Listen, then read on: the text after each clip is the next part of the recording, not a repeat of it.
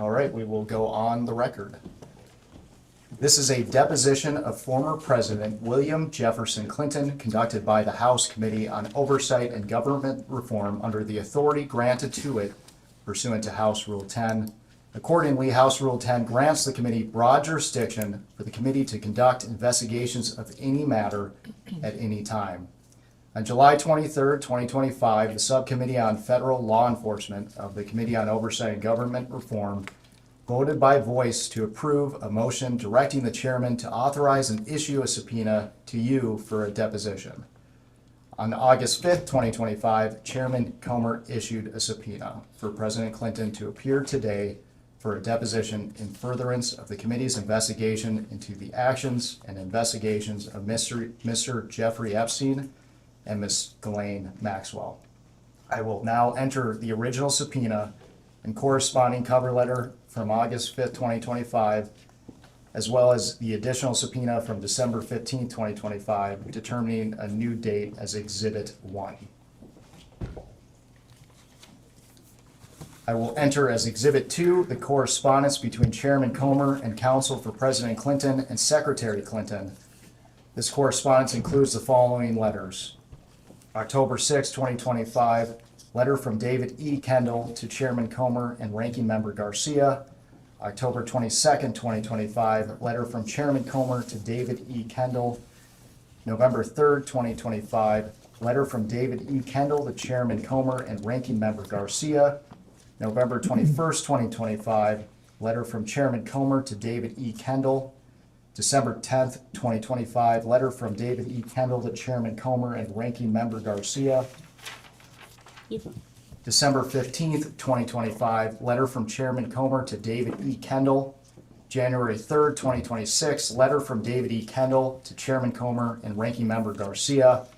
January 8th, 2026, letter from Chairman Comer to David E. Kendall. January 12th, 2026, letter from Ashley Callan and David E. Kendall to Chairman Comer. January 13th, 2026, letter from William J. Clinton and Secretary 8 Hillary R. Clinton to Chairman Comer encompassing attached declarations under the penalty of perjury of both President Clinton and Secretary Clinton. January 20th, 2026, letter from Ashley Callan and David E. Kendall to Chairman Comer. January 31st, 2026, letter from Ashley Callan and Catherine M. Turner to Chairman Comer, and February 2nd, 2026, letter from Chairman Comer to Ashley Callan and Catherine M. Turner. The committee originally noticed the deposition for President Clinton on December 12th, 2025. I will mark that notice as Exhibit 3. I will mark as Exhibit 4 the notice dated December 16th, 2025 for a deposition of President Clinton to occur on January 13th, 2026. President Clinton did not appear for his deposition on January 13th, 2026. I will enter as Exhibit 5 the transcript for the deposition that President Clinton failed to appear for. The committee noticed a committee business meeting on January 14th, 2026 to consider the contempt report for President William J. Clinton held on January 21st, 2026. I will mark that notice as Exhibit 6. I will mark as Exhibit 7 the contempt report for President William J. Clinton voted favorably out of the Committee on Oversight and Government Reform on January 21st, 2026. I will mark as Exhibit 8 the final roll call vote sheet favorably reporting the contempt report of President William J. Clinton out of the Committee on Oversight and Government Reform on January 21st, 2026. The committee noticed today's deposition on February 19th, 2026. I will enter the notice for this deposition as Exhibit 9. I will enter as Exhibit 10 the email thread between Committee on Oversight and Government Reform staff and counsel for President Clinton and Secretary Clinton. The email thread confirms the date, time, and location, among other terms, of today's deposition. Additionally, this email thread clearly states the agreed upon terms, including but not limited to video recording, no predetermined time limit, and scope. The agreed upon scope from the email marked as Exhibit 10 is as follows.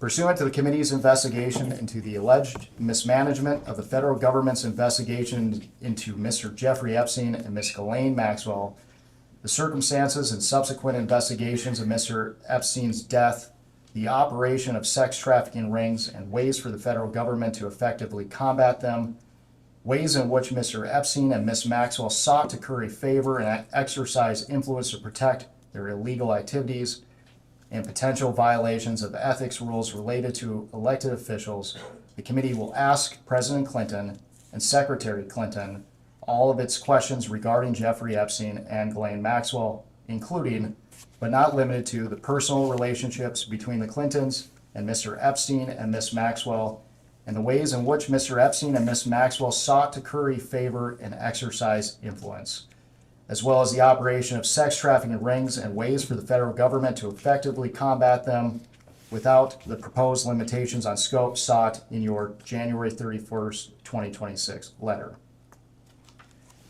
Can the witness please state his name for the record? William Jefferson Clinton. Thank you. My name is Jack Emmer, and I am the Chief Counsel of Investigations for Chairman Comer. Under the Committee on Oversight and Government Reform's rules, you are allowed to have counsel present to advise you during this deposition. Do you have counsel representing you in a personal capacity present with you today? I do. Will counsel please identify themselves for the record?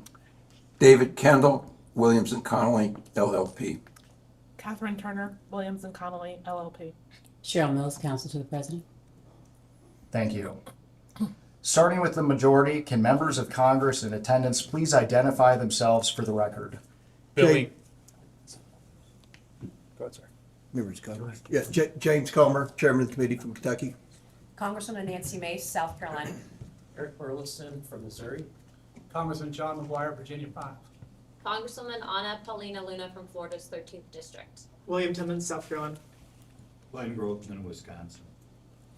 Ranking Member Garcia, California. Congresswoman Melanie Stansbury, New Mexico. Congressman Suhas Subramaniam, Virginia's 11th. Congresswoman Emily Randall, Washington State. Congresswoman Yasmin Ansari, Arizona's 3rd. Congressman Maxwell Frost, Florida's 10th. Congressman Wesley Bell, Missouri's 1st District, St. Louis. James Walkinshaw, Virginia's 11th District. Ro Khanna, California 17th. Lauren Boebert, Colorado's 4th District. Thank you.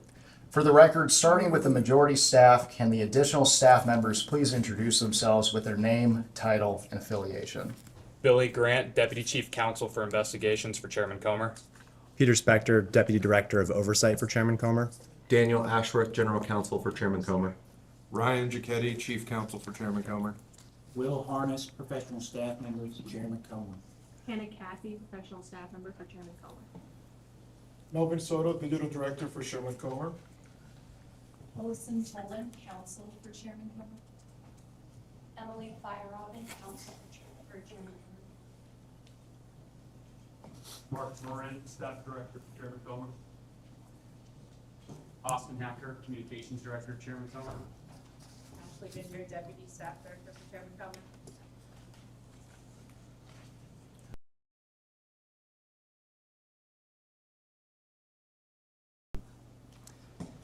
Thank you all. President Clinton, before we begin, I would like to go over the ground rules for this deposition. The questioning will proceed in rounds. The majority will ask questions for an hour, and then the minority will have an opportunity to ask questions for an hour if they choose. To the extent members have questions for the witness, they will be propounded during their side's respective rounds. The clock will stop if you need to confer with counsel. Your counsel is speaking, and when members or staff are speaking during the opposing side's rounds of questions. We will alternate back and forth until there are no more questions. Do you understand? Yes. There is a court reporter taking down everything I say and everything you say to make a written record of the interview. For the record to be clear, please wait until the staffer questioning you finishes each question before you begin your answer, and the staffer will wait until you finish your response before proceeding to the next question. Further, to ensure the court reporter can properly record this deposition, please speak clearly, concisely, and slowly. Also, the court reporter cannot record nonverbal answers such as nodding or shaking your head. so it is important that you answer each question with an audible verbal answer. Do you understand? I do. Exhibits may be entered into the record. Majority exhibits will be identified numerically. Minority exhibits will be identified alphabetically. Do you understand? Yes. We want you to answer our questions in the most complete and truthful manner possible, so we will take our time. If you have any questions or do not fully understand the question, please let us know. We will attempt to clarify, add context to, or rephrase our questions. If we ask about specific conversations or events in the past and you are unable to recall the exact words or details, you should testify to the substance of those conversations or events to the best of your recollection. If you recall only a part of a conversation or event, you should give us your best recollection of those events or parts of conversations that you do recall. Do you understand? Yes. You are required by law to answer questions from Congress truthfully. This also applies to questions posed by congressional staff in this deposition. Do you understand? Yes. If at any time you knowingly make false statements, you could be subject to criminal prosecution, including but not limited to perjury. Do you understand? Yes. This includes both knowingly providing false testimony, but also stating that you do not recall or remember something when in fact you do. Do you understand? Yes. Furthermore, you cannot tell half-truths or exclude information necessary to make statements accurate. You are required to provide all information that would make your response truthful. A deliberate failure to disclose information can constitute a false statement. Do you understand? I do. Is there any reason you are unable to provide truthful testimony in today's interview? I don't believe so. Please note that if you wish to assert a privilege over any statement today, that assertion must comply with the rules of the Committee on Oversight and Government Reform. Pursuant to that, Committee Rule 16C1 states, for the chair to consider assertions of privilege over testimony or statements, witnesses or entities must clearly state the specific privilege being asserted and the reason for the assertion on or before the scheduled date of testimony or appearance.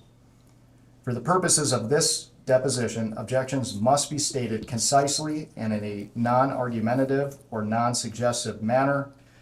If the witness refuses to answer a question to preserve a privilege, the committee may seek a ruling from the chair. If the chair overrules any such objection, the witness shall be ordered to answer. If the witness continues to refuse to answer a question despite being ordered to do so, the witness may be subject to sanction. Do you understand? Yes.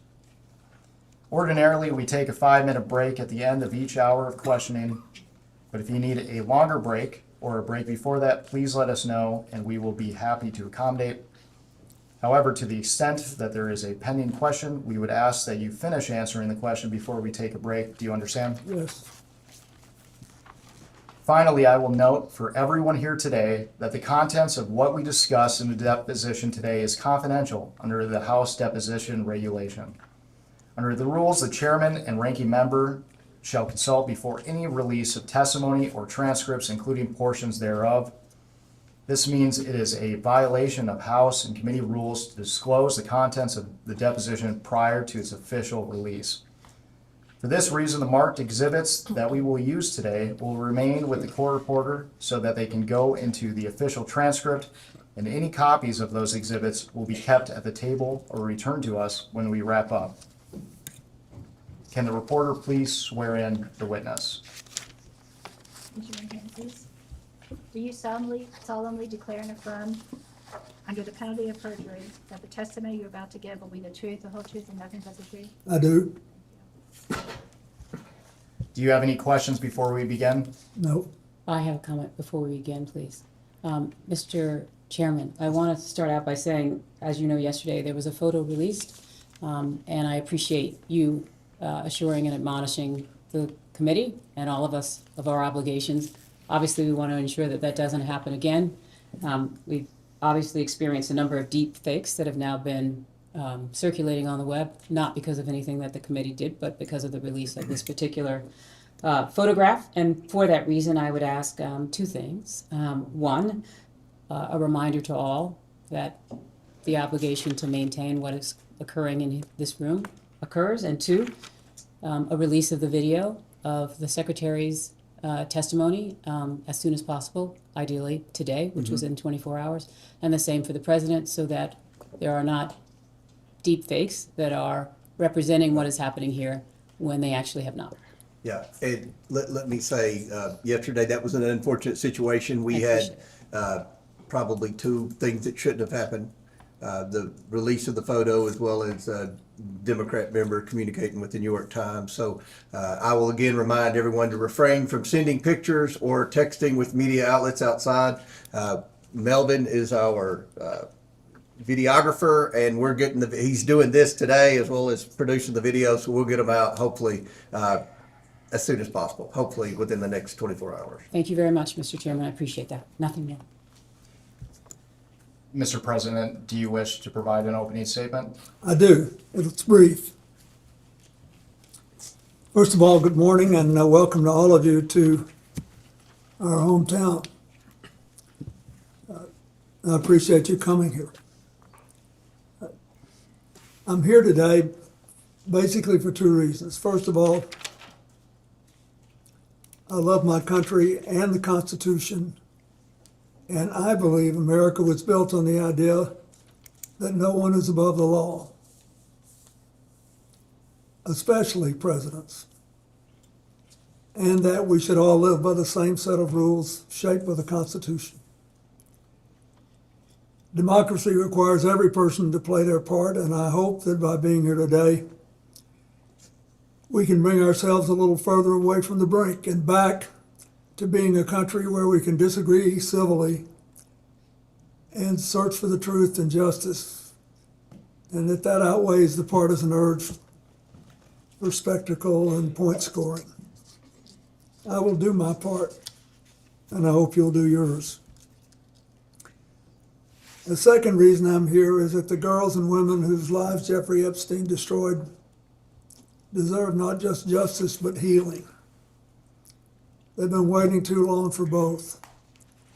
Through my brief acquaintance with Jeffrey Epstein, though it ended years before his crimes came to light, and though I never witnessed during our limited interactions any indication of what was going on,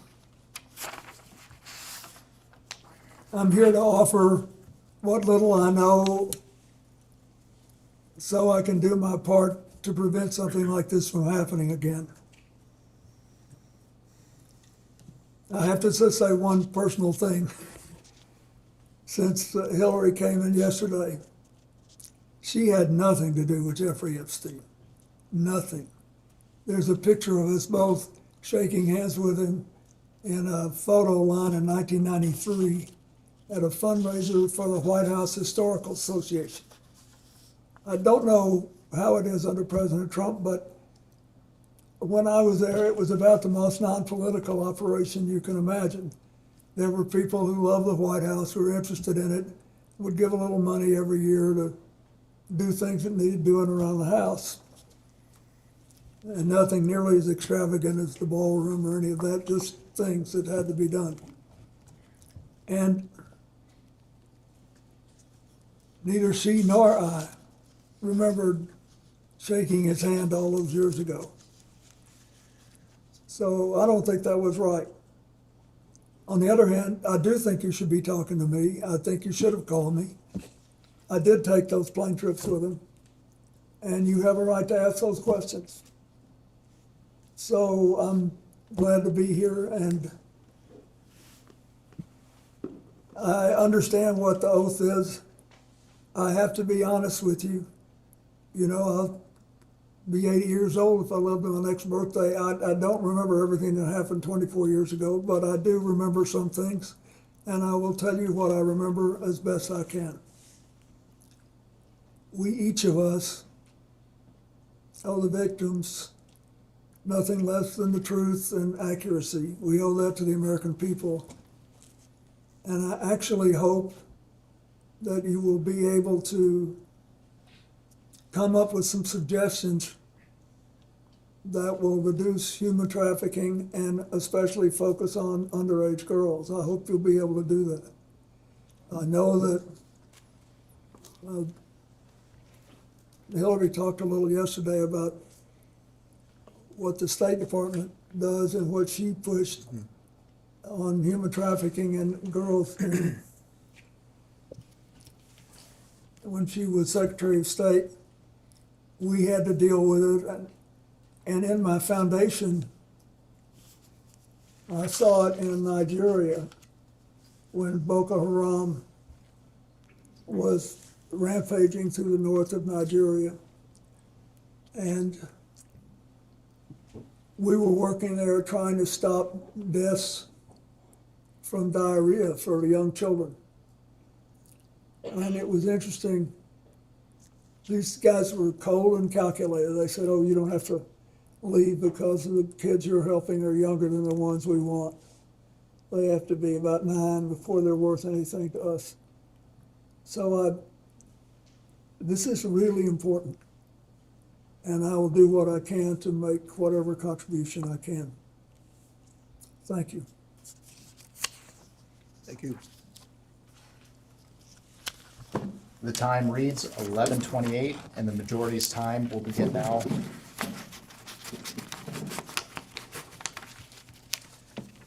Mr. President, thank you for agreeing to testify today and for your years of service to our country. I want to start from the beginning. When did you first meet Jeffrey Epstein?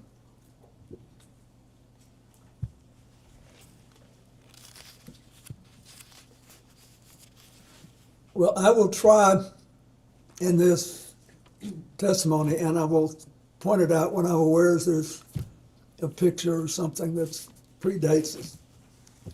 There's a picture which shows him shaking hands in the White House Historical Association reception. That was in 1993, but I'm not aware of that. I first remember meeting him when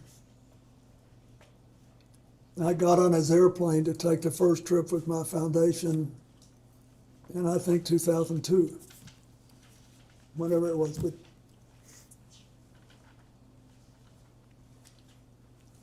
and to be clear, do you have any reason to believe that you may have met Mr. Epstein prior to becoming president of the United States? before I became president, no. And you mentioned that your first memory of interacting with Mr. Epstein was on your first trip. Which trip specifically? I'm not sure which one it was. Which one was the first? I took all or part of 4 or 5 trips to Asia and Africa and one to Northern Europe on Mr. Epstein's airplane. And once when I was in Florida, I was offered a ride back to New York, but I wasn't there having it. It was just coincidental that he was there, and I think that was fairly early in the process. But I don't remember exactly. I just know that I did. I took one flight back from Florida to New York, and all or part of several other, I think 4 or 5 trips to Africa, Asia, and one to Northern Europe. And I want to make sure the record is clear. Is it your testimony today that you have no independent recollection whatsoever of the circumstances of when you first met Mr. Epstein? Objection asked and answered. You can answer again. Yes, I do have a recollection of when I remember meeting him before this trip. I mean, on this trip when I took his plane.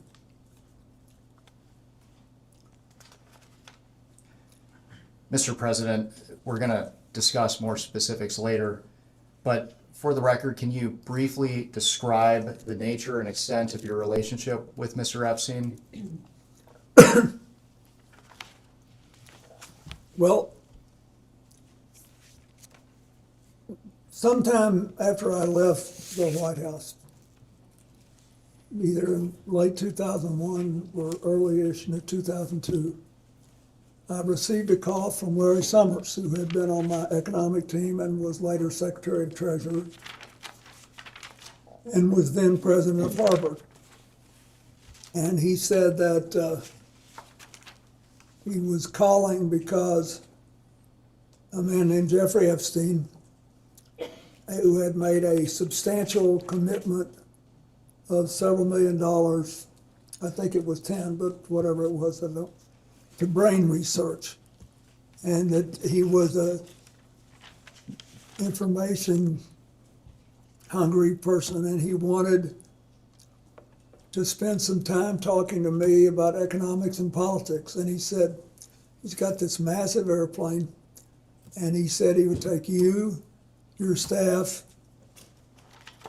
your Secret Service detail, and anybody else you wanted to bring on the trips that he knew I was planning to set up a global network to provide life-saving AIDS medicine to as many people as possible, as quickly as possible. And I should back up and say, when I left office, we had done all the preliminary work to set up the global fund on AIDS, TB, and malaria, but it was not yet funded. And there were other instruments and institutions who were later founded, including President Bush's PEPFAR program. It had not yet been funded.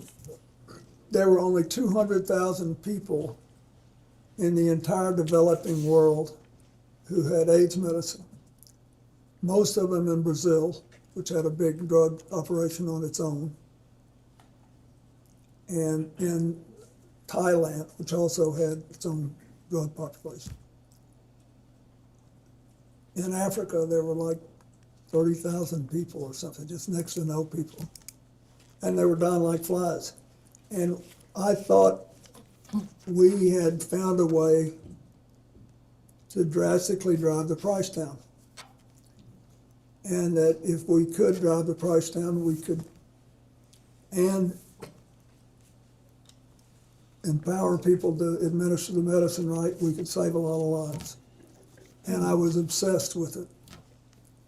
And I was being helped by a man named Ira Magaziner, who had helped us in the White House, and whom I had known since we lived as Rhodes Scholars together in the 1960s. So anyway, that's why when Larry Summers said this, I thought, boy, this would be great. And so we followed up and took the trips. Mr. President, when did your relationship with Mr. Epstein end? When did it end? Well, I believe I took my last flight in 2003.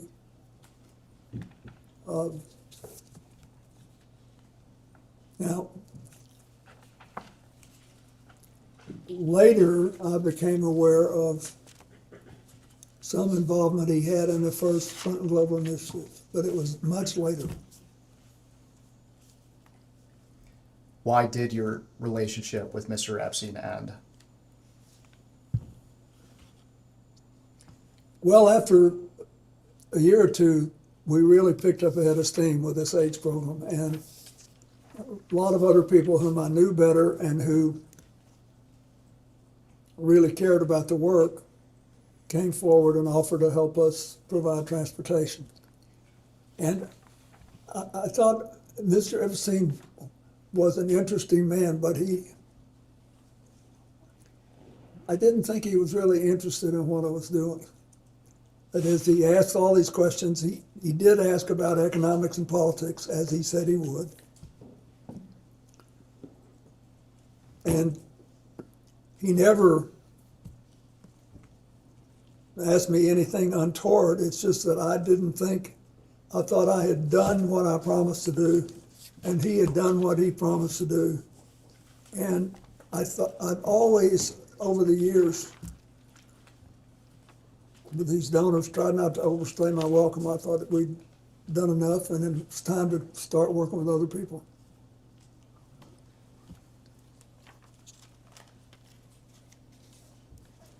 When did you first learn of Jeffrey Epstein's crimes? I think in 2008 when he was prosecuted. There's nothing that I saw when I was around him that made me realize he was trafficking women, and I never.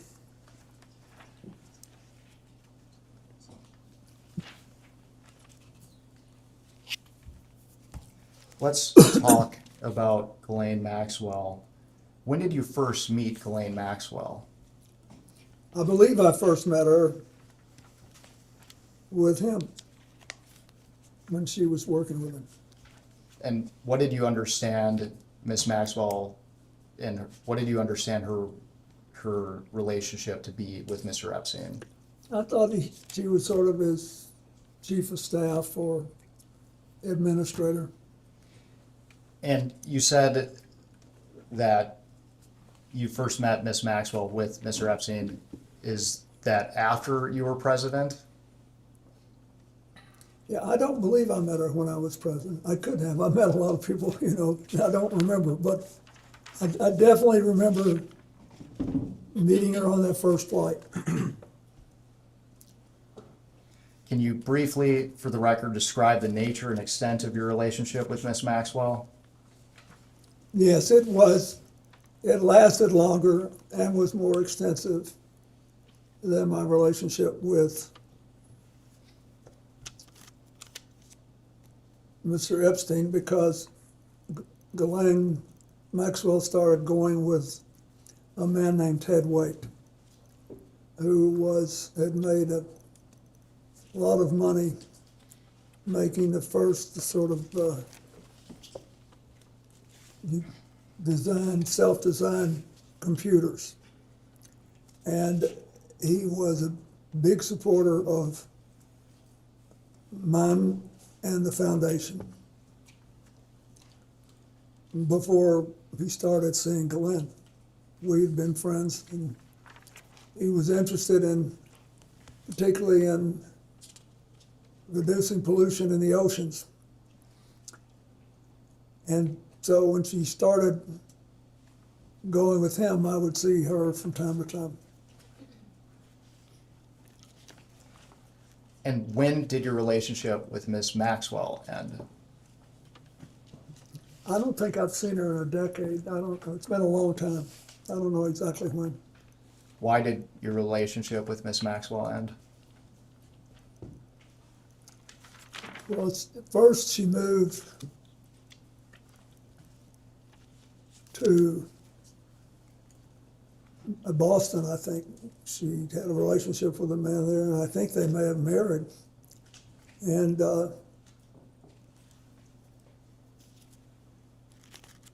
so she wasn't so much around, and then when it became,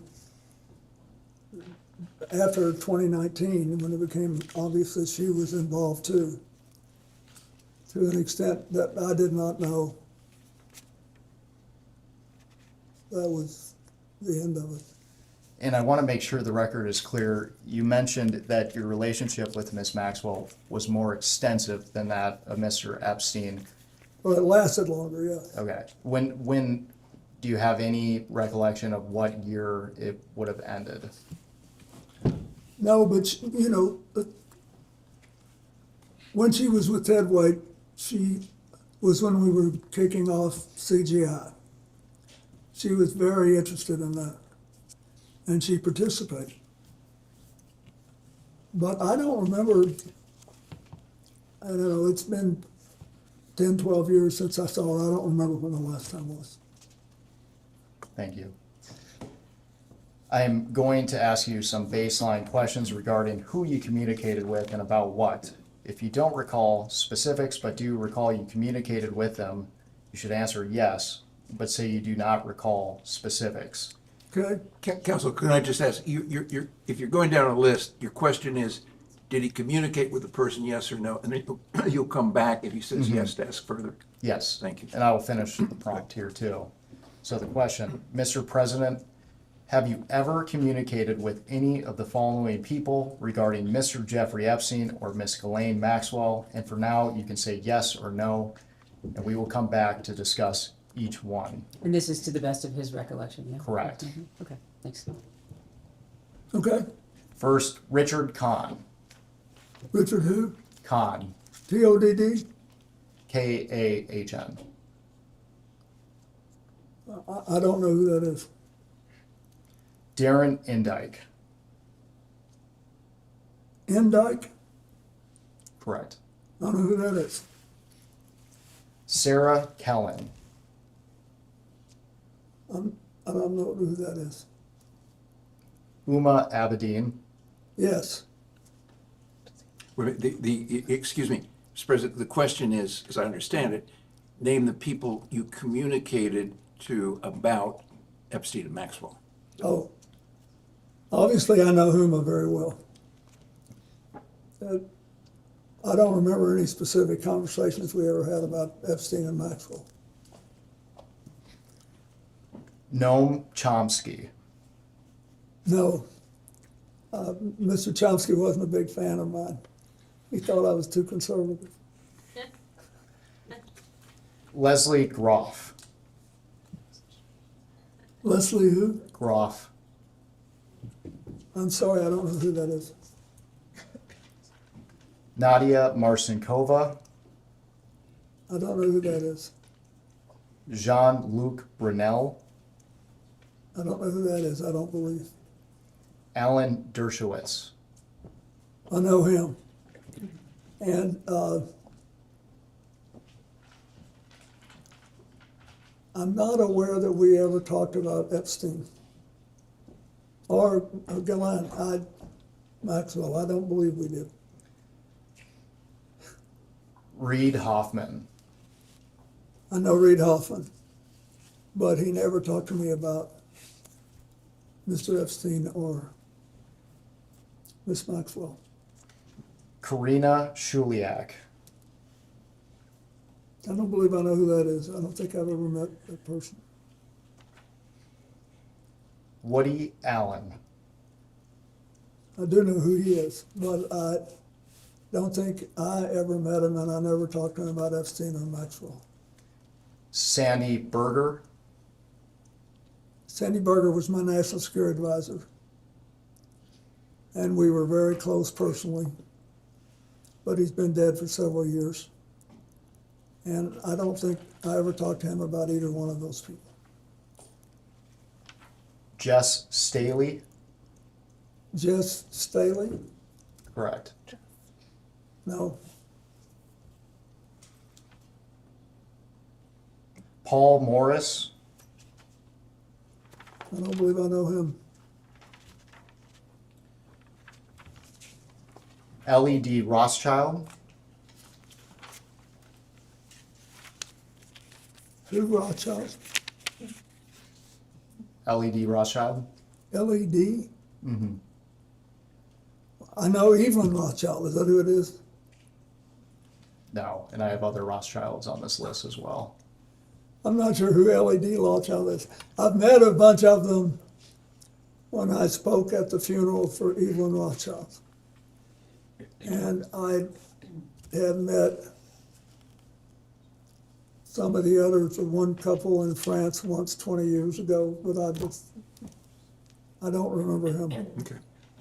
Lynn Borser Rothschild. Yes, I know her, but I don't remember ever discussing Jeffrey Epstein or Ghislaine Maxwell with her.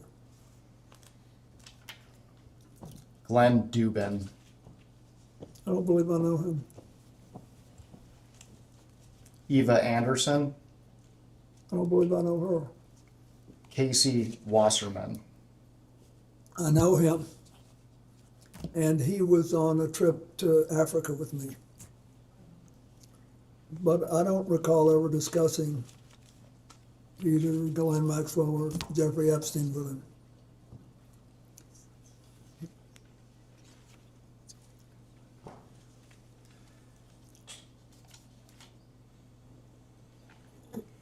Ira Magaziner. Yes, I think I mentioned him earlier. He was the person who basically helped me start the AIDS program, and he ran the Clinton Health Access Initiative for many years. He retired a couple of years ago, a few years ago. But I don't remember ever discussing either Epstein or Rothschild with him, or Maxwell with him. Karen Ewing, No, Stacy Plaskett, Spacy Plaskett is the member of Congress from the Virgin Islands, isn't she? correct. I know her.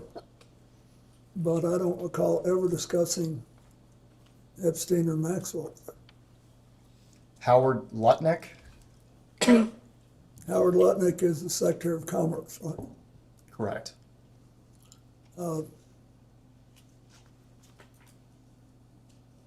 I know him and from 9/11, and because Hillary worked with his company and helped him to get going again. But, and I know he's now President Trump's Secretary of Commerce, but I don't remember ever having any conversation with him about Jeffrey Epstein or Ghislaine Maxwell. Doug Band, And he worked for me for years. And I know that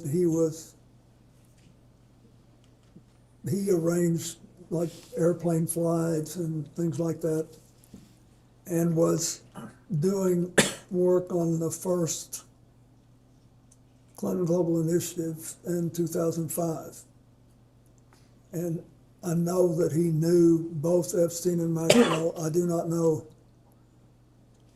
to what extent he was in contact with them. And I've heard things in the last things I didn't have any idea of 24 years ago. So you'd have to be more specific if you want to know if I knew something then. I can tell you as best I can, but he worked for me and I knew some of what he was doing and I didn't know some of what he was doing. thank you, and we will return to Mr. Band. Louis Free. I do know him.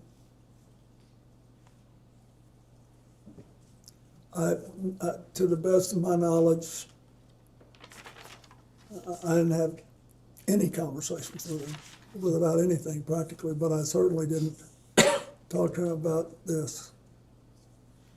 Robert Rubin,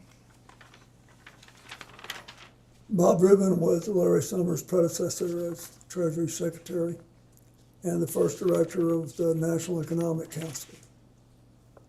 But I don't even know if he knew Jeffrey Epstein or Ghislaine Maxwell. I had no conversation with him about it. and for now, Mr. President, you can answer yes or no. Okay. And the yes or no is intended to convey whether or not you had a conversation about Ghislaine Maxwell or Jeffrey Epstein. Correct. So the answer to Rubin is no. Larry Summers, Yes.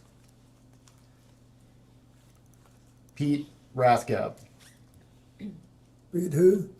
Rathgeb, Rathko. R-A-T-H-K-O? Rathge. Oh, Rathko. I don't recall that name. John Podesta, I don't believe I ever had a talk with John about it. I did stay in touch with John Podesta after I left the White House. And I consider him a friend, but I don't believe we ever discussed Epstein or Maxwell. Andrew Friendly, No, he was one of my, what you call body men at the White House. And we've stayed in touch over the years, but I don't remember discussing Epstein or Maxwell with him. Catherine Rumler, Kathy Rumler is a lawyer who has done some, on occasion, some help for the foundation. I don't believe I ever discussed Maxwell or Epstein with it, but I can't be sure, but I don't remember doing it. Mr. President, they're only asking you what you can remember. What? They're only asking you what you can remember. Mark Middleton, I did not And he sadly is dead now. Bill Richardson, No, he's dead too now, sadly, but I didn't know about his relationship with Epstein.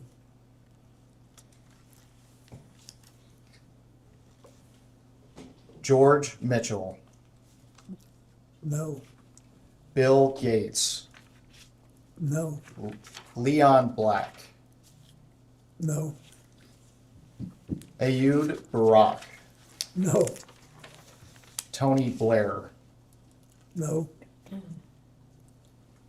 Andrew Mountbatten Windsor. I knew that he knew, at some point I knew that he knew Ghislaine Maxwell. But I did not know, I don't think, that he knew Epstein. So is that a yes that you had communications with him? No, we never had any, Is your question communications about Epstein and Maxwell? Correct. Just generally as a conversation like you're together?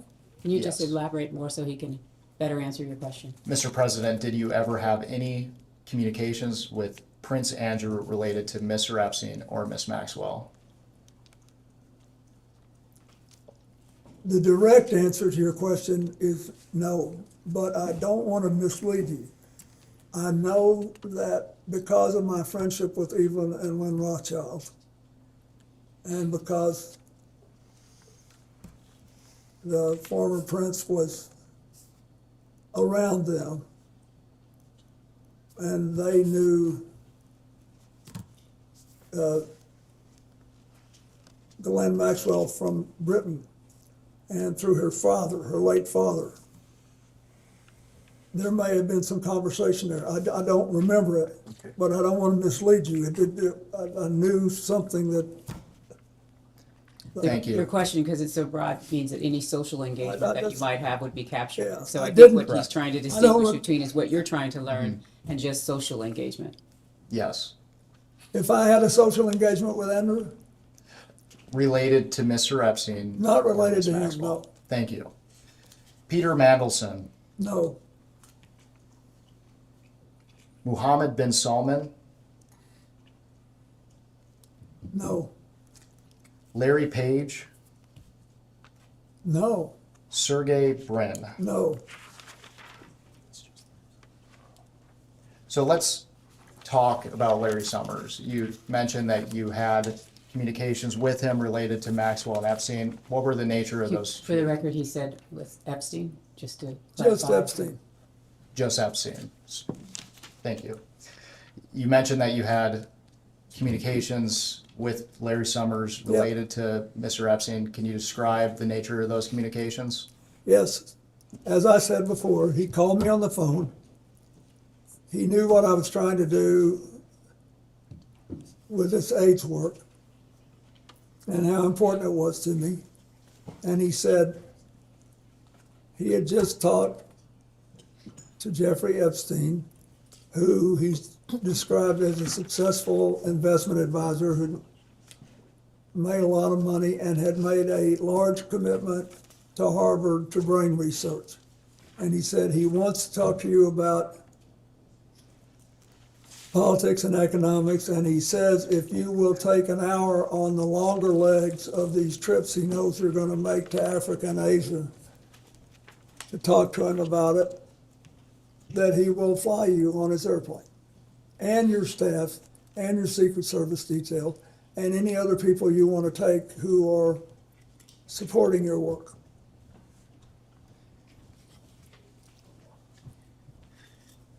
And you mentioned these communications were related to the work of your foundation. Did you ever have any other communications with Larry Summers related to Mr. Epstein? No, So for the record, you never discussed anything related to Mr. Epstein and young women or girls? absolutely not.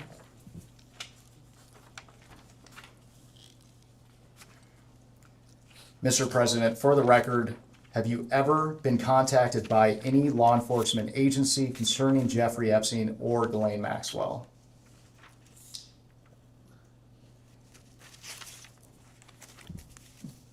As far as I know, no. That is, as far as I remember. Back in 2008, I sort of thought somebody might ask me something. Because I was glad this had come out since it had happened. But I don't believe anybody ever did. You mentioned that you thought someone would want to ask you something. Can you elaborate on what that means? Just because he let me use this airplane. And to be clear, have you ever provided any information to any law enforcement agency concerning Jeffrey Epstein or Miss Ghislaine Maxwell? So you asked this question before, you're just asking him to reiterate the response to the question that he previously asked you, Mr. President. I don't believe any law enforcement agency has ever asked me. And I didn't know enough to volunteer anything. Mr. President, are you aware of any efforts by anyone, including an attorney, process server, investigator, or any other person to contact you regarding any civil lawsuit, claim, or litigation involving Jeffrey Epstein or Ghislaine Maxwell? Not that I recall. Did Jeffrey Epstein ever inform or represent to you that he was working with any intelligence service of any nation, including the United States? No. Did Ghislaine Maxwell ever inform or represent to you that she was working with any intelligence service of any nation, including the United States? No. And during your relationship, did you ever suspect Epstein or Maxwell of being affiliated with any intelligence agency? I did not. Thank you.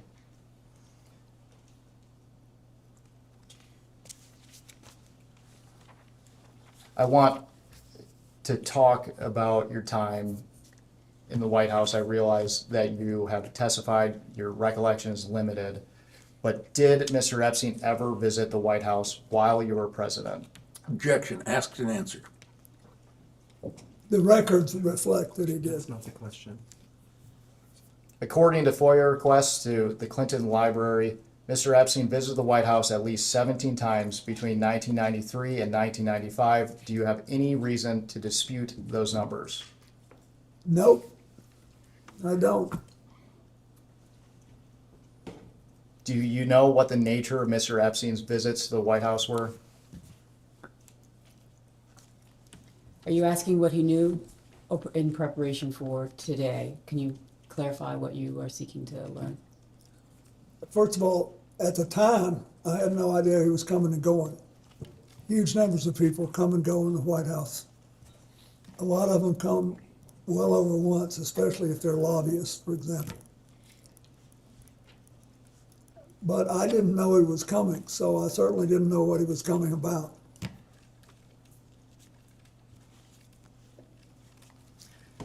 Mr. President, after you left office, did you or your staff ever conduct a review of records, documents, or other materials related to Mr. Epstein's connections to your White House?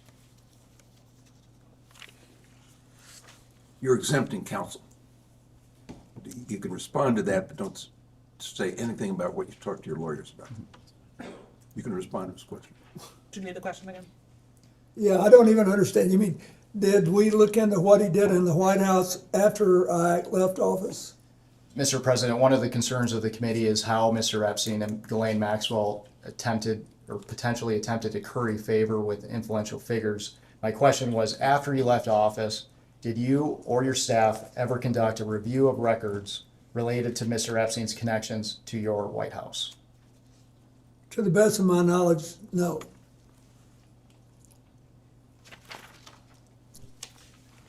At this time, I would like to introduce what will be marked as Majority Exhibit 11.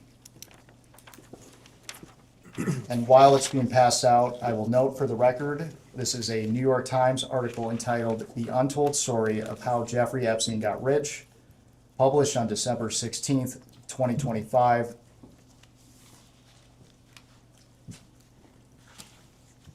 And when you receive the article, I want to direct your attention to the last paragraph of page 31.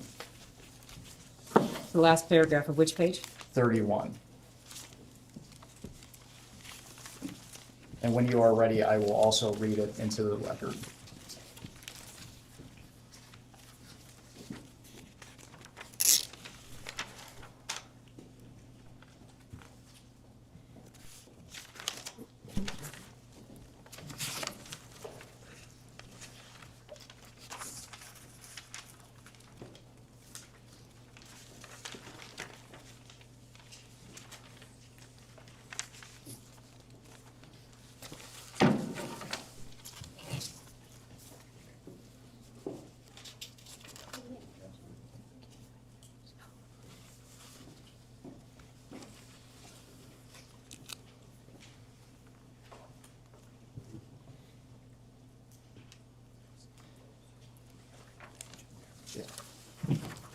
Again, we are looking at page 31 in the last paragraph, Yep. and I will read it into the record and ask you a few questions.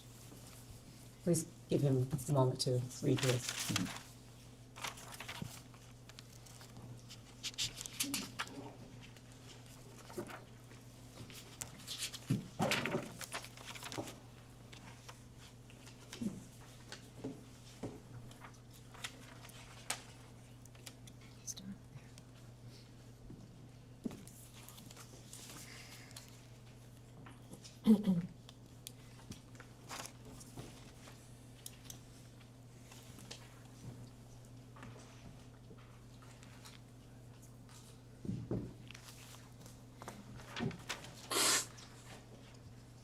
I see this. This is the paragraph he wants Yeah. to ask you guys. Mr. President, the article reads, by 1995, Clinton and Epstein were sufficiently chummy that he wrote a get well soon note to Epstein's ailing mother. Hang in there, the president scrawled on a yellow post-it, which Epstein saved and we reviewed. Mr. President, did you write this note? Are you asking if he recalls writing this note from 1995 on a Post-it? Correct. Okay, thanks. Just clarify. It looks like my handwriting, but I don't recall, but I will tell you this. I have written get well notes to lots of people I did not know and had never met. And you answered my next question. Did you ever meet Jeffrey Epstein's mother or any of his family members? No, I'm not sure that I was asked to do this by Jeffrey Epstein. And I want to focus specifically on the article's characterization. It says that you were chummy with Mr. Epstein in 1995. Is that accurate? Well, I'm going to object to that. It's a characterization. It's hearsay. The president may answer. No. I was surprised by that. Stop. Let's talk about your relationship with Mr. Epstein after you left the White House. Okay. How would you characterize your relationship with Mr. Epstein? Mr. Well- President, he has a question for you. During the time it was cordial. At any time, would you characterize Mr. Epstein as a friend? We were friendly, but I didn't know him well enough to say we were friends. How often did you communicate with Mr. Epstein? Usually only on the trips. I did go to his house once, as you know. And we will discuss that further later on today. And how did you typically communicate with Mr. Epstein? Did you talk to him on the phone?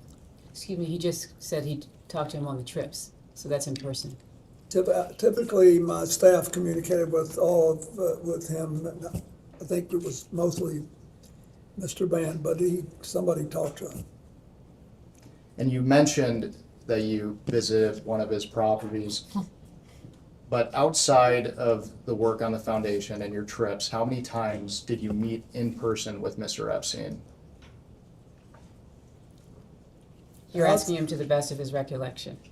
Outside of the trips, I believe he came to the office once in Harlem, I was still at the house up there then. And I think he paid a brief visit to the office. And I paid a brief visit to his house. When I once thought he was there, but now that I think about it, I don't think he was. And that was it. I mean, that's what I remember.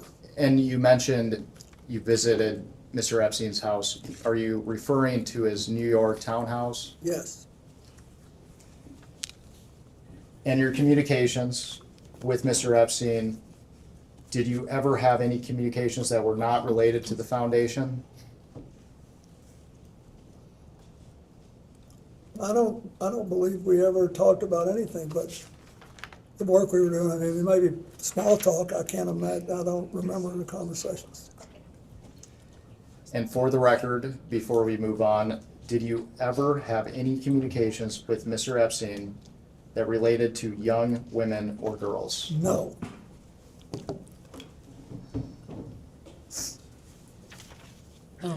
Excuse me, do you have your, fantastic, thank you very much.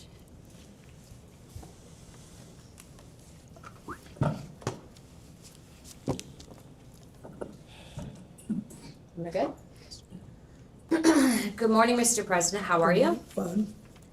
I want to first start out by asking you, have you ever been or traveled on, or has Huma Abedin ever traveled on Epstein's plane?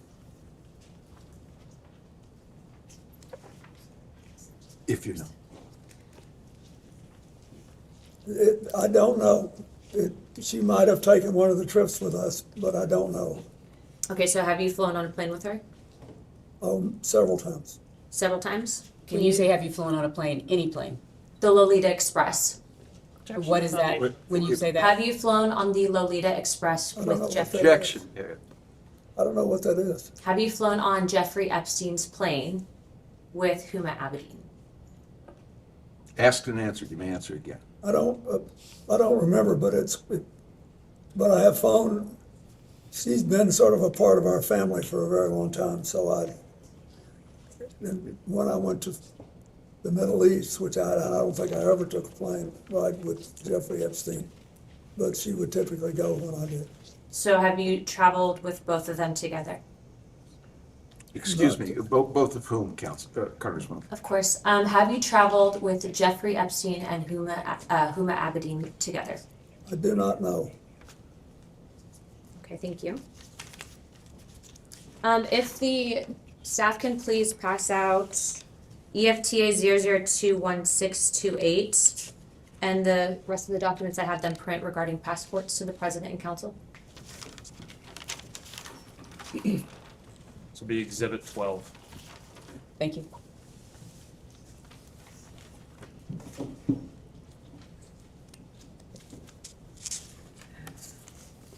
Thank you very much.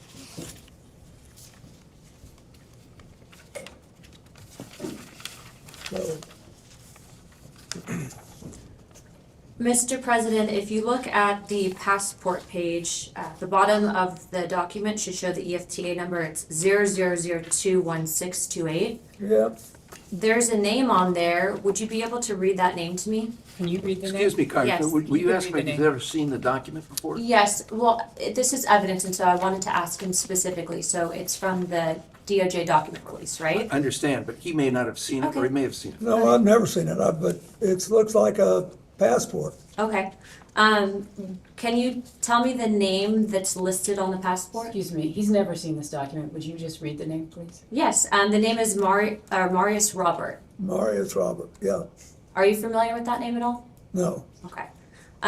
Would you be able to identify the individual in the photo? It looks like Jeffrey Epstein. Okay, the reason I ask you about this specifically is because I do believe that Jeffrey Epstein was an intelligence operative. And so this was a passport that was actually entered in and released by the Department of Justice, but this was an FBI filing. It was found in his safe, if you will. So it's an alias. So the reason I ask you that is because given your nature and position, I'm wondering if you were essentially targeted by a honeypot operation and or by intelligence to gather information. So that's why I asked you that question. Well, if there was a honey, Mr. President, there's not a question pending. I have, is there a question? No. You can ask a question. Well, I'll be getting to more, but that's the reason I asked that. Okay, my next question for you is, have you ever had contact with an individual by the name of Shantae Davies? I believe Shantae was, that's a distinctive name, and so I think that was the name of one of his flight attendants. Okay. She's been described on being on a 2002 Africa trip and providing massages. Was she or any other young female on that trip underage at that time? Not that I'm aware of. Okay. Did you ever receive a massage or have physical contact from her or anyone else on that trip? You've seen the pictures. There was one time when I was sitting up and I got a back rub, a neck rub. Okay. And I think Shantae did it, but I'm not sure. Okay. Did you ever visit Epstein's Little St. James Island? No. We have Virginia Guthrie, who has testified seeing you on the island with 2 young girls. Did this occur at all? Okay. Why do you think she would have made that claim? Objection, speculation. He can't possibly. Have say what's in her you ever met her or any other Epstein associated underage girl? Not to my knowledge. In Epstein's 2016 deposition unsealed in the DOJ files, he refused to answer if you were accompanied by 2 young women who were approximately 18 years old on the island. Were any such women potentially underage with you? I know you've stated that you were not there, but did you have any interaction with the said Objection to individuals? the foundation of the question. He's already stated he was not on the island. You're now asking about a claim of the Fifth Amendment by Jeffrey Epstein. Okay. Would the staff be able, go ahead. If the witness doesn't know, the witness is welcome to say he doesn't know. No, but he actually answered the question Yeah, he when answered she the asked question, that but it I'm wasn't not- on the island, I'm so not then she was instructed asked. not to. Okay. Do you know an individual by the name of Sarah Ransom? I don't believe so. Okay. There have obviously been claims made about you, and I do not believe that these claims are credible. The reason I am asking you specifically about that name is because that individual stated that you were in sex tapes, okay? It was unfounded and it was discredited. But given the politicization of this entire investigation, do you believe that it would be appropriate of members of this committee to bring in witnesses, whether it is about you or another president, that have unfounded allegations regarding sexual claims of misconduct? That's not a decision for me to make. As a recommendation in regards to avoiding trafficking, et cetera, and bringing justice for the victims, would you make that recommendation to this committee? Congressman, just so I understand the question, you're saying if the witness has unfounded claims? Well, I don't believe that Sarah Ransom's claims about the president are founded. I don't believe that there's sex tapes with you, President Clinton. No, I'm just asking about your question. Is it, you're not asking if somebody with plausible claims should be brought in. You're asking if somebody with implausible, unfounded claims. Correct, because these claims were found to be unfounded by investigators. So are you asking his opinion? Yes, because we are trying to figure out in regards to being able to further this investigation and whether or not we are going to be interviewing other individuals regarding sex trafficking, avoiding in the future. I know that you and your wife have both been big on this issue. So I'm asking you, would you think that it would be appropriate that this committee bring in someone like Sarah Ransom, who has unfounded claims that have been debunked in this investigation? It's So he a answered simple the question about, he answered this question when you first asked it then, when he said that it wasn't for him to make those decisions. Well, I'm asking for his recommendation to the committee and follow-up. It's not a gotcha question. This is obviously a very serious investigation. Well, first of all,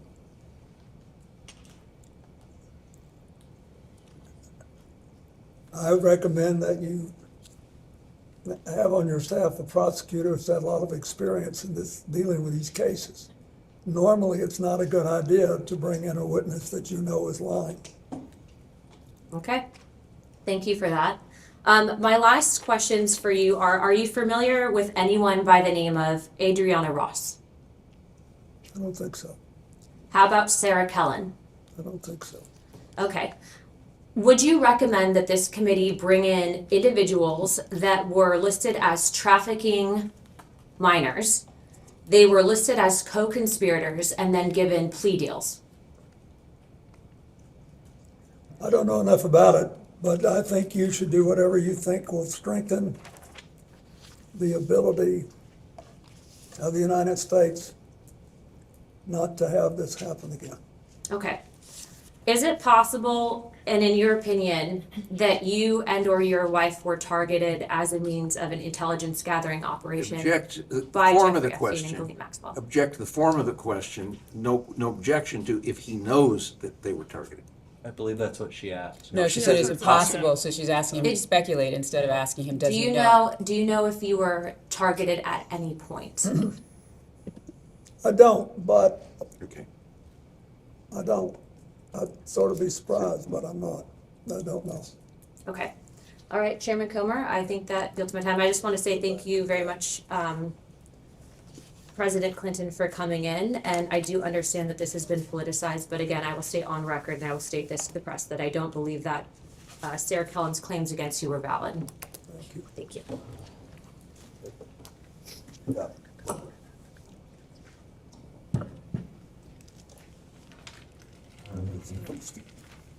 Mr. President, before we left off, I asked you to characterize your relationship with Mr. Epstein. I asked you if you considered him to be a friend. You said you did not. Is that right? I said we were friendly and we had a cordial relations, but I didn't know him well enough because we had almost no contact beyond what I described. At this time, I'd like to introduce what will be marked as Majority Exhibit 13. And this is Bates marked House Oversight 000126. And while it's being passed out, this is a letter from a book of letters, which Yeah, was it's his compiled 50th birthday. Jeffrey Epstein's 50th birthday. The questions. Yeah, Mr. President, do you recognize this I do. letter? And for the record, does this appear to be your handwriting and it signature? is. And why did you write this letter? Why did I? Because I was requested to contribute a nice letter for his birthday book. And who asked you to write the letter? I don't remember. Would Miss Maxwell have I asked you? don't know. I think someone on my staff asked me.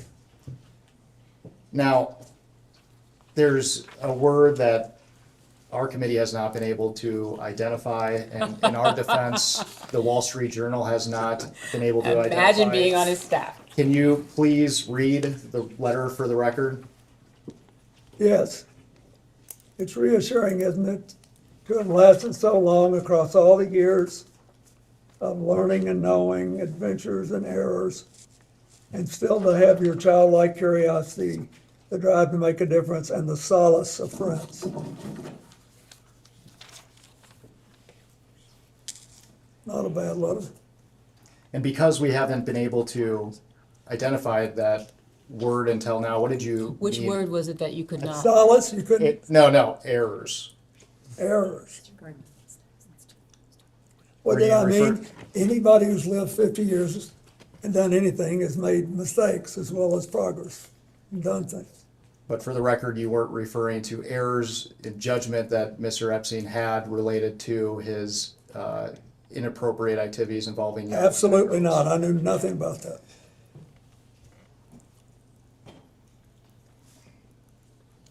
Did you ever see the birthday book compiled together? I don't think so. And you mentioned previously you were friendly with Mr. Epstein. Did you typically send birthday wishes to individuals that you didn't consider to be friends, though? No, I send out literally hundreds and hundreds of birthday letters every year to people that have been my friends. But if somebody's doing a special, I've sent birthday letters of congratulations to people I've met 2 or 3 times for their 70th birthday, their 80th birthday, their, 50th wedding anniversary. I do it. And I told you, I thought Epstein was interesting and curious. So I wrote a letter that I thought reflected that. Can you elaborate on what made him interesting and curious? No more than I've already said. At this time, I'd like to introduce what will be marked as Majority Exhibit 14. And while it's being handed out, this is an article published by the New York Times on August 5th, 2025, entitled "A Look Inside Epstein's Manhattan Lair." And once you receive the article, I will just direct your attention to page 10. Where is that? No, they haven't brought it yet.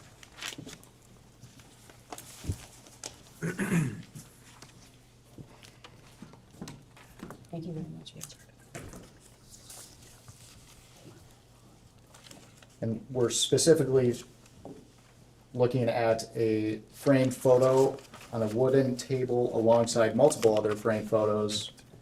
And we're focusing on the photo in the middle, which appears to have a golden frame. Where is that? I think two more pages. Right there.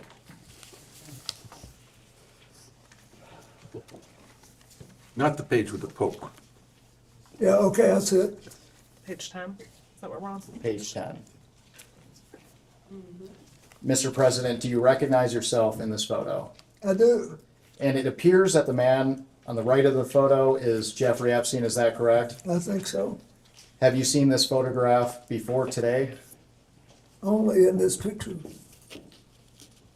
And for the record, what is happening in this photo? He's smiling at me, looks like he's talking to me. This is one of the friendly interactions that you were describing earlier? Yes, And can you describe the circumstances surrounding this photo? Are you asking him if he recalls the? I do not. I have no idea. I see Richard Branson in the back and Okay. other people. That's fine. But I don't remember anything about it. And you appear to be comfortable with Mr. Epstein in this photo. Would you disagree with So that characterization? You're creating a characterization. He's already responded to your question about the picture. I'm comfortable with a lot of people. I'm comfortable here. I'm not happy, but I'm comfortable.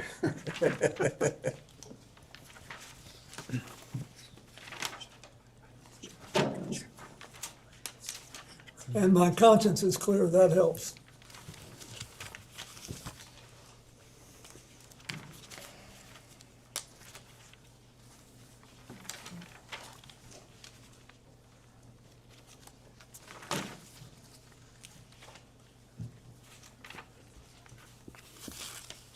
What's that?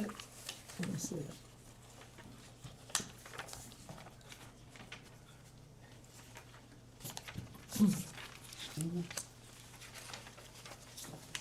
Okay.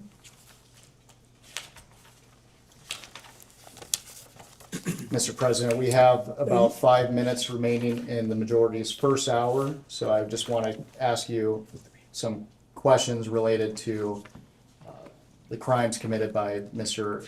Epstein and Ms. Maxwell.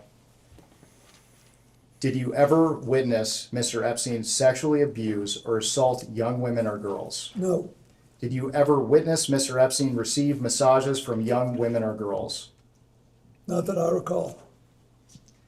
Did Mr. Epstein ever discuss sexual acts of any kind with you? No, Did you ever have any sexual contact with young women or girls in the presence of Epstein or Maxwell? no, Did you ever have sexual contact with any young woman or girl introduced to you by Epstein or Maxwell? no, Mr. President, with the benefit of hindsight, were there things you witnessed that could have suggested that Epstein was trafficking and sexually abusing young women and girls?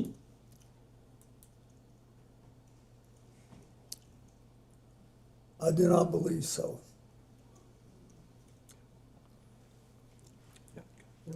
We will go off the record.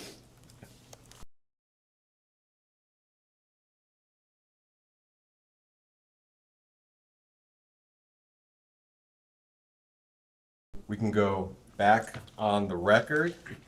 Mr. President, good morning. Good morning. My name is,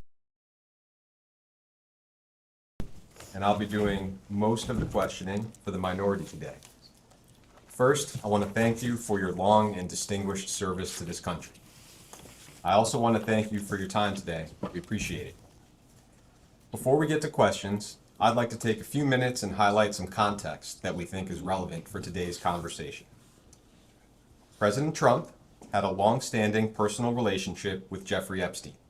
That is not a secret, it is well documented, and I think the public and everyone in Congress understands that at this point. President Trump does not like talking about his long-standing personal relationship with Jeffrey Epstein. I think we've all seen that as well. On November 12th of last year, Oversight Committee Democrats released emails that were obtained from the estate of Jeffrey Epstein. In one email from 2011, Epstein said to Ghislaine Maxwell that President Trump was, quote, that dog that hasn't barked, and that an unnamed victim, quote, spent hours at my house with him. In another email from 2019, Epstein wrote that, quote, of course he, referring to President Trump, knew about the girls as he asked Ghislaine to stop. I'd like to enter as Minority Exhibit A, Oversight Democrats press release from November 12th, 2025, titled House Oversight Committee Releases Jeffrey Epstein Email Correspondence Raising Questions About White House Cover-Up of Epstein Files. And that includes both the emails that I just mentioned. There was a fair amount of public attention on those emails, and 2 days later, President Trump asked the Department of Justice to investigate Epstein's relationships with yourself, Larry Summers, Reid Hoffman, and J.P. Morgan Chase. You are, of course, a former Democratic president of the United States. Notably, President Trump did not include any Republicans in his demands. Later that day, Attorney General Pam Bondi posted on social media that the U.S. Attorney for the Southern District of New York would comply with President Trump's directive and take the lead on the investigation. I would like to enter as Minority Exhibit B, Attorney General Bondi's post on X, which also includes President Trump's post on Truth Social. It is well understood that you had a personal relationship with Mr. Epstein, and we will talk about that today, but the events I just described color our perspective on the conversation. It appears as if you and other Democratic figures have been targeted by President Donald Trump in an attempt to distract the American people from his own long-standing relationship with Jeffrey Epstein. And if that were true, it would not be the first time that President Trump has targeted his political enemies under the guise of law enforcement. This deposition is occurring in the context of unprecedented weaponization of the Department of Justice by Donald Trump. You may have a perspective on this of your own, so before we get started, I just want to give you the opportunity to share any thoughts you might have on that subject.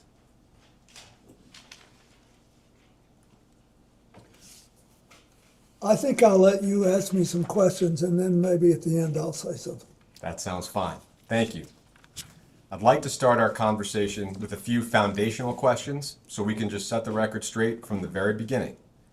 With respect to your relationship with Mr. Epstein, did you ever, at any point during your interactions with Jeffrey Epstein, know about the sexual abuse that he was committing against minors and young women? No. Have you ever engaged in sexual activity with a person introduced to you by Jeffrey Epstein? No. With respect to your relationship with Ms. Ghislaine Maxwell, did you ever, at any point during your interactions with Ghislaine Maxwell, know about the sexual abuse that she committed and facilitated against minors and young women? No. Have you ever engaged in sexual activity with a person introduced to you by Ghislaine Maxwell? No. Have you ever, at any point, visited Jeffrey Epstein's former estate on Little St. James Island in the U.S. Virgin Islands? No. In February of last year, Attorney General Pam Bondi said on Fox News that you traveled on Mr. Epstein's plane, quote, because it supposedly had a bed in there where Jeffrey Epstein had young girls.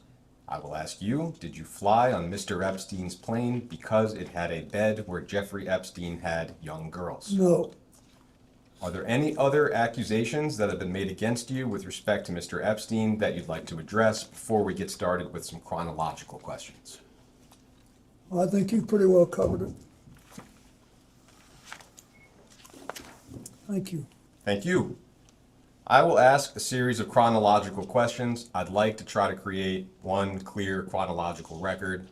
Some of that might be repetitive from what you've already talked about. I will try to keep that to a minimum. All of these questions are from a long time ago. If you don't recall anything about what I'm asking, just let me know. Starting with events before and during your presidency, the earliest known link that we're aware of between yourself and Mr. Epstein is that he made a pair of campaign contributions to you in 1992. There was a $1,000 contribution to your presidential election committee in January 1992, and another $1,000 in June to the Clinton Gore General Election Compliance Fund. I imagine a lot of folks donated $1,000 to your campaign. Do you have any specific recollection or knowledge of those particular contributions? No, I think this is the first time I've ever known that. Thank you. That takes us into your time as president. You were elected in November of 1992 and inaugurated in January of 1993. Mr. Epstein visited the White House a number of times while you were in office. Our understanding is that Mr. Epstein visited the White House 17 times between 1993 and 1995. I am not going to walk you through each of those visits. I'm just going to break them into categories. I think first, with respect to the only Epstein visit where it is publicly known that you either met Mr. Epstein or had some interaction, was the White House Historical Association reception that you mentioned earlier. I know there's a photograph that you mentioned of yourself and Mr. Epstein meeting. Am I right that you have no specific recollection of meeting Mr. Epstein or Ms. Maxwell at that event? I don't. Okay. With respect to the other 16 times that Mr. Epstein came and went, and that spanned 1993 to 1995, am I right that you have no specific recollection of meeting Mr. Epstein any of those times? No, I don't think I did, and I don't know who he saw.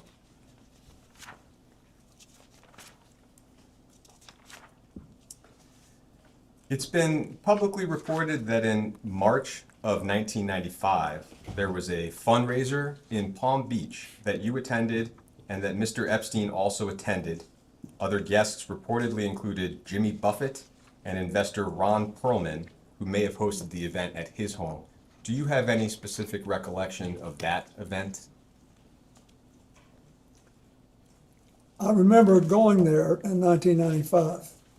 I have now seen the picture with Jeffrey Epstein and Jimmy Buffett. I recognize Jimmy Buffett. He was a longtime friend of mine. He performed for me twice in my second term as president. And we were friends for the rest of his life. But that's it. I don't know if he knew Mr. Epstein. I had no idea what that picture was. I didn't remember it. And so is it right that you have no specific recollection of meeting Mr. Epstein? No, I don't. At that fundraiser, just for the transfer? Yeah. I'd like to introduce as Minority Exhibit C, an article from the Daily Beast titled, "Jeffrey Epstein Visited Clinton White House Multiple Times in Early 90s. That article is dated July 24th, 2019. Once you receive it, I'll just direct you to page 8 of the article that you're about to receive. Okay. It's not David.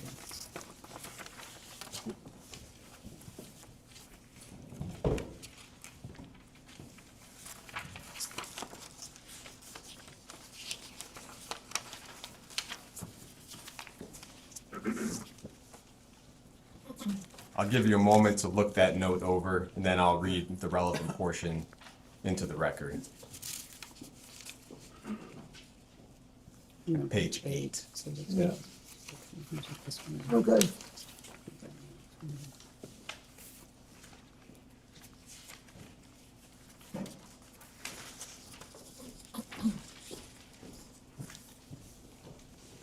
Yep. So you can see here that on April 27th, 1995, Lynn Forrester, now Lynn Forrester de Rothschild, sounds like served on a few committees or boards under your administration, wrote you a note. I'll just read part of that note out loud. Dear Mr. President, it was a pleasure to see you recently at Senator Kennedy's house. There was too much to discuss and too little time. Using my 15 seconds of access to discuss Jeffrey Epstein and currency stabilization, I neglected to talk to you about a topic near and dear to my heart, namely affirmative action and the future. And that's the end of the relevant portion. I just wanted to ask whether you have any specific recollection of this note or of your conversation with Ms. Forrester. I don't.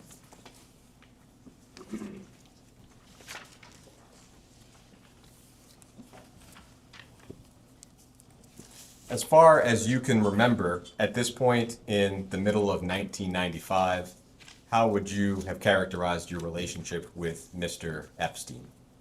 It would be virtually non-existent. Do you recall any other interactions that occurred between yourself and Mr. Epstein during your time in office that have not already been mentioned today? No.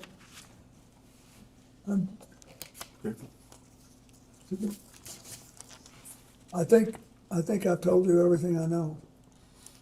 In October of 1999, toward the end of your time in office, we know that Epstein contributed $20,000 to the First Lady's joint fundraising account. Would you have any memory or knowledge of that particular contribution? No, is that for a White House related thing? No, joint fundraising, he means the Senate. Oh, no, I didn't know that. Okay, I am going to move to the years after your presidency. We'll do this in chronological order as well. Your second term ended in January of 2001. In December of 2001, the New York Post reported that you and Miss Maxwell had dinner at a New York City restaurant called Nello's. Do you have any specific recollection of that dinner? No. How did I know? I didn't. Nor do I remember the article. So moving into 2002, you touched on this in the previous round. It sounds like there were two meetings. We don't have exact dates for them, but one of them was at your office in Harlem with Mr. Epstein. The other was at Mr. Epstein's home in New York City. Could you just repeat for us, what do you recall about each meeting, maybe starting with your office in Harlem? I just remember that sometime in 2002, I think, he paid a visit, and he had become, I think it was either after or just before we started the flights. But he obviously was going to be a serious supporter of the foundation, and I think he paid a visit. I was flattered he wanted to see my office. I liked it. And then the meeting at his home in New York City, did I hear you say in the previous hour that Mr. Epstein was not actually there? I said that when I wrote my book and talked about it, and when I've talked about it in the past, I realized I talk as if he were there, and of course he was there. And I started trying to picture the nice man on the staff that showed me around. And now I'm just being honest, I don't remember whether he was there or not. He could have been there, but I don't remember. As far as you can recall, would the purpose of that meeting also have been related to Mr. Epstein's support of your work through his plane, for example? Yeah, the reason we went by, regardless of who was there, was that my staff we finished an event in New York City that at a place, and Lord knows how many I've done since then, I don't remember what it was for, but it was in New York City. And my staff aide said, we're only a couple of blocks from Epstein's house. It's a converted elementary school. He's very proud of it. And I think, it'd be a nice thing to do. Since it's early, you could just go by and take a look at it. So that's what we did. Do you recall seeing anything or anyone in his home that was suspicious or reflected abnormally young women or girls? No, the only people I saw there that night were staff. And him if he was there, I just don't remember. Do you recall seeing any images of young girls or women at Epstein's home? No. So, moving to some of the travel on Mr. Epstein's plane, and we have specific dates for a lot of that. I'd like to move through that chronology of known trips, just one at a time in order. To begin, flight logs indicate that on February 9th of 2002, and we'll give you the logs, you flew on Mr. Epstein's plane from Miami to Westchester County, New York, with Epstein, Maxwell, and some others. And you mentioned this flight in the previous round as well. I will introduce that flight log as Minority Exhibit D. And we'll give you a moment to receive that and take a look at it.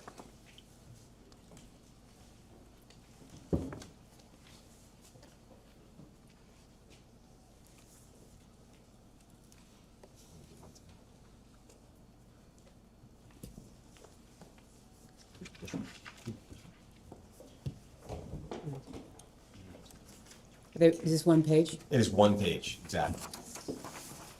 Excuse me, Mr. President.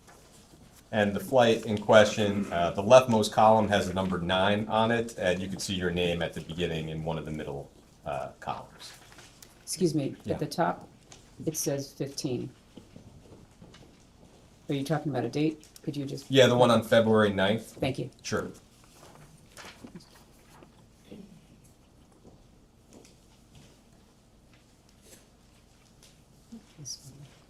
Yeah, I do see it. Great.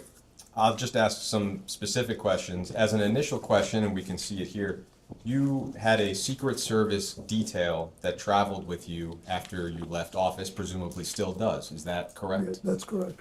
And did that detail accompany you on all trips that you took with Mr. Epstein? Yes.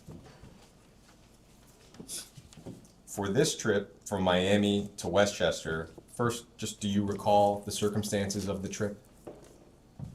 No, I was down there and I was coming home. I don't remember why I was down there.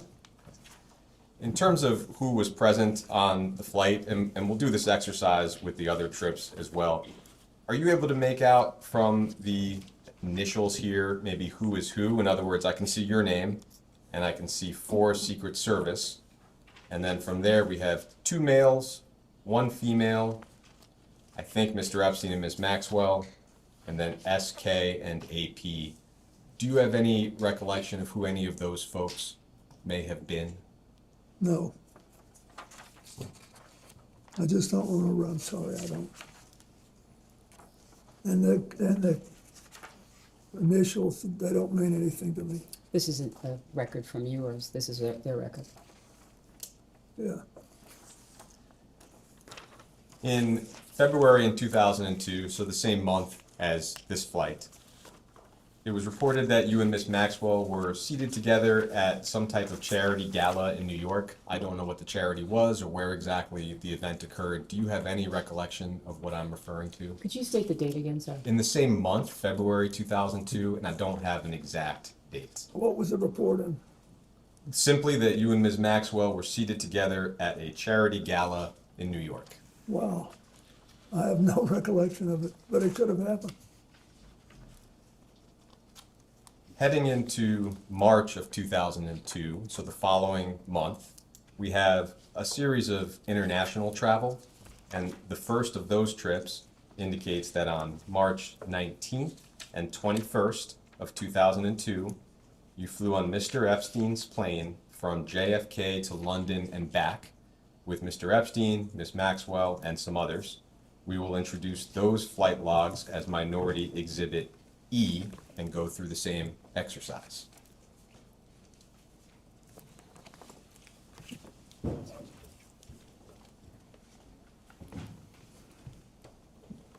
Thank you. and that's the 19th and the 21st.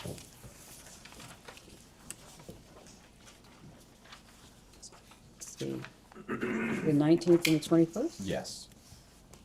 Down toward the bottom of the page. Oh, hold on, sorry.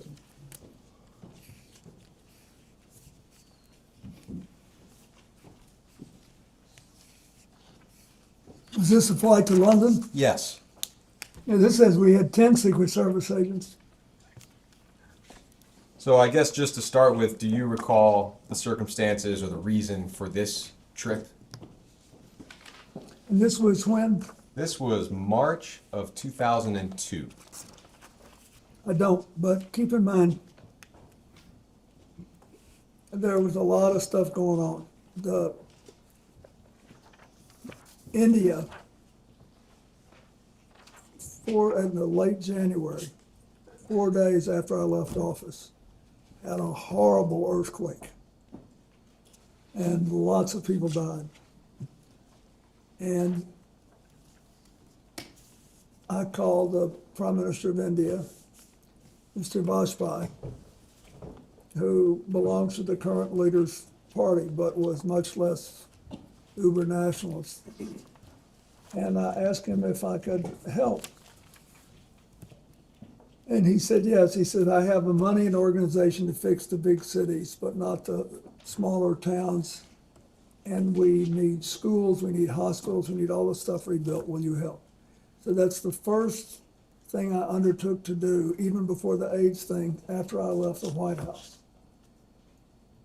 So I was there. So by March of 2002, the next year, we were still working on that, and then the South Asian tsunami hit in December. So I was doing all this stuff and also trying to get set up at home too. So that's why it sounds unusual for me to have 10 Secret Service agents, but I must have been going to several stops. And is it the same for you when you look at some of these names? I can make out the name Naomi Campbell. Do you have any recollection of Naomi Campbell being on this flight? Naomi, when we went to Europe once, I think she went on one, but she was a friend of Doug's, and that's what I remember. Let me see. Yep. And Jeffrey, Ghislaine, I don't know who the other people are. Looks like Doug Band is listed there, and that. Yeah, he's there, but SK, I don't know who that is. Okay, great. Thank you.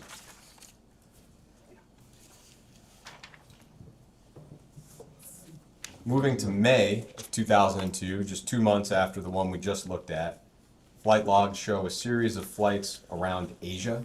Got 5 flights, including Hong Kong, China, Singapore, and Thailand. I'll introduce the flight logs for that trip. Just take a look at it together as Minority Exhibit F.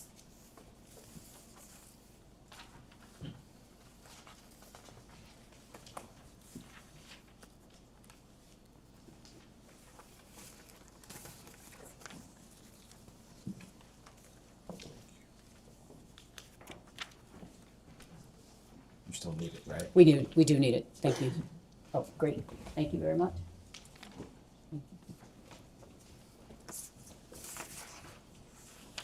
You said So what? those are from the 22nd to the 25th. Let me just highlight that. 22nd. And you're saying each one till the 25th?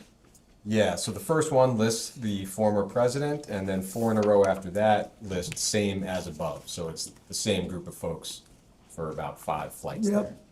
So same question, this trip to Asia, do you have a recollection of the circumstances, how the trip came about? Yeah, that was 2002, right? Yes. So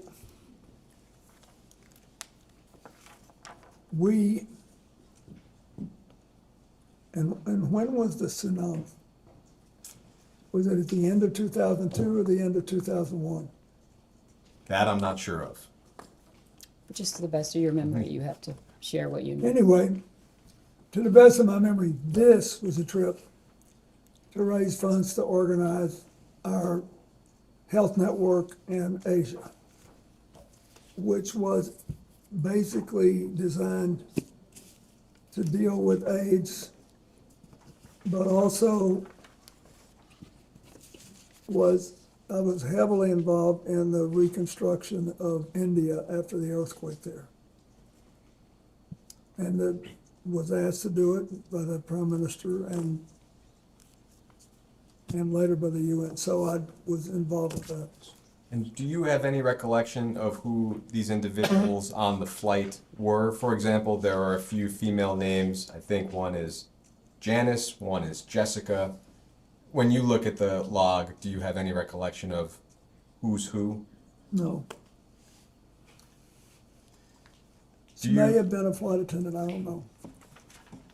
do you have any recollection of the flights themselves?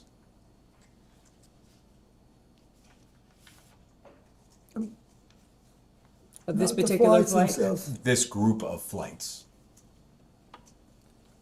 I remember we made several stops and you mentioned them. And we're going there, but that's all I remember. To the best of your recollection, whether with respect to the flights or the trip itself, did you ever witness or become aware of sexual abuse of any kind? No. We then have logs showing 2 flights in July of 2002, and I will introduce those as Minority Exhibit G. Give you a moment to receive those. What was the prior one? Prior one would have been F. And that was the May 2002 flight log. Where's F? No, I put F on that, but I thought that was, sorry, so you're. Oh, no problem. It should be May 2002. I have as F as in Frank. Okay, I'm not sure what this one was. Okay, got it. I'm gonna get the labels later. Okay. Thank you, sorry about that. I No, not at all. apologize. So this one will be G, and it's July of 2002, specifically on July 13th. Oh, sorry. Next one, Mr. President. I'll give that one to David. I'll You give you a said- moment Okay, to does this look say at it. where we're going? Yeah, it's on the 13th, and these flights are from Morocco to Portugal, and then Portugal to JFK. And our understanding, just from public reporting, is that this may have been part of a trip to Morocco to attend the King of Morocco's wedding. And you're asking him about the legs that he's on. This Correct, was- exactly. This Has was it been July of long? Is that when his 2022. wedding was? Sorry? Is that when he got married? It may have been. I think that's my July. question for you, is whether you recall that this trip. I recall going to his wedding. Okay. Do you recall approximately when that wedding would have been? No, but it was a long time ago. I don't know if this was it. But I did go to Morocco more than once. Do you recall attending the King of Morocco's wedding? Absolutely, I did. Do you recall whether Mr. Epstein and Miss Maxwell also attended that wedding? I don't. I remember, I think Chelsea went with me. And I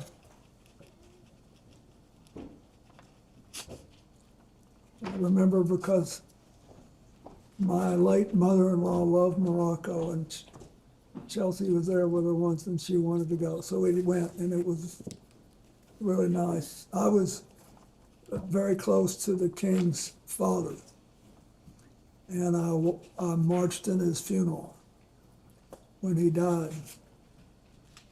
And so they had this wedding and we were invited, and I very much wanted to go. Hillary was working and didn't go. Chelsea did, and I think Huma was with us too. I think, There's been some reporting that you may have invited Mr. Epstein and Miss Maxwell to the King's wedding. It sounds like, but please you tell me, do you have any specific recollection of that? I don't remember. Do you have any specific recollection of these two flights, which may or may not have been part of the King's wedding? They're from Morocco to Portugal and Portugal to JFK. Mr. Epstein and Ms. Maxwell were on the flights, as well as yourself. When I was coming home, He's just asking you about these two legs, and he's asking you, do you have any recollection of these two legs of the flight? no, I remember the wedding very well and all the stuff that happened, but that's all. I don't remember the coming or the going. Thank you. In September of that year, we have the trip that I think a lot of folks are aware of. This is a trip to Africa in September of 2002. The trip started at JFK, ended in London, stopped in Ghana, Nigeria, Rwanda, Mozambique, and South Africa. Some high-profile figures were on board, including actor Kevin Spacy and comedian Chris Tucker, as well as Mr. Epstein and Ms. Maxwell. I will introduce those flight logs as Minority Exhibit H. I'll give you a moment to receive them. Thank you.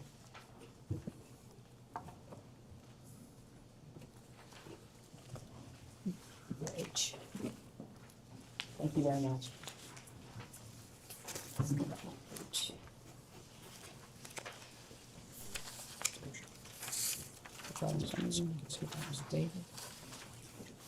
So this is a two-sided document, and the flights are the bottom half of the first page and one flight at the top of the second page. Starting at the 21st? Yes.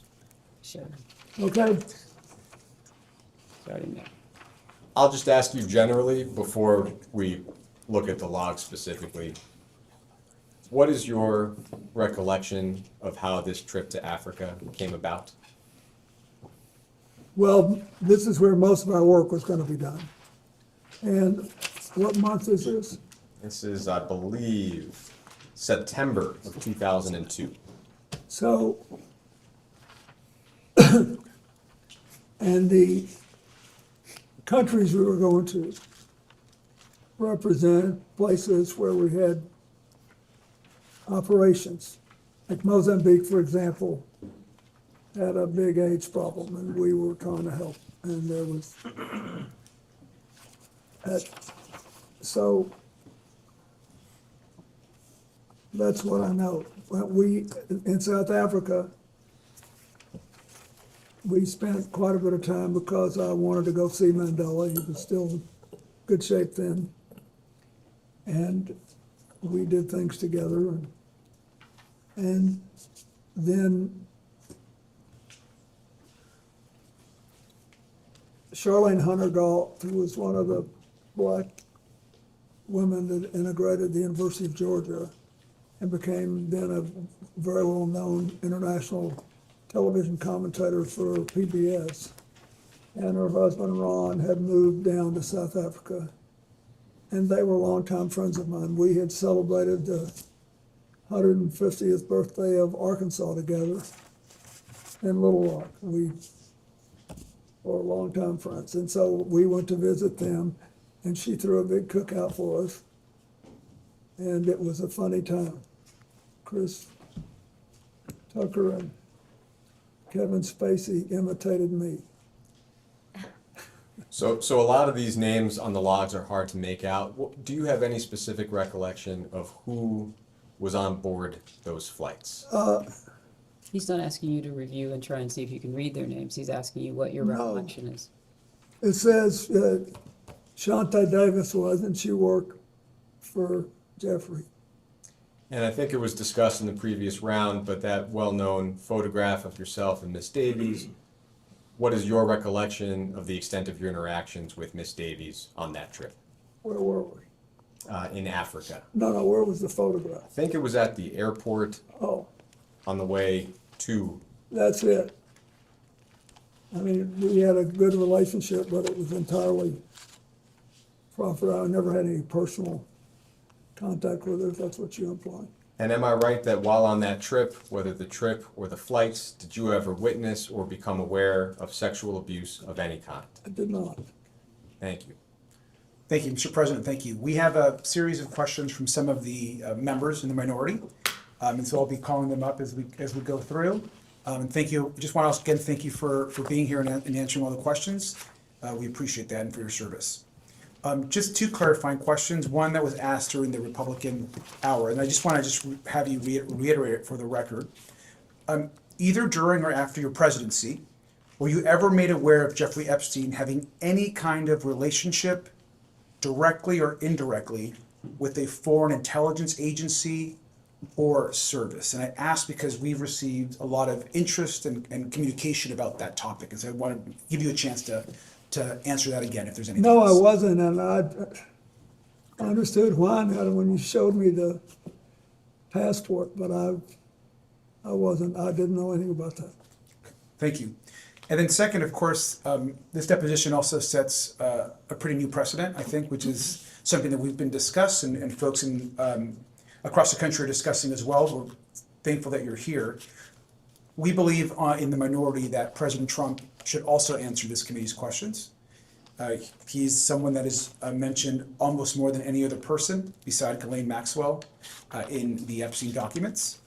And so to get more information for this investigation, was wondering if you also agree that President Trump should answer questions of this committee. That's for you to decide, but he did know him well, and I once had a brief discussion with him about it. Thank you. Thanks for that answer. With that, I'm going to go to Mr. Walkinshaw, and we'll go down a series of questions. I hate this, but because I don't believe I should inject anything. But I do not want to leave the impression,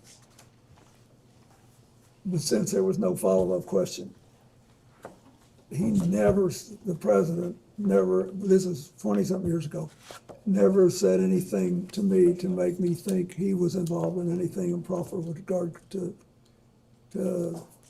Epstein either. He just didn't. He just said we were friends, and then we had a falling out over a land deal, property deal.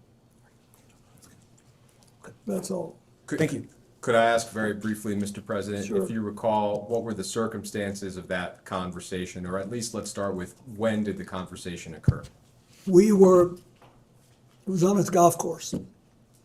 And there were a couple of years there when Joe Torre, who had been the manager of the Yankees and was a friend, and had a tournament, a charity golf tournament, called appropriately for this investigation, the Safe at Home Foundation. And it was designed to combat domestic violence, of which Joe Torre had been a victim as a child.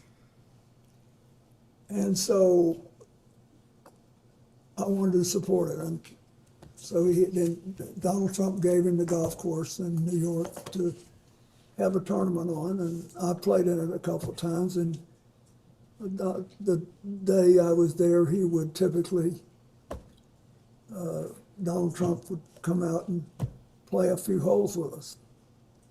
And he somehow knew I had flown in Jeffrey Epstein's aircraft, and he said, you know, we had some great times together over the years, but we fell out, all because of a real estate deal.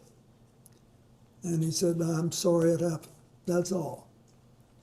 Do you recall whether President Trump was the first one to affirmatively bring up the subject of Jeffrey Epstein?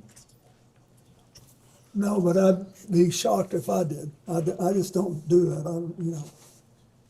Do you recall whether President Trump elaborated at all on the great times that he had with Jeffrey Epstein? No, and at the time, I didn't put any, sexual spin on it. And as far as you recall, President Trump characterized the nature of the ending of their friendship as being solely due to the real estate bidding That's what he problem. said. Thank you. But I didn't think much about it at the time. And, it was 2 minutes and then we were gone.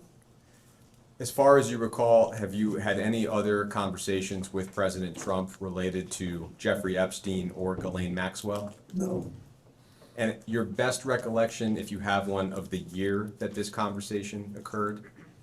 be 2002 or 2003. Thank you.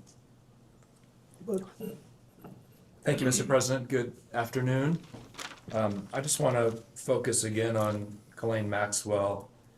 First, I'll ask you just to reiterate, did you ever at any point during your interactions with Ms. Maxwell know about the sexual abuse she committed and facilitated against minors and women? no. When did you learn that she had engaged in crimes against girls and young women? When the first evidence came out, when was it, in 2019? Okay. And have you ever engaged in sexual activity with a person introduced to you by Ghislaine Maxwell? No. You're aware that she was convicted of crimes, as we discussed, and you're aware that she's currently incarcerated as a result of her federal conviction. Yes. Maxwell received a 20-year sentence for her crimes. Are you aware that she has repeatedly called on President Trump to grant her clemency, and that she has said that you and President Trump are not guilty of any wrongdoing with respect to Epstein? I know that now, yes. In your opinion, does she deserve or should she be granted clemency by President Trump? I don't think I should comment on that. I don't know anything about President Trump other than what I've already told you. Okay. And I thought that was a mistake to pardon everybody in the January 6th case. And I think that this thing was really hard for me when it came out because we had been friendly with Ghislaine.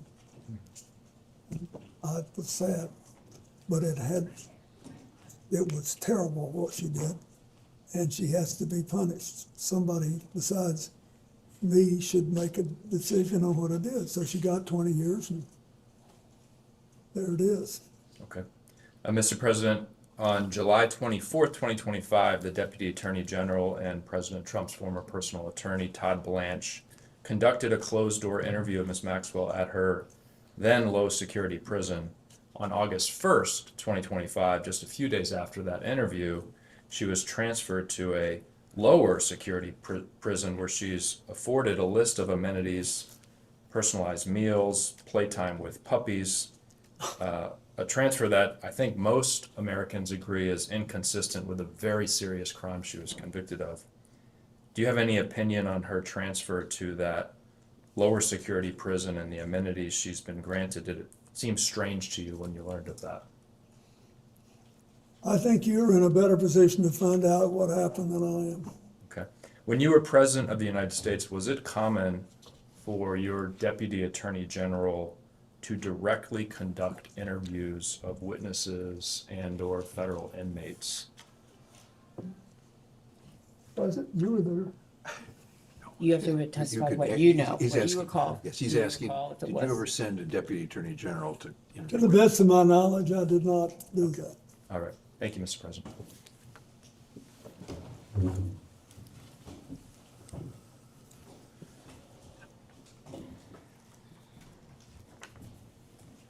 May I ask a question? Representative Foster, are you still the youngest person in Congress? Yes, I am, Mr. President.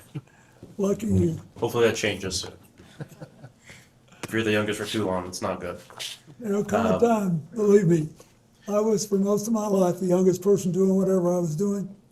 And one day I woke up, I was the oldest man in every room, and I couldn't tell you for the life of me how I got from one place to the other. Time will take care of it. Enjoy it while it lasts. Thank you, thank you. It's a blessing to be the oldest person in the room as well. Mr. President, I just wanted to circle back to the conversation around the conversation you had with Jeffrey Epstein on the golf, or with Donald Trump on the golf course in New York.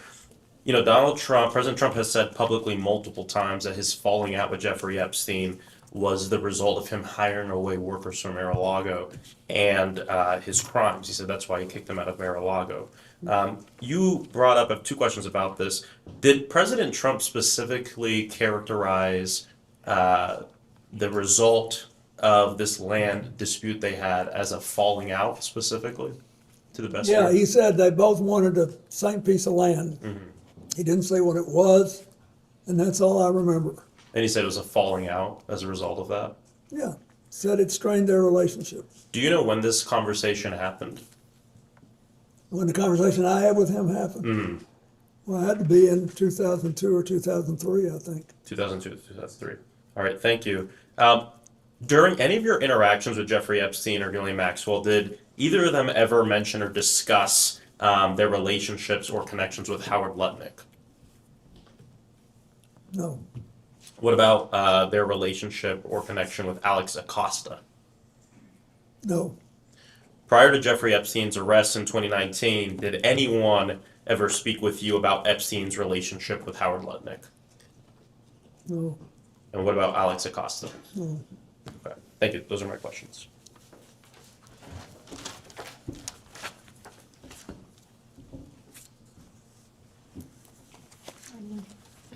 Good morning, Mr. President. Good morning. I'm Melanie Stansbury. I represent New Mexico's 1st Congressional District, and it's an honor to have you and your counsel here.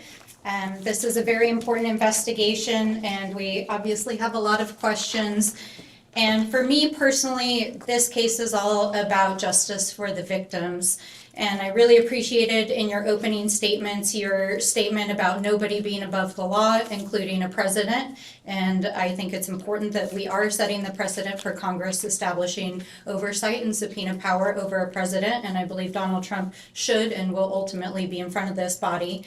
And I also appreciate what you said about women and girls who were abused by Jeffrey Epstein deserving justice and healing. And that's where I'd like to focus my questions.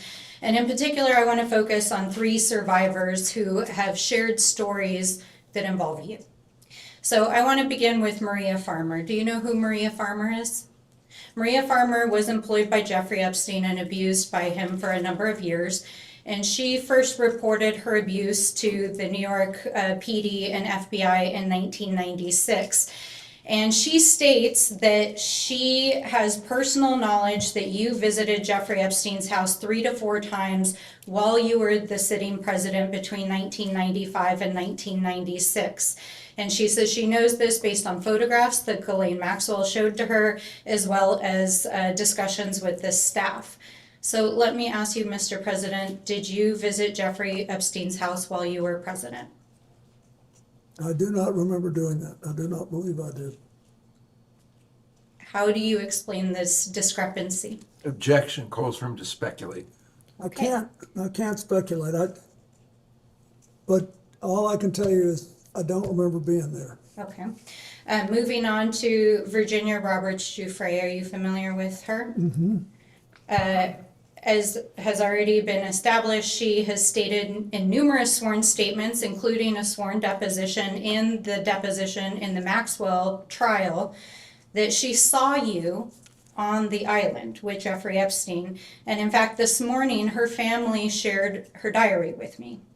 And in it is a quote wherein she writes, quote, Bill Clinton met 2 times island with 2 girls, CT, GM, and JE. What is your reaction to that? It's not true. Do you have any dates associated with that? Were there dates on the diary? I don't have that information, but we'll be happy to share it with you. Would be terrific, because I think there are also records that would reflect where else he would have been. So thanks. Did she say that in her book? This is from her personal diary that her family shared with us. Yes, but the book came out more recently. Did she say that in the book? I'm just reading you the entry from her diary that her family shared with me. I think she ultimately reached a different conclusion, although I had no contact with her. Okay, well, I just want to make sure that it's on the record that is Virginia DuFrey's statement. Did you ever fly in a helicopter with Ghislaine Maxwell? Ever, anywhere? I have no idea. Okay, well, at least one of the survivors claims that you flew in a helicopter with Ghislaine Maxwell to the island. Did you ever? Then I did not do that. I've never been to that island. Okay. The third person I want to talk about briefly is Shantae Davies. I know we've already mentioned her here today. I know you've already mentioned that she was listed as a flight attendant. on the trip to South Africa in 2002 that you took with Jeffrey Epstein. Are you aware that Shantae Davies is a survivor who claims she was abused for 3 years, including during that time period? I am now. And are you aware that Jeffrey Epstein recruited his victims through calling them masseuses? No, You're not aware that but Jeffrey... it doesn't surprise me. I mean, I didn't know that, no.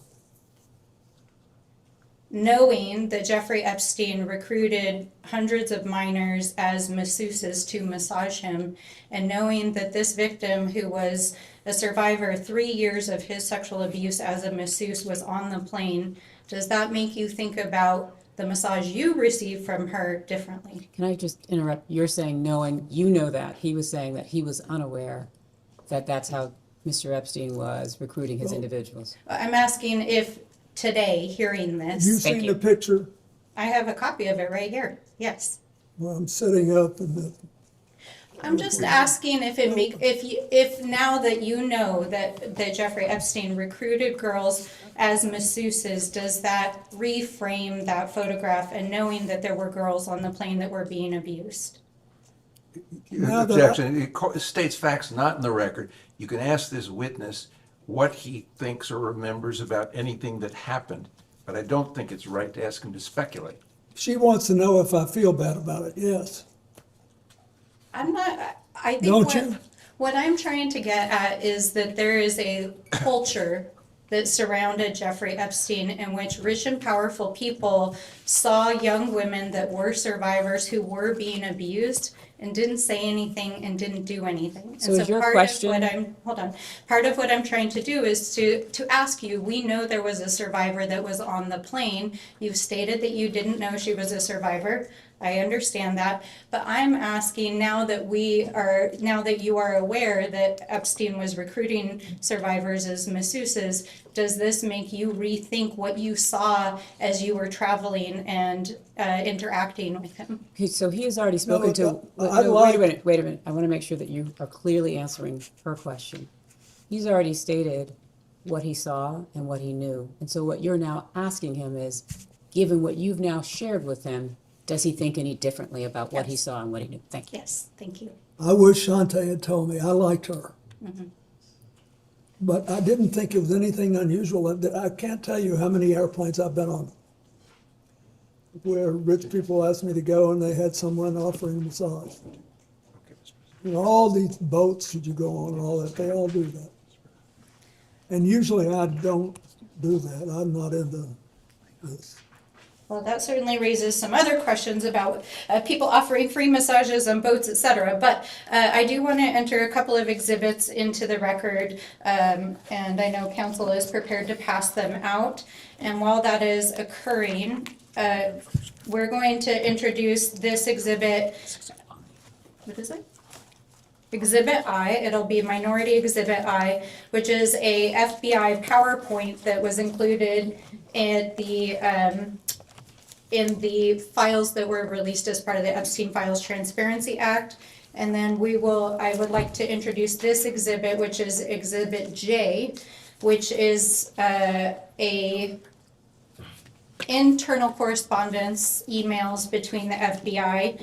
And though I'm short on time, what I'll describe in both these exhibits is that your name appears in FBI tip sheets as having attended parties in Jeffrey Epstein's presence in which sexual activities were occurring.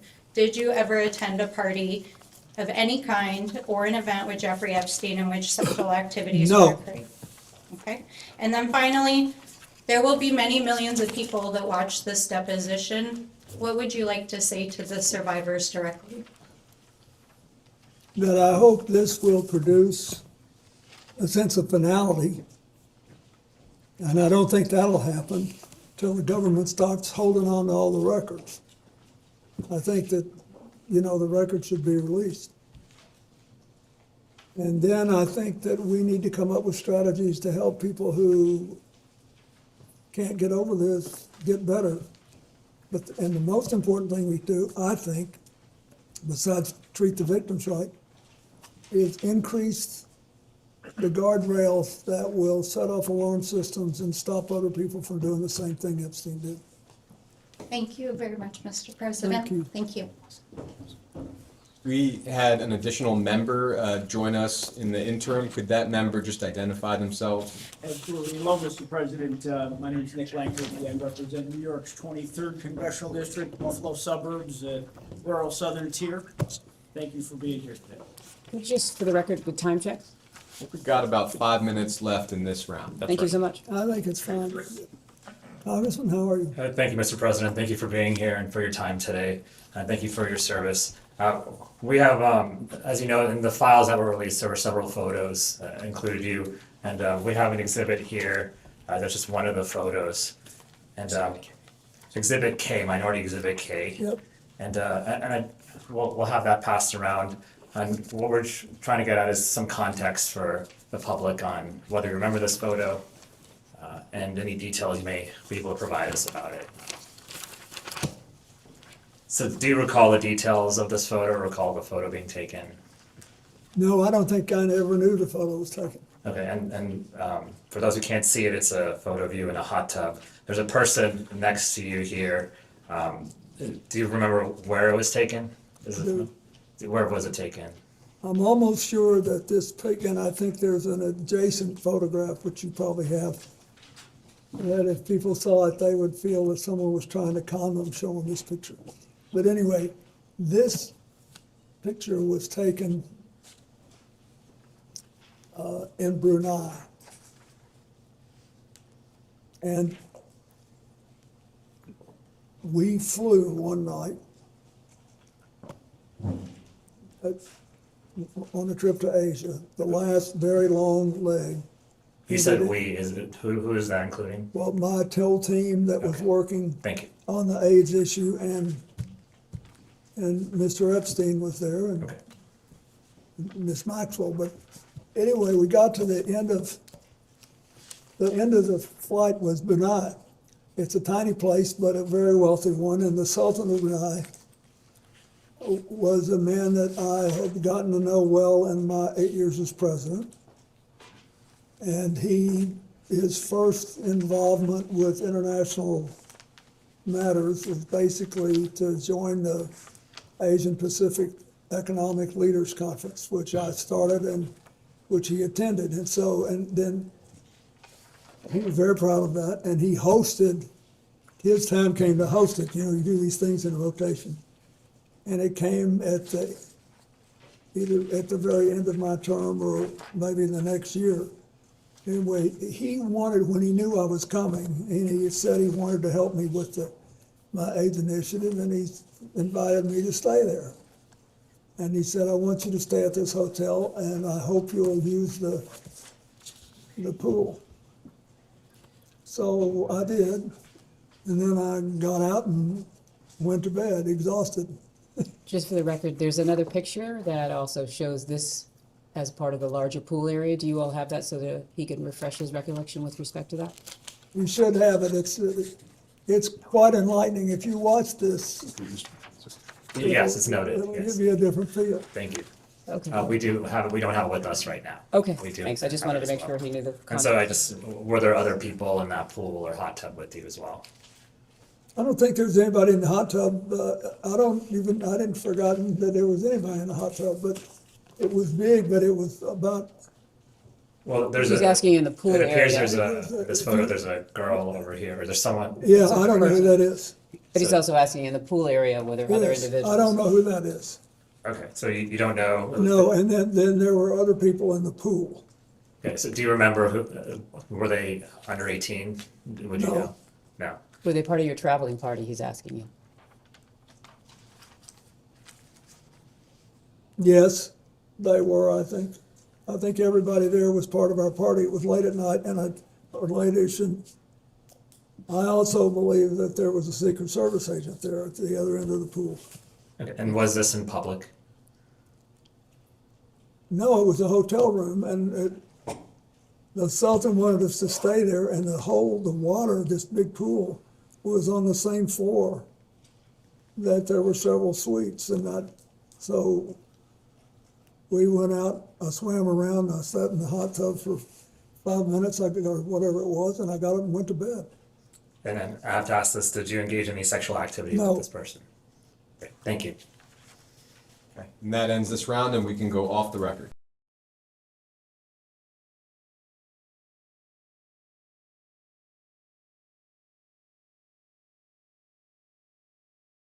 All right, we'll go back on the record.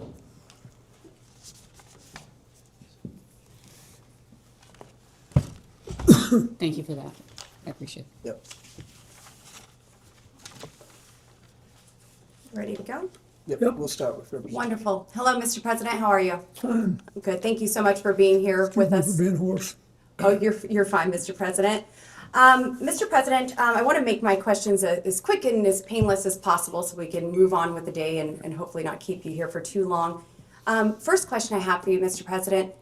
Have you ever lied in a deposition? No, Have you ever lied while under oath? no, Thank you. Were you personally aware that Jeffrey Epstein visited the White House 17 times during your presidency? at the time it happened, Yes. no, at the time it happened, I was not. Do you know, so Jeffrey Epstein never asked to meet with you personally in the White House while you were president during those 17 visits? Not to my knowledge, Would you know who he was meeting with? no. Okay, I while didn't he, know he was coming. is that standard protocol for the president to not know of someone who is attending, visiting the White House 17 times So wait, excuse me, just to be clear. while you were president? The White House office, which has 1,600 employees, you're speaking of the White House office? Yeah? Yes. Okay. No, I think that most presidents don't have a clue who's coming in every day unless it's somebody of personal interest to the president. Yes, and you did have a familiar relationship with Jeffrey Epstein, correct? No, I wasn't aware I'd ever met him when I was president. While you were president. We are trying to establish if Jeffrey Epstein was a foreign or potentially even a domestic asset of some kind. Do you have any reason to believe that he was trying to seek access to classified materials, intelligence reports, or sensitive government information? No, I knew nothing about this story until it came up. I was glad to see that picture of the Yes, and phony Mr. President, passport. sorry to interrupt you. Mr. President, since knowing Jeffrey Epstein and knowing that he had visited the White House, were there any conversations from your associates, any White House staff, or anyone familiar with the meetings that said he was seeking detailed information about government relationships? Does that question relate to back in the day or now? What's the time of the question? I'm asking, since you have been aware, any time since after you were aware that Jeffrey Epstein visited the White House 17 times, has there been any conversations with anyone that you are aware of that Jeffrey Epstein was seeking sensitive government information? She's asking to the best of your recollection. To the best of my knowledge, no. Yes, sir. Thank you. And moving on, at any time while you were traveling on any aircraft owned, leased, or otherwise affiliated with Jeffrey Epstein, did you engage in sexual relations or sexual activities with anyone other than your wife? No, During any such flight, did you witness or have knowledge of any other individual engaging in sexual activities with any female passengers? no, In 2002, you participated in a 10-day multi-country trip to Africa while traveling on a Boeing 727 owned by Mr. Jeffrey Epstein. This trip was organized by Ghislaine Maxwell. Do you recall this trip, Mr. President? I recall the trip, but I don't know that it was organized by Ghislaine Maxwell. Yes, I sir. believe we were going places that I needed to go for my work in Africa. Yes, sir. Internal FBI records describe the aircraft as having a section with couches adjacent to which a sliding glass door leading to another compartment. There was a bed. Are you familiar with the layout of this aircraft that you traveled on? I'm familiar with the fact that there was a bench that turned into a bed at the end of the passenger seats. And no other bed you are familiar with Did you ever go into any part of the aircraft with a bed that you perhaps lied on or utilized? I'm familiar with the bench. Yes. It turned into the bed. Yes. I do not believe I ever went into the back section.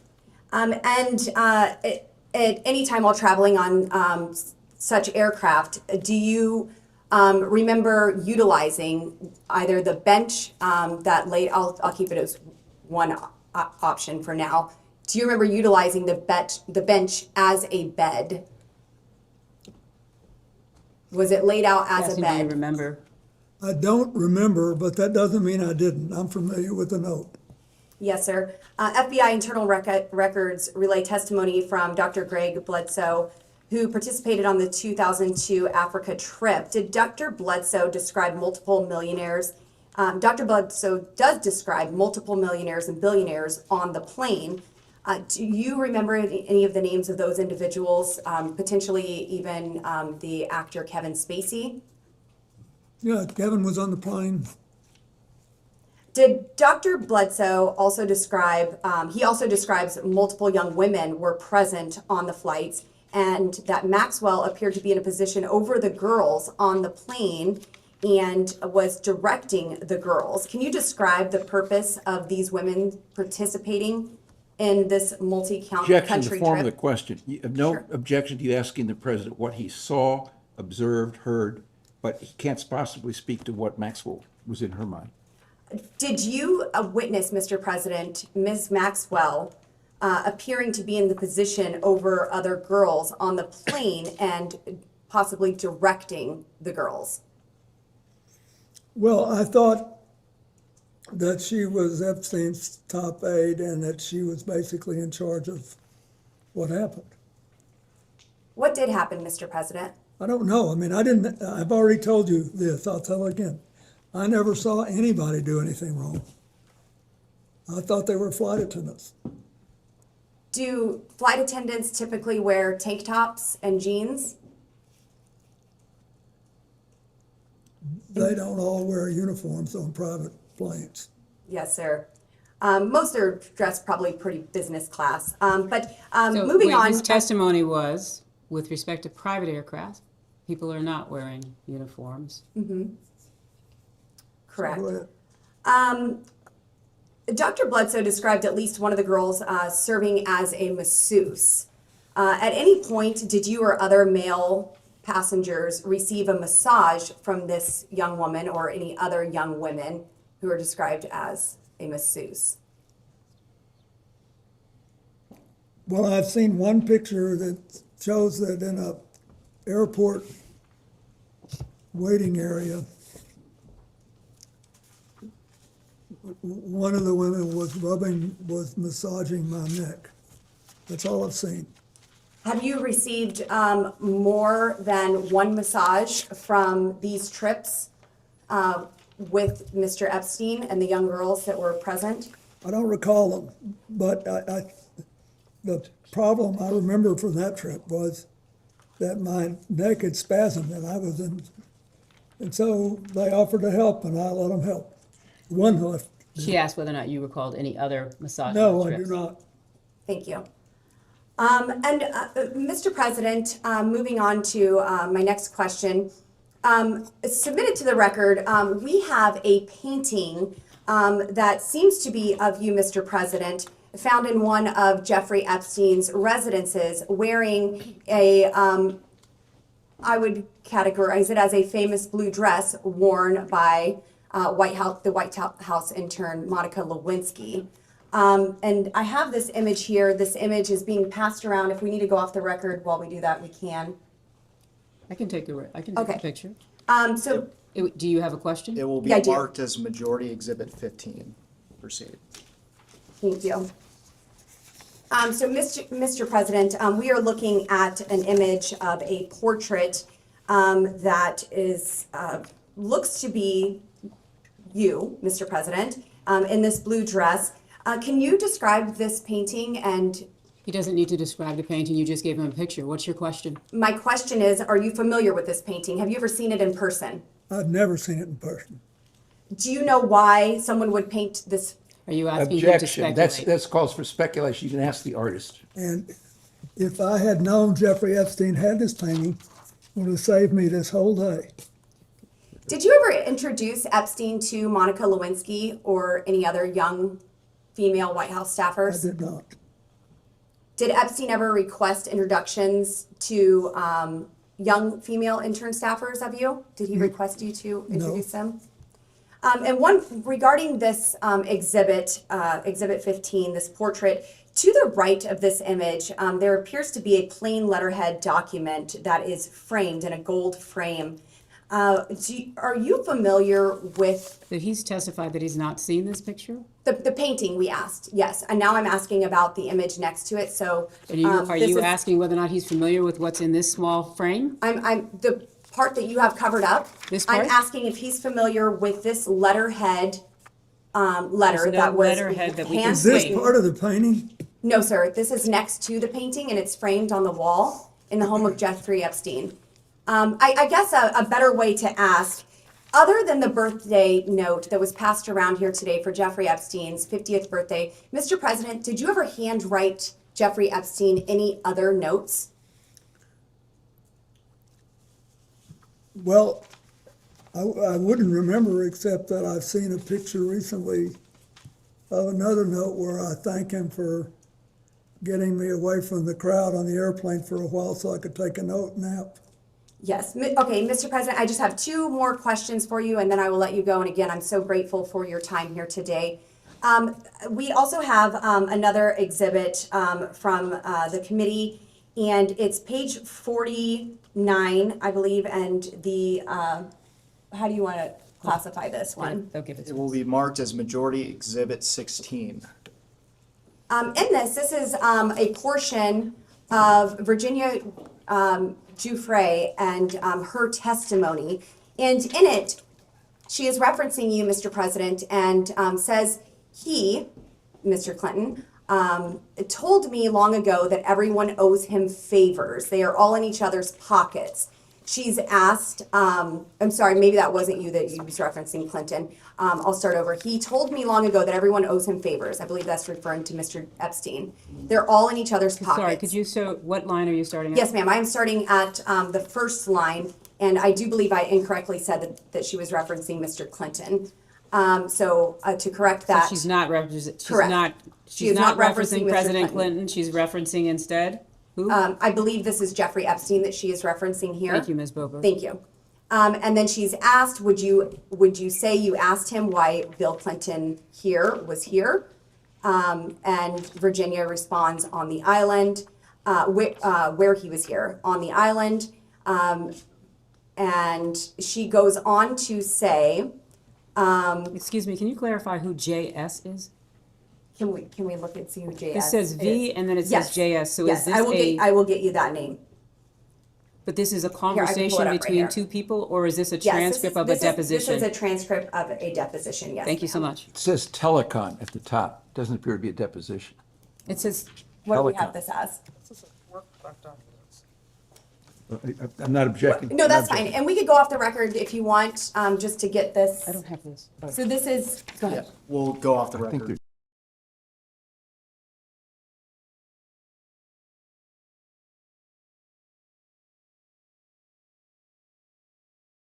We can go back on the record. Thank you very much. And this is a long dialogue between Mr. Jack Scarola and Virginia DuFrey, and I will summarize this. It is mentioned by Virginia that everyone owes him, presumably Jeffrey Epstein here, favors. Mr. President, were you ever in the position to owe Jeffrey Epstein a favor? I didn't consider that. I thought we had an understanding about the airplanes, that he would let me use the airplane to set up my AIDS programs around the world if I'd agreed to talk to him for an hour about economics and politics on every long leg. I kept my word, and he seemed to honor his. Were there any sensitive government topics ever discussed Never. in those conversations? And also here, just for the Virginia. record, did the court reporter get his response? Thank you so much. Thank you. sorry, I'll try not to talk over you, wrapping up here. Virginia DuFrey is also asked in this document. The same one you handed us? Yes, ma'am. So we should be looking at, This is 1, 2, 3, 4, 5, 6, 7, 8 lines down. JS is speaking. Were sexual orgies a regular occurrence on the island at Jeffrey's house? Yes. My question, Mr. President, were you ever aware or engaged in any of these sexual orgies? are these on the island where he's testified that he's No, not been ma'am, on the I was island? never on the island. Were you ever on any island in the Virgin Islands? To travel for a trip with his wife, which is on the public record? I'm With sorry, Jeffrey what's your Epstein? question? No, You were never in the Virginia Islands, in the Virgin Islands with with Jeffrey Epstein, no. Okay, thank you.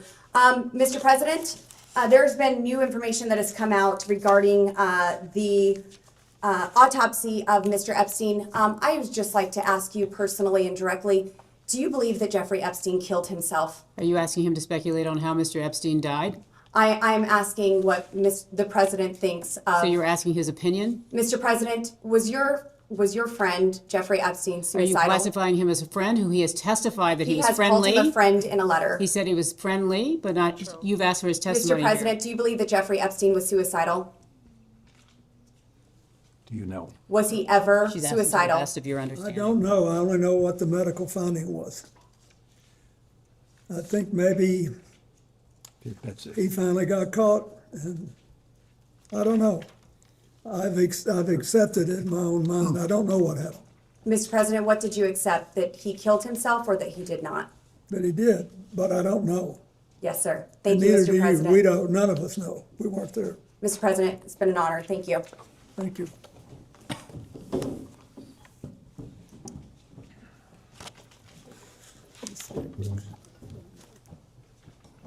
Mr. President, in the previous hour, you discussed your relationship with Ms. Maxwell, and I have a few general follow-up questions.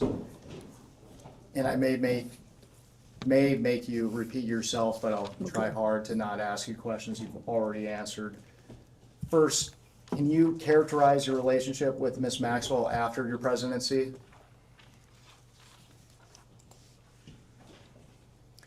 Well, I didn't,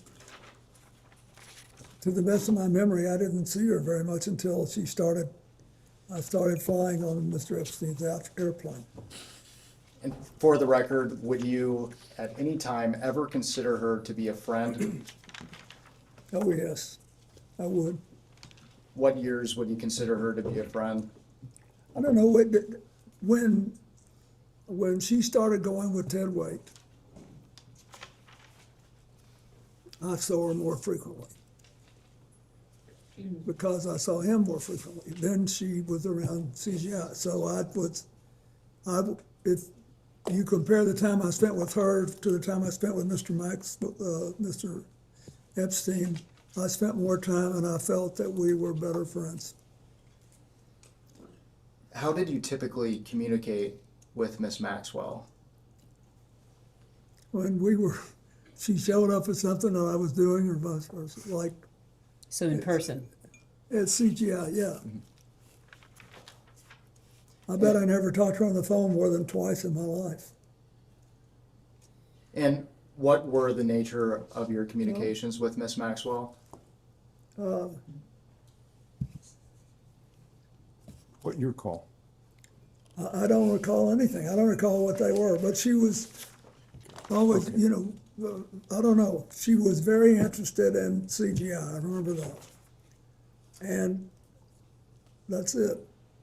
And for the record, Mr. President, did you ever have any communications with Ms. Maxwell related to young women or girls? No. At this time, I'd like to introduce what will be marked as Majority Exhibit 17. And while it's being handed out, I will note for the record that this is the transcript from the two-day Ghislaine Maxwell interview with Deputy Attorney General Todd Blanche, conducted by the Department of Justice on July 24th and 25th of 2025. And I will not be making you read the entire transcript. I will direct your attention when you've had a chance. Okay. Mr. President, have you seen this transcript prior to Before? today? Yes. No. I'd like to direct your attention to day 1, and we are looking specifically at the bottom of page 9. Yep. Are you at the And- bottom of page No, we, nine? we, No. we need a copy down here. Do we have a second copy and a third copy? Give me 1 second. Here, Thank you so we'll much. go If you off could the pause. record briefly.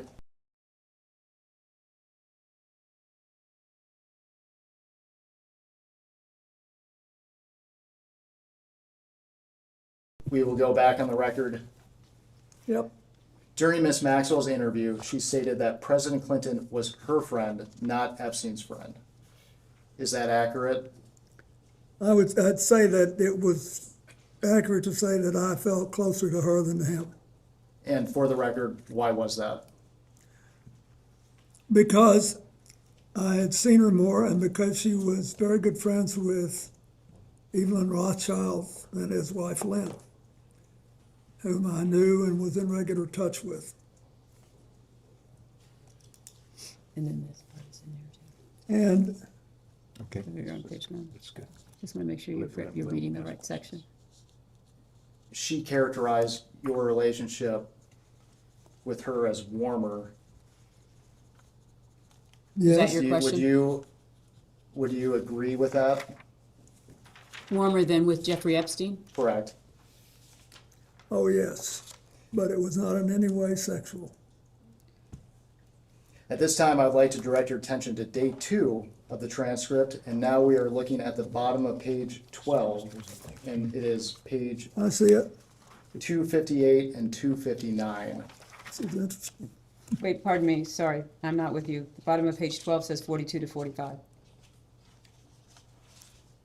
Of day 2. Oh, sorry, I apologize. Okay, Day 2, page 12, Yes. page 252. 257 to 260, Mr. President. Okay, 258 and 259. okay, got it. Can you hold No. for 1 second? Can you wait?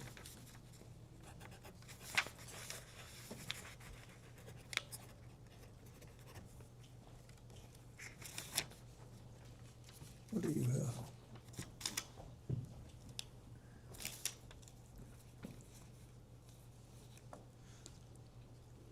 Two 259, Correct. got it.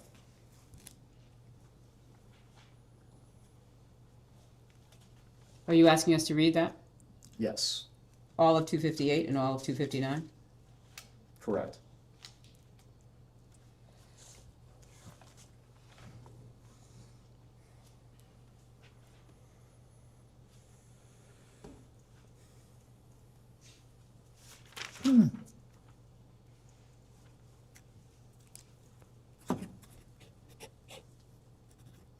Okay, is there part of this you want me to read? No, No. he has a question. He wants to make sure You- you've you read read through two- here. two And you've pages. read through here. Okay,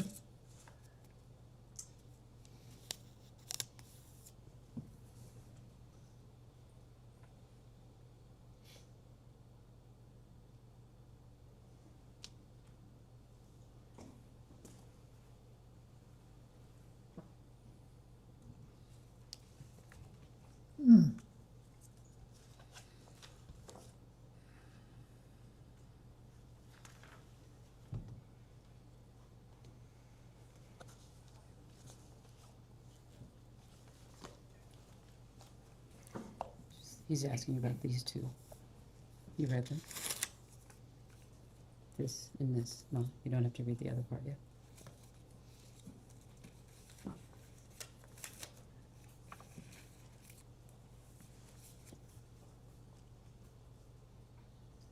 Ready? yes, got it. Mr. President, you've had a chance to review the transcript. Here, Blanche asks Maxwell if she has ever visited your home in Chappaqua, to which Maxwell testifies that she had been invited to visit your home. For the record, did Miss Maxwell ever visit your home in Chappaqua? It wouldn't Excuse me, surprise- counsel, the transcript says, I went to the house. Does it say invited? Did I miss that? Maxwell replies after Blanche asks, Got it. why Sorry. did you go to the house? You're right. Maxwell says, I was invited. Got it. I will repeat the question again. Did Miss Maxwell ever visit your home in Chappaqua?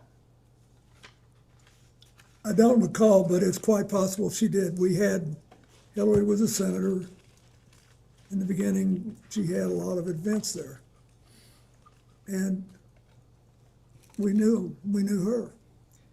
During the same exchange, Miss Maxwell implies that she may have been just driving past Chappaqua and stopped in if you were home.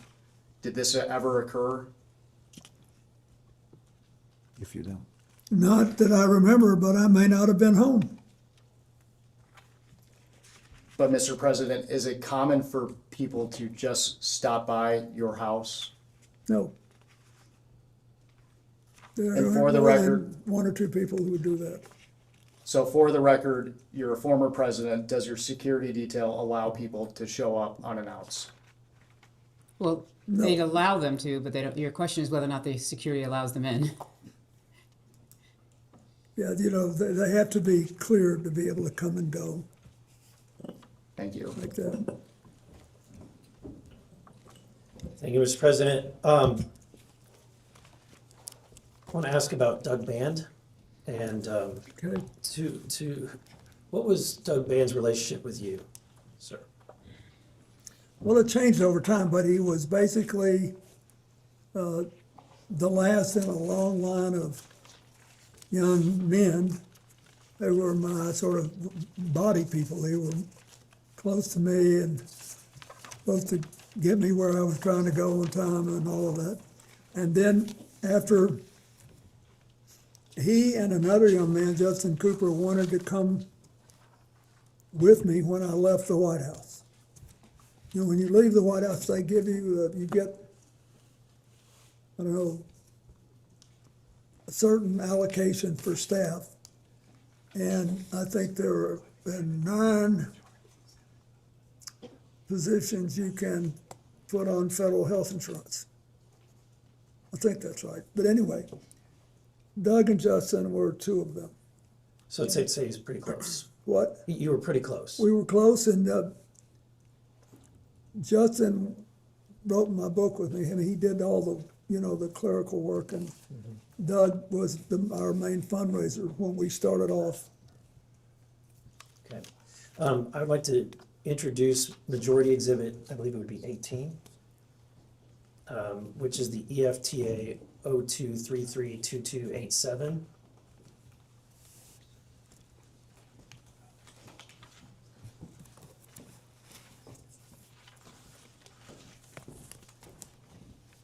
Thank you very much. Thank you for that. So this is pretty short. This is an email from Doug Band to. Yep, I'm familiar with it. To GMAX, which is commonly known as Ghislaine Maxwell. Yep. It says, for the record, the email states, "You back? Another way to get in touch with me quicker is on my Blackberry, actually the president's, but we share it." The email that's listed there, WJC, is that your email address? Or was that your email address? Practically, no. That is, I never sent one email on it. But you recognize that? I recognized it, and I think Doug thought it would increase his cachet if he had an email with WCC on it. And But he's asking you, is this your email, Mr. President? no, I didn't send emails on it. Did you share a Blackberry with Mr. Band? Well, he says we did, but I think I finally got another Blackberry. But this was back before, okay, sorry, Mr. President, this is back in, think of the year, look at the year, so you make sure you're answering the question. 2001. Did you have a phone in 2000? He's asking you, was this your Blackberry, or did you share this Blackberry with him? Well, I've been out of office then 9 months. Did you have a phone, Mr. President? I don't think I did. But the truth is, I don't remember. I just know that I did not email. Okay. So you did not email. How often do you send emails? Or did you send emails? Have you ever sent an email, Mr. President? I sent one email to John Glenn, Senator John Glenn, when he was in space at age 77. And I sent an email to the men and women aboard a U.S. ship in the Adriatic during the Kosovo War. Have you sent any other emails, Mr. President? He's asking. Since then, I'm not sure I've sent one. Okay. I'd like to introduce Majority Exhibit I number know that 19. makes me a certified, Which ends in 2335030. yeah.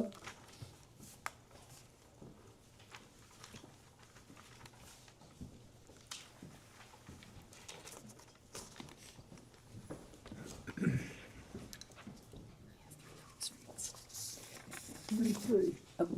One goes to,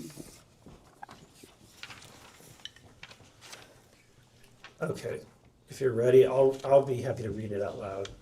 It's, again, it's from GMAX, Ghislaine Maxwell. Yeah, I read it We all. believe, while it's redacted, having seen the unredacted files, we believe that the two is to the same email. It says, sorry to hear about the Bellsburg stuff is bad news, even worse, that it may be damaging. You know that one of my pet fears is that in London I am press toxic, so I hope that I never add to your woes in that department. If I hear anything, I will of course let you know. I could not help myself. There was one juicy little bit tidbit I did let out, the one about what a super stud that you are and how I have a crush on you and how you are hung like a horse. And, well, you get the picture. Hope you don't mind. Are you familiar with this email? are you saying at the time it was sent or in the preparation for this? At the time that it was sent, were you familiar with it? Oh, no. Are you familiar with it before? Yes, it's Okay. now famous. Okay, what can you tell me about your knowledge of this email? So if his knowledge is only from when he was prepared for this hearing, that would have been with his counsel, or is that what are you asking for outside of any preparation for Let me ask this this. hearing? Mr. President, do you believe that Mr. Band sent this or received this email? I do. Okay. So, and there's more. Let me go to the next one. Exhibit, which would be number 20.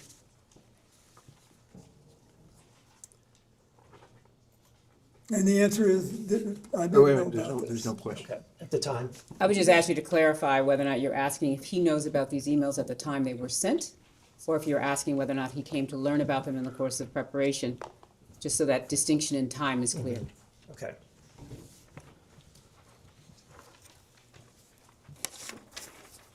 Unbelievable.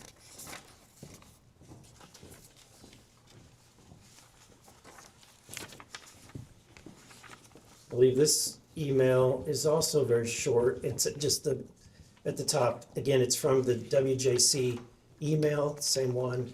And it says, this email is silly, I want to spank bottoms tonight. Who's it from? It's from the same email account, the same email that has been used before, the WJC email. What was your knowledge of Mr. Band's relationship with Ghislaine Maxwell? I knew he was, basically, he contacted her in the same way that she represented Epstein on things. I did not know, nor did I need to know, that they had a personal relationship for Did a they have while. a physical relationship? Are you asking him whether or not they had a physical relationship? You believe they had a physical relationship? I don't know for sure. And But just to be Alright, clear, that's- you said it, but you did not have a physical relationship with Ghislaine Maxwell. The president's not. answered that question multiple Absolutely. times. Yeah, thank you. Okay, and then finally, I want to move on to another question regarding the visits to the White House. Are you familiar with Mark Middleton? Yes. Can you describe who Mark Middleton was? He was a young man from Arkansas who was really ambitious, wanted to go to work in Washington, wanted to have, and he knew Mac McClarty, my chief of staff, who was from Little Rock, and Bruce Lindsay, who was also from Little Rock. And he work with us, and then later I think he became, I don't know, but maybe he became a lobbyist later, but there was a period of time when he was in a position to wave people in to the White House because he was, that was one of his jobs. Okay. So he has been identified by multiple news sources to be the individual that most of the time was entering or signing in Jeffrey Epstein into the White House. Yes. And what role did he have specifically at that time? He was working on, you know, on logistical things in the White House, but there must have been someone else who he told him to let him in. Maybe Mark had I don't know if he had the authority to let people in. You can only testify to what you know. He's asking, who did Mark Middleton work for in the White House? I don't know the answer to that. Okay. I can find that, but So knowing that he met with Mark Middleton or was signed in with Mark Middleton, do you have any knowledge of the content of the meetings or the topics of the meetings that Mr. Epstein would be coming for? no, Mac never said anything to me about meeting with him. And by Mac, do you mean Mac McClarty, Yeah. Chief of Staff? Did he work for Mac McClarty? Well, he might have been, but at the time, was this at the beginning of my presidency or at the end? This would have been during the 90s at the beginning. whenever he was 1993 to visiting. 1995 is what they provided before Yeah, the he period of was- time for the visits. He was my first chief of staff, and then he became my special envoy to Latin America, so, And this is Mac McClarty. I'm McClarty, so Okay. it depends on, well, we could tell what he was doing if we knew when this happened. Okay. Are you aware that Mr. Middleton committed suicide? Yes, I in am. 2022. He was found dead at Hefner Ranch, approximately 30 miles from his home in Little Rock. He was discovered hanging from a tree by an extension cord around his neck with a self-inflicted gunshot wound to the chest. So he was shot and hung. Do you have any information that leads you to suspect that he did something other than commit suicide? No, Okay. Do you have any concerns that this was in relation to his knowledge or relationship with Jeffrey Epstein, given the date? But the president has Of the already suicide? testified to the fact that he was unaware that Mr. Epstein was visiting the White House. So are you asking him then as to what he would have known? I'm asking, when you heard about the death, knowing about the things that have been, at this point, it's all over the news, seeing that he has committed suicide. Have you ever had any conversations with people about whether or not that there's any relationship between the two? oh, no, no one's ever suggested it to me. Okay, thank you. I yield back. Next up, Mr. It's really sad. It is. McGuire from Virginia. He represents UVA. What? He represents UVA. What about UVA? He represents UVA. Thank you, Mr. President, for being here. I served in Navy Special Warfare during your presidency. Thank you. In your opening statement, you talked about preventing future or more human trafficking in our country, and I agree with that. I think that's one of the big purposes of being here. Today, we hope we can get justice for the victims, have accountability and transparency. Just curious, have you read the Epstein files that have been released? No. I've read many news stories about them, but I haven't read them all. And how many Epstein files do you recall were released during the Biden administration? I don't If you know. know. How many? If you know. I don't know. 0. And how many Epstein files have been released during President Trump's second term? Again, if you know. Thanks to the Congress and the victims, quite a number. Over 3 million. Now, as president, you're chief of executive for the U.S., and as we get to the end of this, I'm going to ask you, what could we do to prevent, because I think that's what we all care about, is what do we do to prevent more human trafficking type stuff. So let's talk about Kevin Spacey for a second. In a June 2024 interview on Piers Morgan, Kevin Spacey recounted noticing young girls on the flight and expressed he didn't want to be around this guy, Epstein, because it felt he put the president at risk on that trip to South Africa because there were these young girls. So did Mr. Spacey ever communicate these concerns to you directly? Not that I recall, no. Did anyone else express similar concerns about these young people? No. Do you agree with Mr. Spacey's characterization that these young girls on the flight were concerned? I'm sorry, what exactly is the characterization that Mr. Spacey gave? That these young girls would put the president at risk. So that's Mr. Spacey's concern, and you're asking him whether or not Would he- Mr. would he agree Spacey with- said that, shared that with him? Would he, yes, would he agree with that? I had no reason to believe that at the time. Okay. Did you ever feel uncomfortable due to the presence of young girls on any of these flights? When you say young girls, do you mean women who are younger than 18?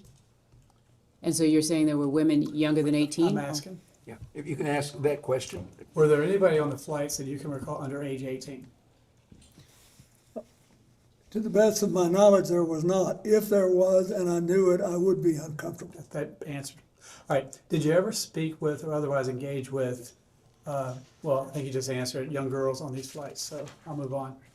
Ron Burkle, do you know him? I do. All right. Ron Burkle commented on the Epstein is creepy. I would like to introduce Majority Exhibit. And what's number? 21, Majority Exhibit 21, page 5. The paragraph at the top of the page, the last sentence. If you would take a look at that.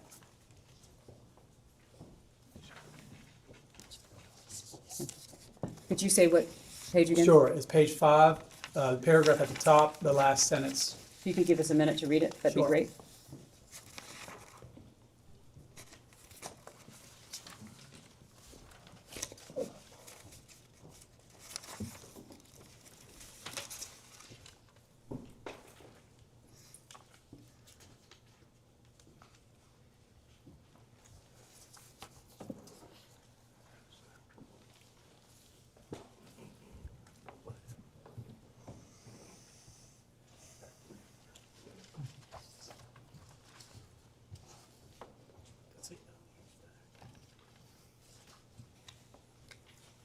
No, page 5, Top paragraph. this paragraph.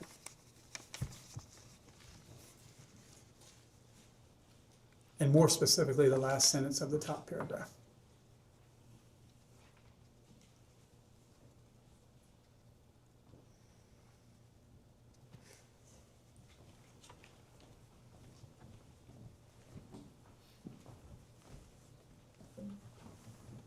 Yeah, I didn't know about this.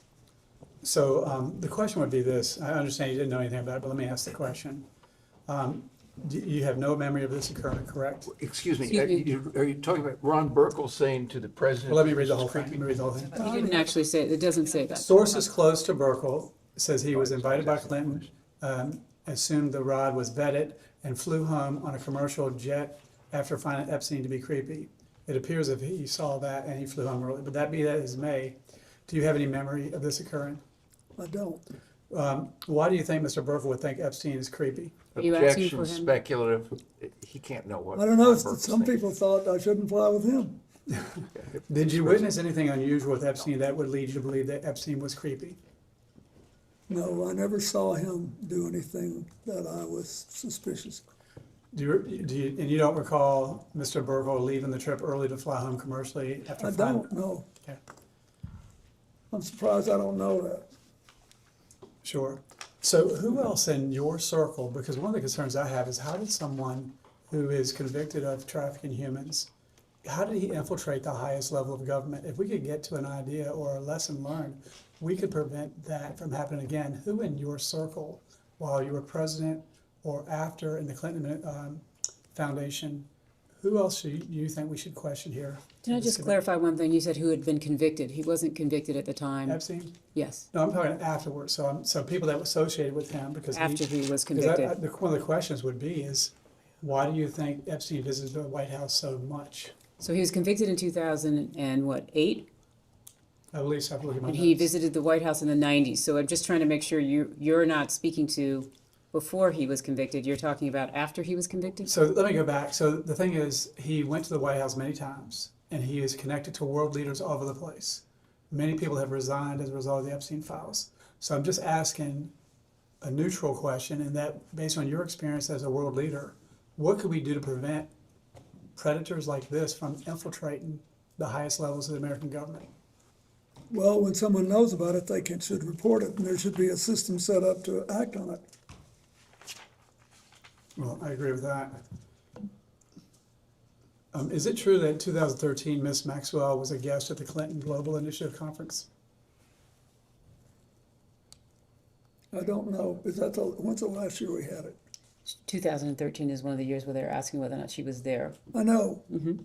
I'm trying to, So you can just, off the top of my head, I don't know. Well, I understand that she also attended your daughter's wedding. She did. And so understanding now the unspeakable evil that these people committed, do you believe it was a mistake allowing them close to your family? are you asking if he knew at the time when she was at the wedding? Looking back. Looking back, I had no idea. If I had known what she was doing, I would have done the right thing. Understand. Well, I think that. But I also, keep in mind, I felt bad for Ted Waite, who was a very close friend of mine. And I never had any doubt about him, and still don't. Roger that. Well, I think you would agree that we all want justice for the victims. We all want transparency and accountability. We want to strengthen our anti-human trafficking laws. And President Trump has secured the border and gone after the cartels and even passed legislation to help human trafficking victims. What other legislation could we do, based on your experience, that would help stop trafficking in America, if not the world? Well, first you need to ask people who know more about how people get over it. I mean, there's already been a large number of dollars put into settlements, but I think there must be damages to people that will take a lifetime to heal. So I think there needs to be a lot of study on that. And then I think there's the hotlines where people make reports need to be taken seriously, and you need to follow up on them. And I think that the more we talk about it, the less likely it is that another big network will form. Thank you for answering my questions. I think you're doing a good, just having us talk about it is important. Thank you. Next will be Mr. Groffman from Wisconsin.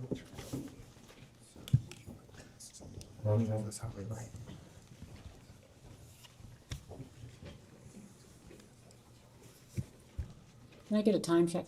You have approximately 15 minutes remaining. What? Approximately 15 minutes remaining. Okay.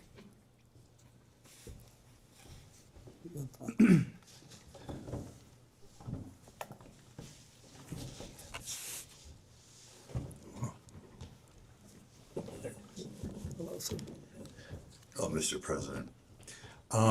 It's on here. Yes, we can hear you. Was Jeffrey Epstein on, you apparently took 26 flights on planes connected to Jeffrey Epstein. Was he on every flight you were on?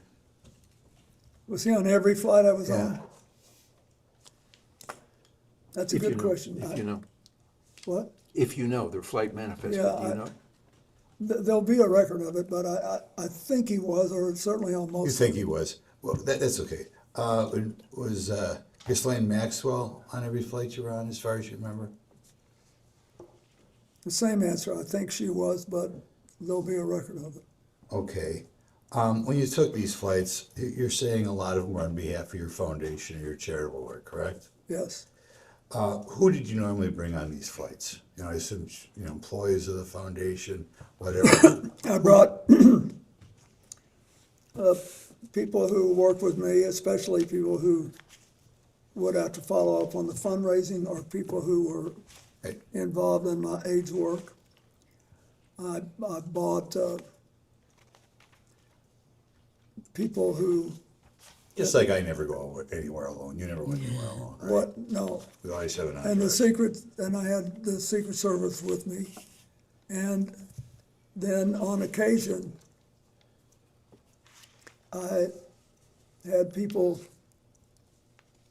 who had volunteered to help us and wanted to see what we were doing. For example, I think it was on one of these trips, I think, that I had my first trip for the man who's now the governor of Illinois, J.B. Pritzker, and his wife. They helped me get started.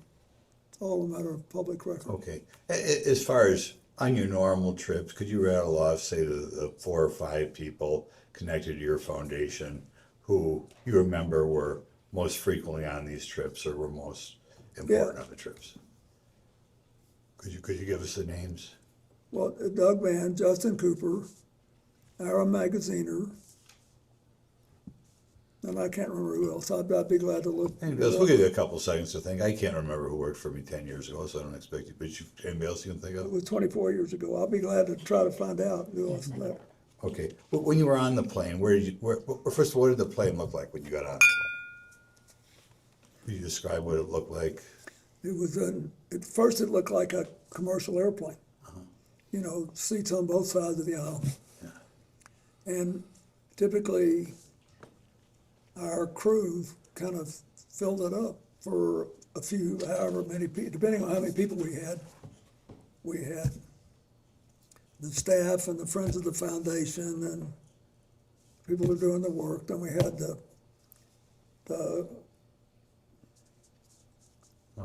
It's like a boardroom halfway back. And then we had the Secret Service further back, and that was it.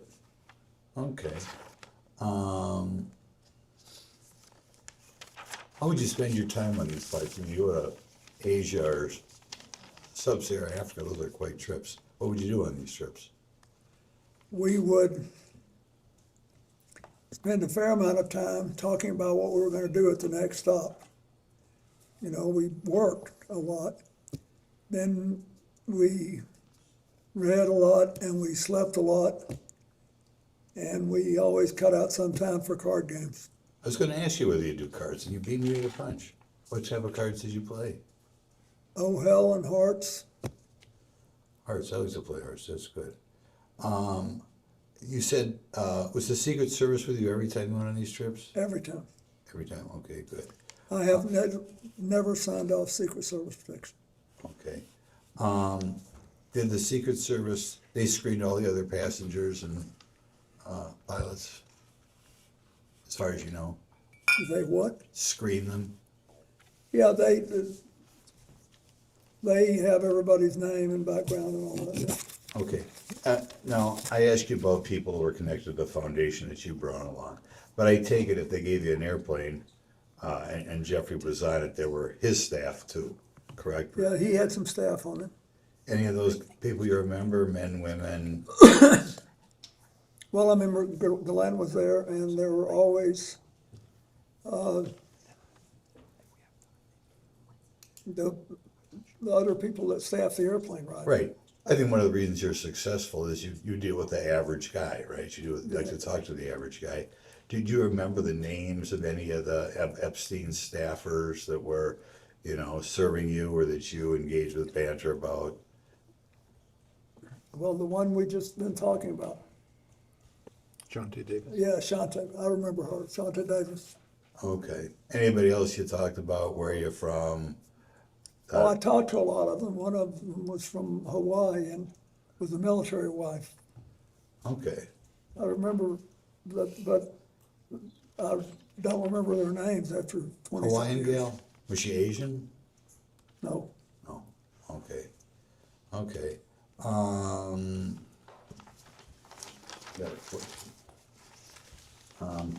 Were there ever new people that you remember joining in the? This is kind of what spread out over 4 or 5 years, or two or 3 years, I guess. 2 years on the flight. Did you ever get to the Virgin Islands other than on these planes? Have you ever been in the U.S. Virgin Islands in your life? Oh, yes, I worked, my foundation did a lot of work in the Virgin Islands. And you also vacationed there as president? Well, yeah, and when I was president, Hillary and I vacationed there, and we liked it very much. Okay. But when they had the hurricane in 2017, we went to the islands and tried to help. My foundation did. Okay. And we did a lot of work there. Okay. We have another question. You know, when you read about this, and obviously these files have received a lot of public attention, recently a columnist pointed out that one of the reasons this human trafficking was allowed to exist is there were lawyers, sometimes high-priced lawyers, who were able to bring, I guess particularly from Eastern Europe, Eastern European girls through here, you know, negotiate the immigration laws and such. And particularly some very high-priced famous lawyers were hired, and apparently, I don't know, they couldn't find anything better to do when they left Washington, were engaged in helping, I guess, girls that some people allege became prostitutes get here from Eastern Europe. Could you comment on lawyers who make money bringing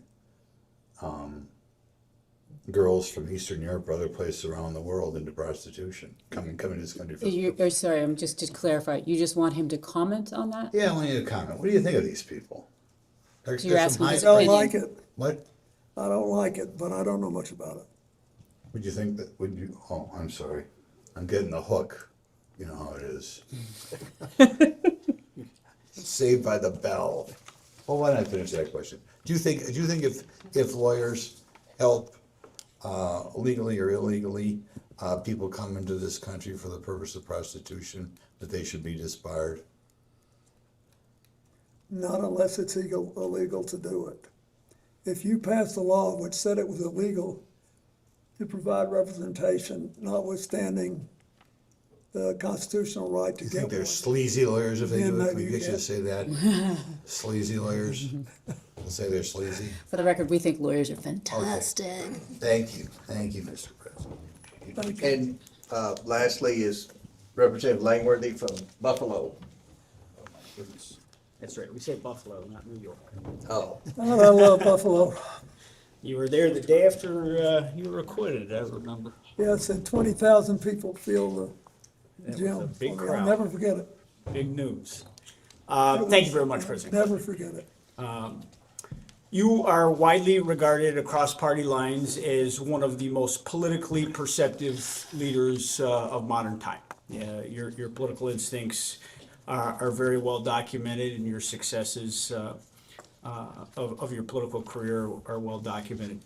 How would you describe the substance of your conversations with Jeffrey Epstein during the many hours that you spent together on the aircraft?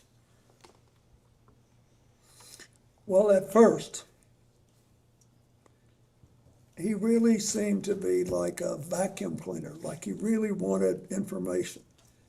And there was no, to go back to the business with the, what do you call it, the passport, the false line.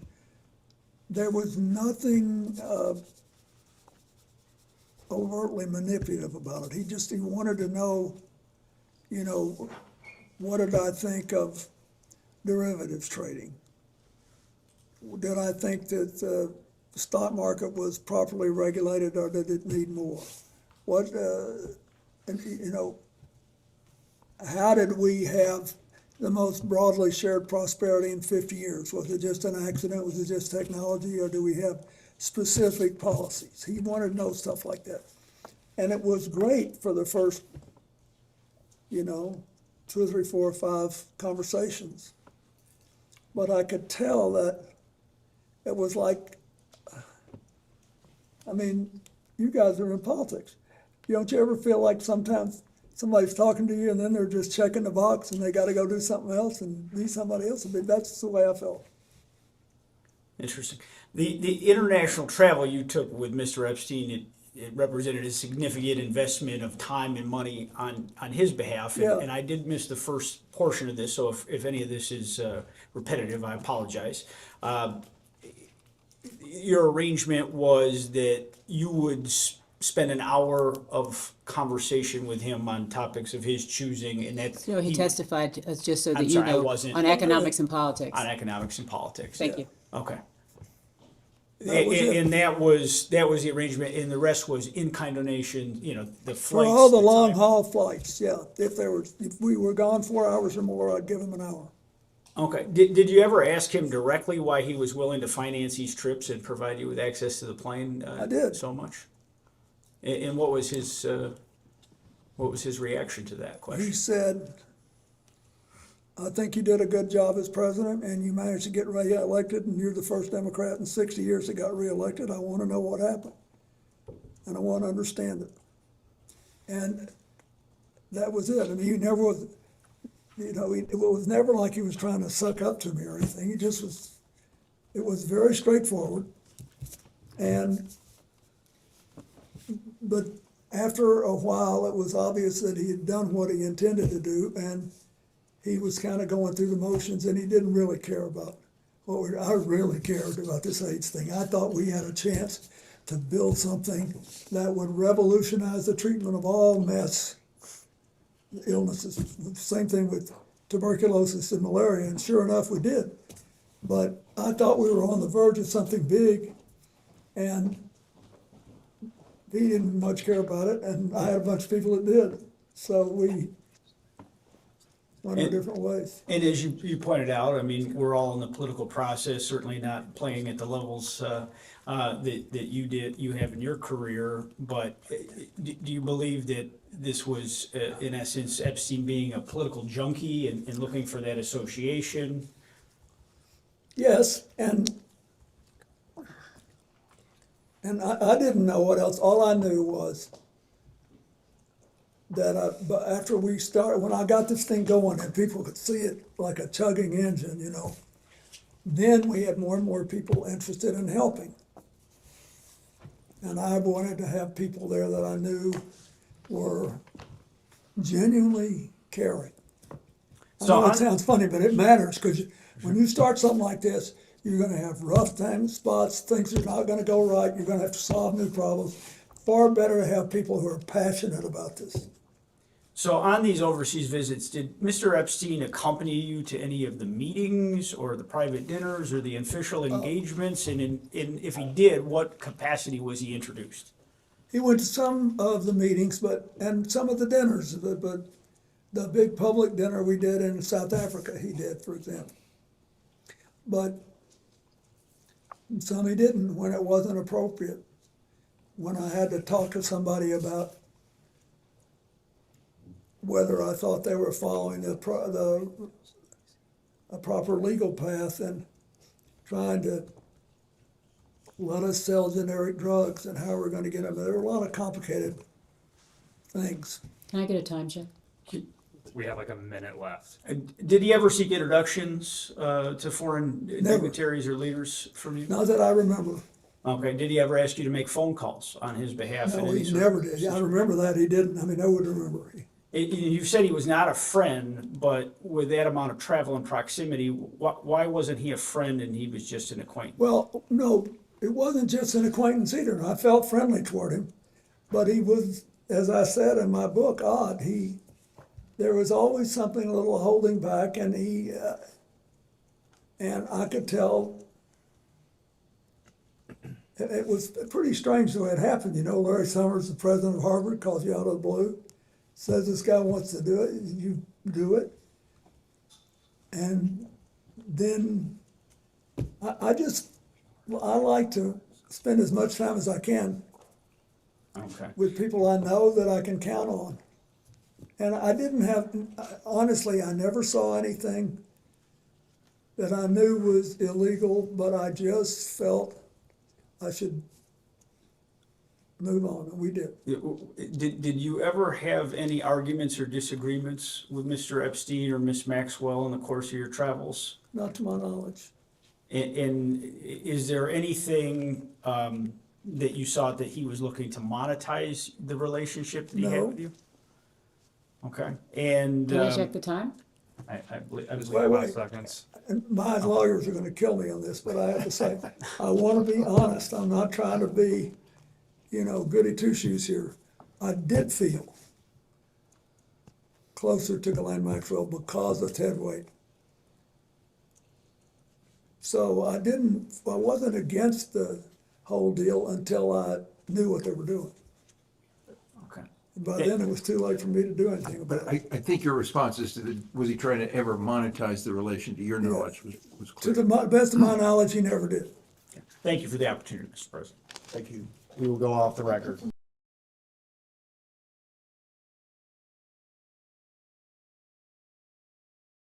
We can go back on the record. Mr. President, I just have a few more questions. I'll try to be as efficient as possible as we move through them. One is moving back in time just a little bit. In 1996, Maria Farmer, who was a confirmed Epstein victim, submitted information to the FBI that Jeffrey Epstein was sexually abusing minors. During your presidency, were you ever made aware of the information that Maria Farmer provided to the FBI in 1996?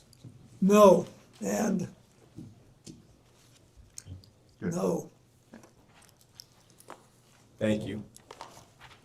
I'm going to move back ahead to the year 2003. There's just one international trip that I don't think we've specifically discussed yet. And that was in November of 2003, a trip to, I think, Russia and China on Mr. Epstein's plane. That's the last one I took. Great. So I'm going to give you, I think for us, the last piece of paper for the day, which is the flight log for that trip. And we'll mark that as Minority Exhibit L. And I'll give you a moment to receive that. Wow, Thank you very much. I'd forgotten I went to Russia and China. You went through Russia. Huh? You went through Russia, you're coming from Norway. Yeah, And for your counsel, that's a total of 5 trips distributed between the 4th, 5th, 6th, and 9th here on this log. yeah, this was another one of our AIDS trips, because Ira was on it. Yeah, so if you could just describe what you recall about the circumstances of this trip.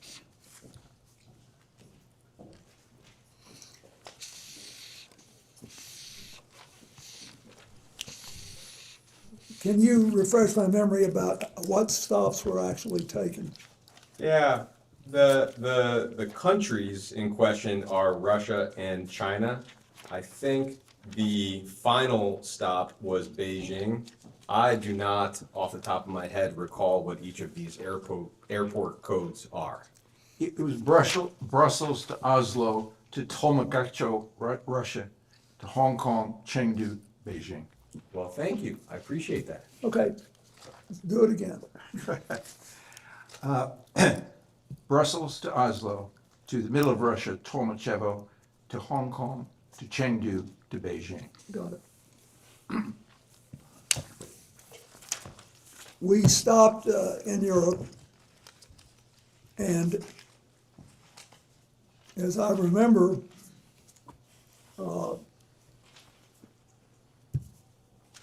that we did something with it.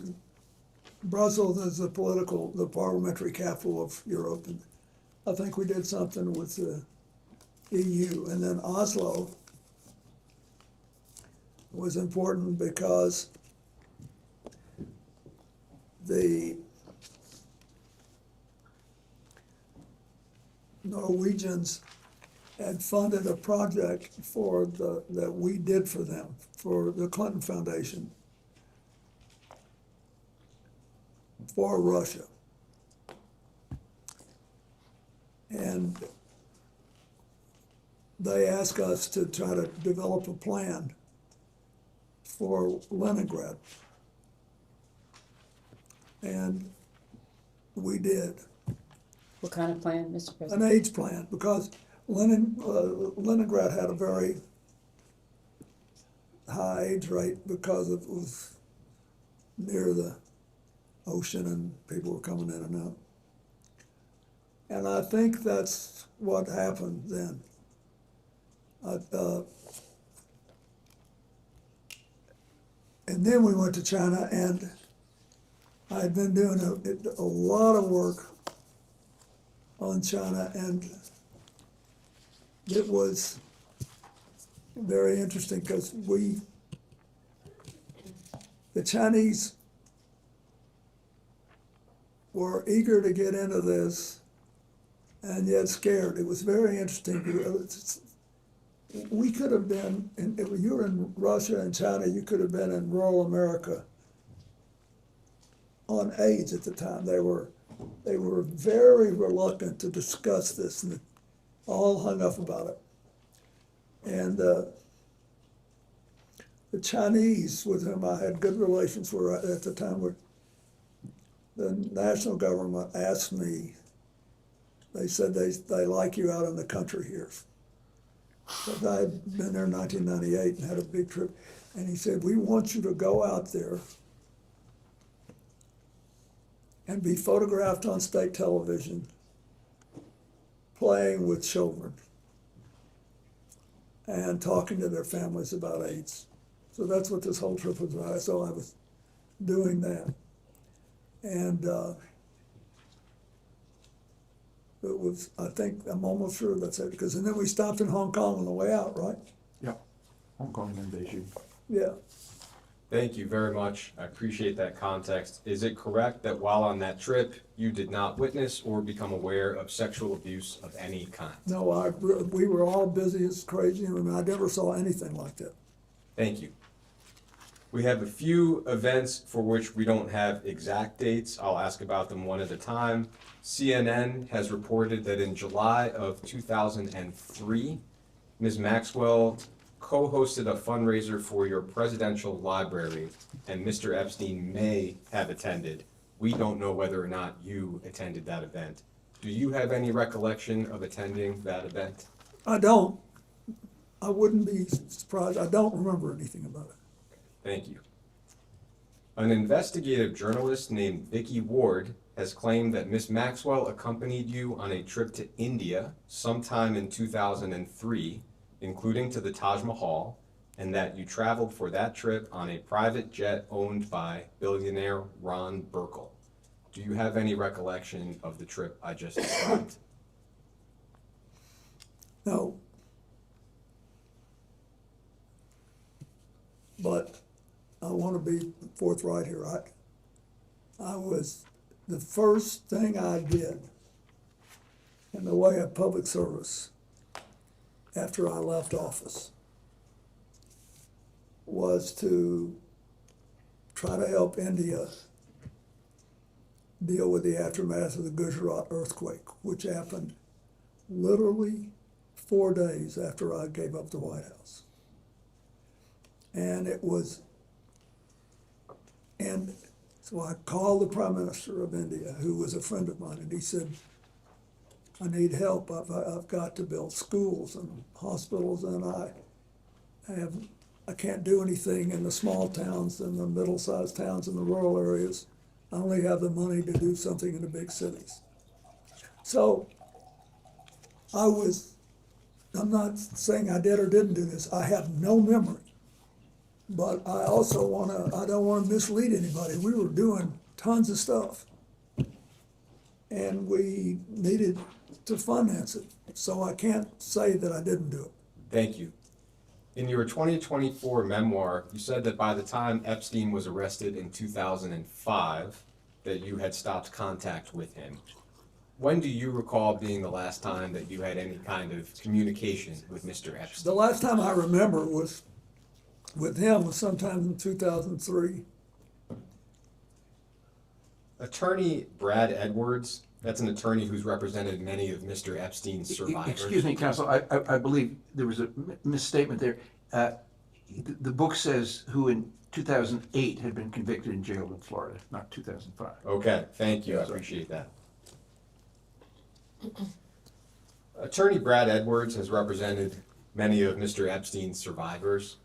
He claimed in a 2011 filing that he believed the Justice Department possessed some kind of correspondence from you from 2007 or 2008 on behalf of Jeffrey Epstein. At any of the various points when Mr. Epstein was under investigation, did you or any of your representatives ever submit any correspondence to the Department of Justice on his behalf? I have no memory of that.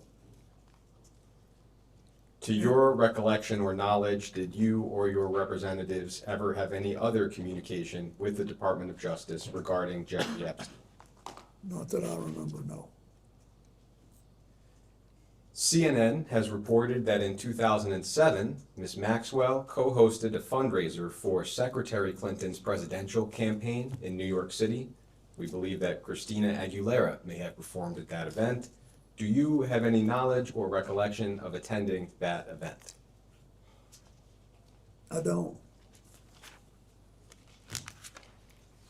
There was an email released as part of the DOJ files recently that suggested you may have attended a party at Ghislaine Maxwell's home in October of 2009, and that publicist Peggy Siegel, as well as Jeff Bezos, may have attended.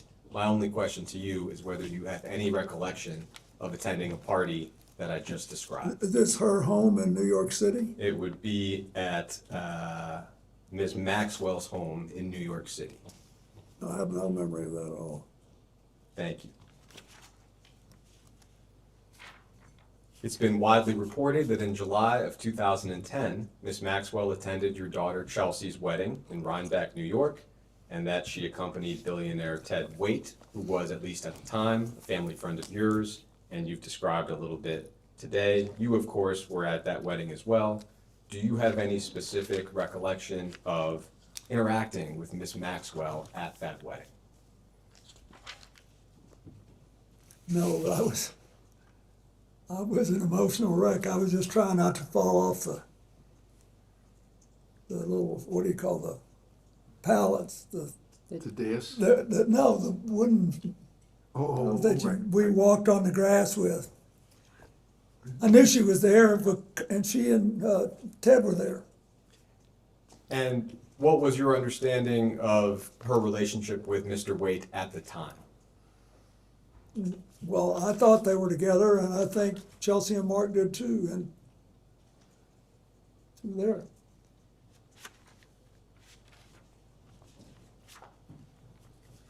It's also been reported that in 2011, your advisor Doug Band instructed an aide to remove Ms. Maxwell from all attendance-related lists for Clinton-related events. This was reportedly in the wake of Virginia Roberts DuFrey and allegations that she made at the time against many people, including Ms. Maxwell. Do you have any memory or knowledge of Mr. Band's instructions that I just described? I don't. Thank you. That takes us through most of the known timeline of your relationship with Jeffrey Epstein. There's just one more topic I would like to cover. That is the Clinton Global Initiative. In 2007, Mr. Epstein's lawyers claimed that he was part of the original group that conceived the Clinton Global Initiative. Would you agree with that characterization? No. Can you elaborate a little bit on why you would not agree with that? I wouldn't agree with that because the first time I ever discussed what became the Clinton Global Initiative was with Doug Band and the rest of our small group on the way back from Davos. And Doug said we should have a meeting like this in New York at the opening of the UN. And we can make a lot of money because you don't have to go to Davos. You can meet all these people that we hear. And I said, I want to do it for an entirely different reason. It's fine if we make money, but the most important thing is that we give serious people a chance to go to meetings and actually make commitments to make positive change. I'm tired of going to meetings where everybody just bloviates and doesn't ever do a damn thing. So if we can figure out how to do that, I'm interested. And then we got, you know, a team. There was, to operationalize it, it was Doug Band, Mary Morrison, who had worked for me in the inner office at the White House, and a man named Ed Hughes, who was a wonderful young guy who stayed with us the whole 12 years. And they were working on how to stand up and do the mechanics of this. Then my job was to try to get some people who would come that people would want to hear and see, and try to, you know, make it exciting and make people actually want to make commitments. And so I think it was at that point that Ghislaine may have gotten involved. I don't know. You can ask them about it, but I'm just telling you how it began. It began with Doug said, let's do this and make money, and me saying, let's do this and make commitments. I think the question, Mr. President, which you've answered, was Jeffrey Epstein involved in the At the time, no, initiation? not at all. Thank you. But I do not know what happened afterward. It has been publicly reported that in 2006, Mr. Epstein made a $25,000 donation to the Clinton Foundation. Do you have any specific knowledge or recollection of that donation? No, I saw it I saw that it was reported. I don't know. Thank you. With respect to Ms. Maxwell, and you just touched on it briefly, she told DOJ last July that she was, quote, very central to the startup of the Clinton Global Initiative. Would you agree with that characterization? I would agree that she worked hard. I now know. I didn't at the time, because I was working on the other, as I explained, I was working on a whole other part of this. If I could ask you to limit your answer to your knowledge at the time. At the time, I did not know it. Thank you. The New York Times recently reported that in 2004, Ms. Maxwell arranged a $1 million payment to an events company called Publicis Group, and that the payment may have had some connection with the first Clinton Global Initiative conference in 2005. The reporting suggests that Mr. Epstein may have been involved with the payment or somehow aware of the payment. Do you have any specific memory or knowledge or recollection of the $1 million payment I just described? No.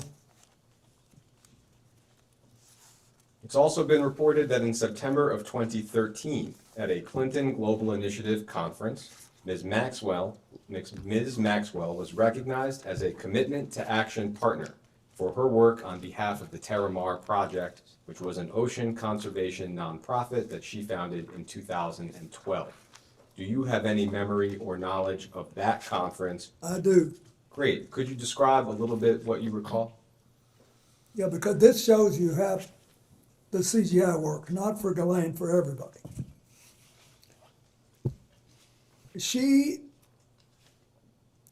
First, she was still with Ted Waite, and he was still heavily involved in ocean work. So that was sort of an incentive, but she had organized this group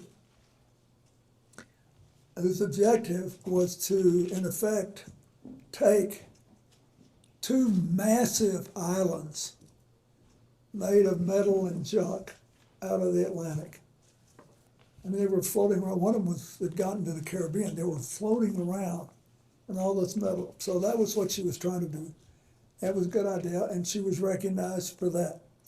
The fact that she was recognized was not particularly remarkable. Everybody who makes a commitment goes through a photo line and gets recognized. Did you have any personal role in Ms. Maxwell's recognition at that event? Or would that have No, I been... might have been in her room by the time she got it, but it was, no, they put the recognition in that room. I remember this specifically because it was where all the ocean freaks were, all the people that cared about this, that wanted to be. So that's why they wanted those things announced By there. ocean freaks, you mean people who are passionate about the ocean. Yes. Thank you. I mean that. People who were passionate about doing this, it was great. And so I didn't think a thing about it. Do you have any additional knowledge or recollection related to Ms. Maxwell's role at that event? No. Reportedly, in February of 2014, you had dinner with Ms. Maxwell and others in Los Angeles at a vegan restaurant called Crossroads Kitchen. That dinner may have been organized by your then Deputy Chief of Staff, John Davidson, perhaps around 20 guests. Do you have any recollection of the dinner I just described? I had a lot of dinners like that in Los Angeles, so I don't remember that specific one, but whenever I went to Los Angeles, I tended to have a dinner someplace in public with a lot of my friends, just to keep in touch with them, keep going. As far as you can recall, when was the last time you had any form of communication with Ms. Maxwell? I think it must be a decade ago, maybe even longer, I don't know, but it was a long time. Thank you.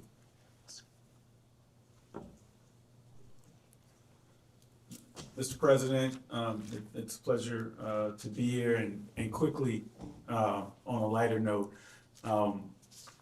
point of personal privilege, my birthday is November 5th, 1974, which shouldn't mean anything to you, but what it means is that I turned 18 2 days after the election, and I couldn't vote, and I'm still upset about that. So on behalf of my mom, I apologize, she was a little slow. President Clinton, as counsel noted at the beginning of this deposition, Donald Trump posted on social media that he wanted Attorney General Pam Bondi to investigate you and other prominent Democrats in order to distract from his own close ties to Jeffrey Epstein. That post was previously marked as Minority Exhibit B, which you already have. Yep.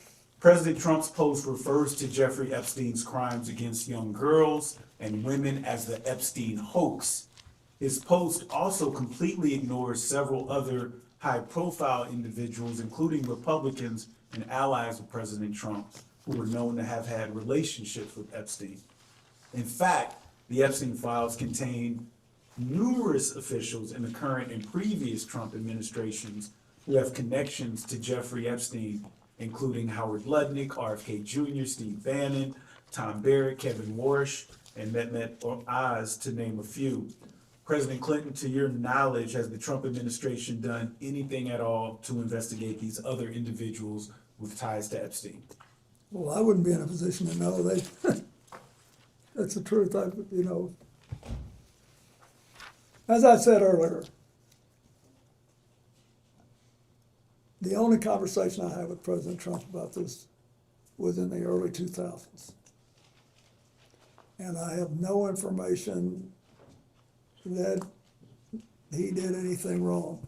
I just want it all out there. I want everybody to get it all out there and let everybody see where we are. And had you had any conversations with him since the early 2000s about this subject matter? No.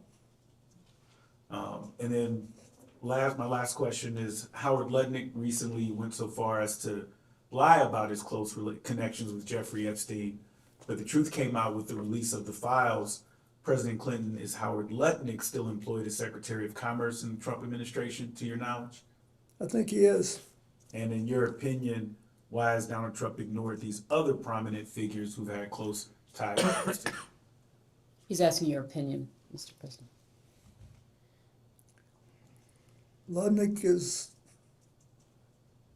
runs a big company and has made a lot of money and has supported him strongly.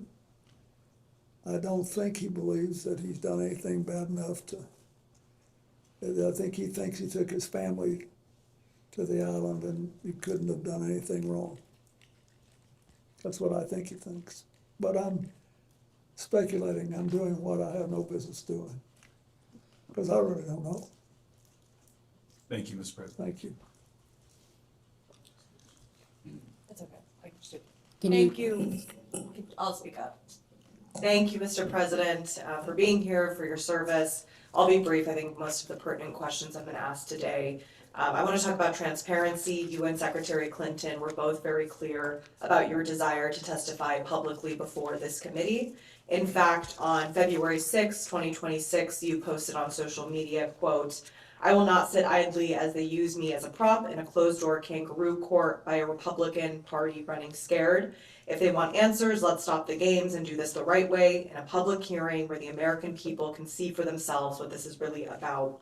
President Clinton, why do you feel it is important for you to testify before this committee in a public setting? Because I think that first what happened with Jeffrey Epstein was horrible.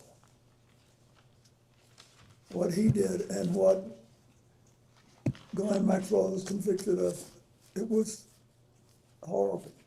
We can't tolerate it in America and shouldn't. We ought to keep doing as Hillary talked about yesterday, try our part to get rid of that kind of trafficking around the world. Secondly, I was on the plane. It may be that I've said something today that gave you some indication that would help change policies or something. So I thought it was important. But I also think people know that there's been a little bit of zig and zag and ambivalence about, how we should, how hard this thing should be put out there. And I'm not pointing a finger at anybody or anything, I'm just saying we know that. And so I think it's important that we get it all out. So to be clear, this committee issued a subpoena to the Department of Justice to release the full and unredacted files last summer. There's also now the Epstein Files Transparency Act that asked for the same that President Donald Trump signed into law. But still, the Department of Justice under this administration has not released all of the files, and there's been many illegal redactions. Do you think that we, of course, as Congress and the American public should get the full and unredacted files immediately? I think unless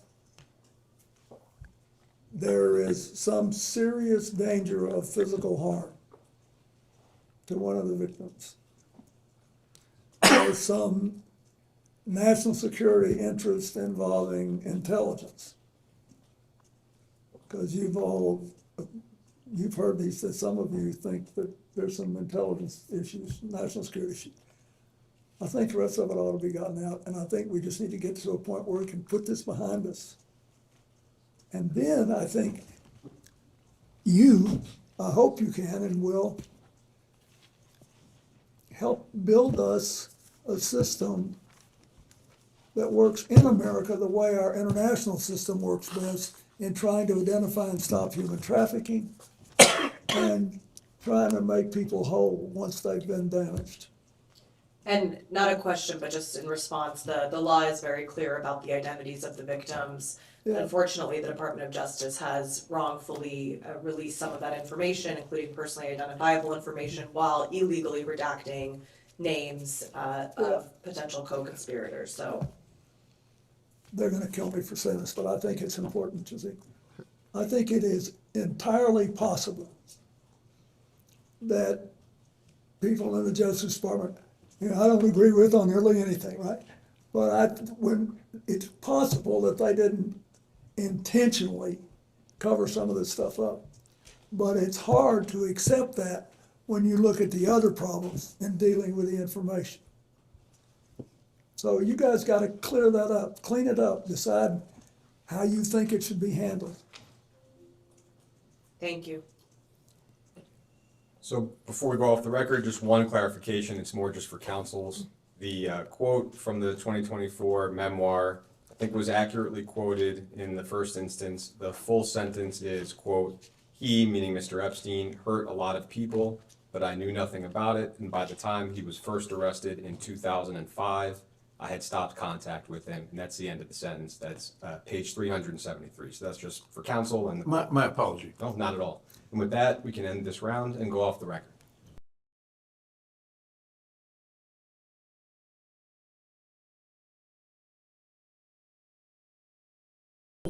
We'll go back on the record.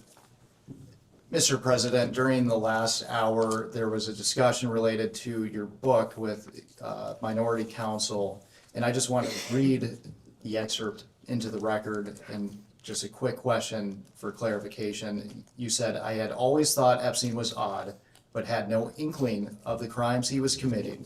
He hurt a lot of people, but I knew nothing about it, and by the time he was first arrested in 2005, I had stopped contact with him." We understand that Mr. Epstein was arrested in July of 2006. Can you explain the discrepancy? You're asking him to fact check his own book? Correct. Okay, I mean, No. Can you explain it around? I can't. I'm sorry, we made a mistake. Thank you. All right, Mr. President, Congresswoman Nancy Mace from South Carolina, thank you for being here with us for hours today. I know it's been a long day, and I know that we're going to wrap up soon for you. Did you know one of the witnesses who testified in the Epstein cases that Epstein said, you quote, "like them young"? Why would Epstein say that about you? are you asking his opinion? You're I'm- asking him to think about why Mr. Epstein would say Correct. something Why about would, him? why would Epstein say that So about she's the asking you president? to try to be in Mr. Epstein's mind and guess at what Mr. Epstein would have thought about. First of Clinton all, likes them young, referring to girls.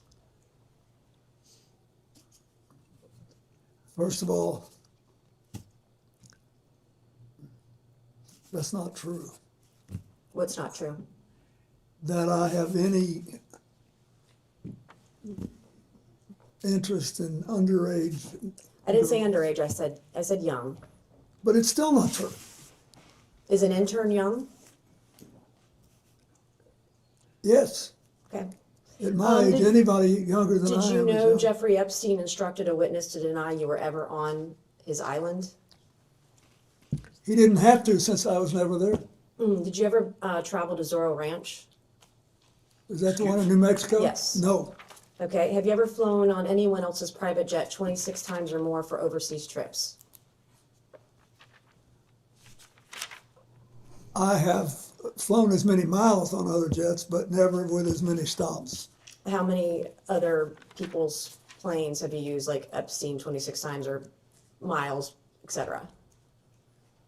I don't know. I did with Steve Bing, who's now deceased, and probably with 4 or 5 others. Okay. Interesting. So maybe about a half dozen billionaires total. So, how many dinners did you have with Ghislaine Maxwell or Jeffrey Epstein in attendance? She's asking to the best of your recollection. I have no idea. Okay. Did you ever discuss sexual misconduct allegations made against you with Epstein or Maxwell? Never. Did Epstein or Maxwell ever offer to help manage or silence women who made sexual misconduct allegations against you? No. Did Epstein or Maxwell ever offer financial support directly or indirectly to legal defense funds related to impeachment proceedings or civil actions against you? Not to my knowledge. Do you think a young girl massaging a president is unusual? So are you asking his opinion? Well, You're he was asking his massaged by opinion? a young woman. I'm asking if he thinks it's unusual that a president, sitting president of the United States, leader of the free world, that So it's I'm sorry, unusual a are you young woman speaking would to, be. are you talking to the instance of the Yes, is it unusual that the a young back woman would be massage massaging- that occurred while he was not president? I'm just trying to understand. You said a president of the United States? Former president? Thank you.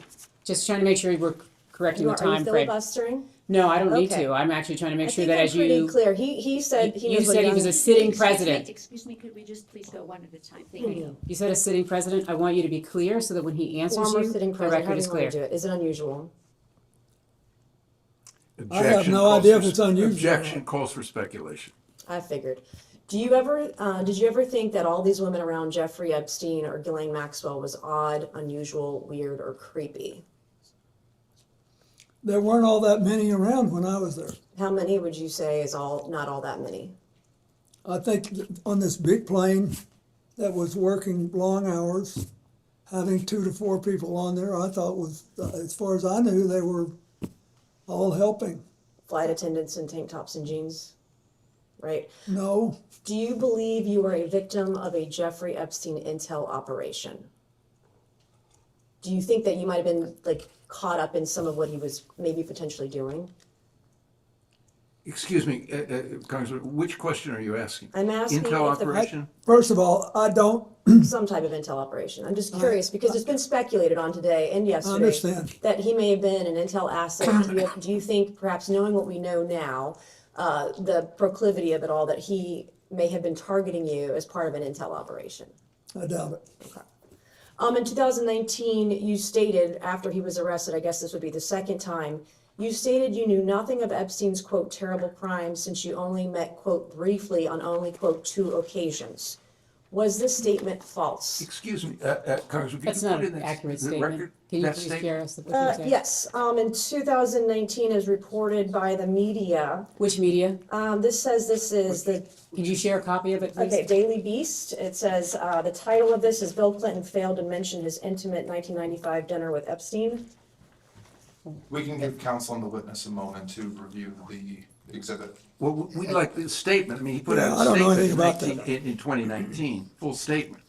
And it will be marked Exhibit 22. So to be clear, the basis of your question is a news article with respect to the Daily Beast as to a dinner. Is that accurate? Nope, it's a question in the first paragraph, which reads, hours after Jeffrey Epstein was arraigned Monday on several sex trafficking charges, former President Bill Clinton publicly downplayed his relationship with the pedophile financier, saying he knew nothing of his terrible crimes since they only met briefly on 2 occasions. And that's in the Daily Beast. Correct, that which not is in correct? your hand right now. Great, that's what I just said. Mhm. Thank you. Well, what would What's you your like to question? know? So my question is, you stated you'd only met Jeffrey Epstein in 2019. You stated you'd only met him on 2 occasions. Was this statement false when you made To it? be clear, this is a news reporting that is Yes. saying that that's what he Did said. you make this statement in 2019? Congressman, would you put in the statement that he made? This is a news report. Okay. It's double hearsay. Did So you make this statement in 2019 as reported by the media? So you're asking whether or not he made a statement to the Daily Beast? Nope, it says, quote, it's quoting him or his office, et cetera. Are you denying you made this statement? It's quoting a sentence. If you put in the entire statement, that's all we ask. To be fair, give him the statement, not somebody's report on it. I have no idea what the Daily Beast take is. There was a statement that was released that was broader than this, and they relied on only a portion of it. They relied on only a portion of his full And that's statement. the portion I'm focusing on. Well, He said he then- only was with Jeffrey So Epstein on it's 2 actually a occasions. misrepresentation of his entire statement. Well, can you let your client answer the question? Well, can you ask it in a way that would make it clear that what you are I'm being actually very asking clear. His statement said is he the met with broader Jeffrey question of Epstein. what did he say? He said he briefly met with him only No, on 2 the occasions. Daily Beast selected that piece So are out. you denying that the president made this statement? What I'm saying is that there is an entire statement, that's the statement on which the president spoke to. Would you like to provide it to this committee? We're happy to provide that committee. It's Okay, been I would like publicly to ask reported. the president this question. Was that a false statement that you made in 2019, that you only met with Jeffrey Epstein briefly on 2 occasions? Object to the basis of this question. Wait. This is, you're asking him about a news article, not the statement he It's quoting made. him. It's quoting the president of the United States. Quoting Are a you sentence. denying the president made this statement? I'm telling Are you denying he No, made I'm this statement? telling I you- want to know. No, I'm telling you that the Are you president making a made a false full statement statement. You are selecting a piece of it. Let's put in the My entire source- statement he made. I wasn't in federal office in 2019. I was not a part of this committee. I was a state house rep from Goose Creek, South Carolina, and I'm quoting open sources that I have. To the best of my knowledge, I'm not rich with a bunch of attorneys, okay? I'm doing the best that I can to get the information that I can, and I'm asking if the president was telling a lie in 2019 when he stated to the public he'd only met with Jeffrey Epstein on 2 occasions. He He did didn't not say say to that the only public, in you're the statement, misrepresenting. Congresswoman Mays. Let me be clear. I'm not asking about your right to ask him any question, but don't do it on the basis of a news article. The news article is quoting his statement. So is the news It's quite- article lying? Is the news not article lying. false? It's false if you take it to mean what you say, which the statement did not do. Do you understand English? I Seriously. think I do. I don't I'm not from think you South do. Carolina, but I think I do. Did you make a statement, Mr. President, in 2019 that you only met with Jeffrey Epstein twice? I'm asking a question a different way. I have no idea, but I think that when I answer that, I don't believe I remembered anything about meeting him in 1995. So when making a statement about Jeffrey Epstein in 2019, would you have checked with your staff on maybe White House logs about the 17 times he visited, dinners you had with him, fundraising that you did with him, fundraising dinners he was on, you were on his flights 26 times. Would you have checked with your staff before making such a statement, or would you have just Congressman Mace, what statement are you talking about? Are you talking This about the statement. entire statement that he made in 2019? Ms. Mace, can I You just don't ask even you know for the, what it is. Ms. I Mace, don't can I have ask you for the my record? Excuse me. Ms. Mace, can I ask you for the record, can you read the article into the record, please? I'm not gonna read the article into the record. Well, Ms. Mace, you are indicating that this article I'm misrepresents a quoting piece. from, Could you have you not read the asked article anybody into to the read an record? article into the record. I'm not going to do that. You've Well, not this done is the that yet. basis I'm not on which going you're to. relying. You're not in charge of me. I am quoting I'm from not this seeking to be in article. charge of you, believe me, that is something I would not at all even try. seek to be, so I want to be respectful. But I Counselor. am asking, if you're asking him to speak to this, can you please put the entire article in the The record? entire article is in the record as an exhibit. What exhibit number is this? 22. 22. And yet, Counselor, I It's believe already in the question record, has been Counselor. clarified to reflect only the small portion of the larger statement, to whatever extent the witness is able to answer to his recollection of that portion of the statement and any preparation that occurred to make that statement. so in other words, what you have just articulated, that the question's been clarified by Ms. Mace or by you, that what is intended is to actually only be speaking to the selected piece out of the entire statement that was released by the president's office. Is that what you're clarifying? That's what I'm focused on, yes. Okay. So if you read this, I've been, you really want to know is if I was at a dinner No, I don't. My question was that about your Ron statement. Perlman No, sir. gave. No, sir. I'm not asking about that dinner. I'm asking about the statement at the beginning of the article. I would like to ask another question. Your statement in 2019 about only meeting with Jeffrey Epstein on 2 occasions briefly. That is not was a that- correct, I'm going to object to that characterization. I That is believe- not what the statement says. Okay, so the You're third reading the paragraph Daily down. Beast article. So to be which clear- is a leftist rag, by the way. And on the third paragraph down, it says, in his Monday statement, Clinton said he had only, quote, one meeting with Epstein in his Harlem office in 2002, and around the same time made one brief visit to Epstein's New York apartment with a staff member and his security detail. Those are the two That meetings is in that were addition to this. referenced. So the Daily Beast, Bill statement Clinton failed to described. mention his intimate dinner, The statement 1995 described dinner trips. with Epstein. That's by Pilar Melendez on the 11th of July, 2019. All right, Mr. What? President, your statement saying you only met with Epstein briefly twice, was that part of an effort to cover up your close relationship with Jeffrey Epstein, correct? Object to the form of the question. It misstates the record. She's asking if you were trying to mislead the public. No, Okay, how many times did Ghislaine Maxwell visit your home in Chappaqua? I have no idea. Who invited her? Well, I don't know. I don't know how, she may have been, Mr. President, that's it. Okay. Hillary had political events there. Okay, so is it in your, is it to your knowledge, was she at your home in Chappaqua likely because your wife had her over for Senate events? That's what you testified earlier today, correct? That's not what he testified, but please ask the I would question like as him to to what he would clarify. actually, thank you, I appreciate that. I do not know, but if you are Okay, Mr. President, implying the if you don't know. reverse, I will volunteer something. She was never at my house in Chappaqua for any personal reasons.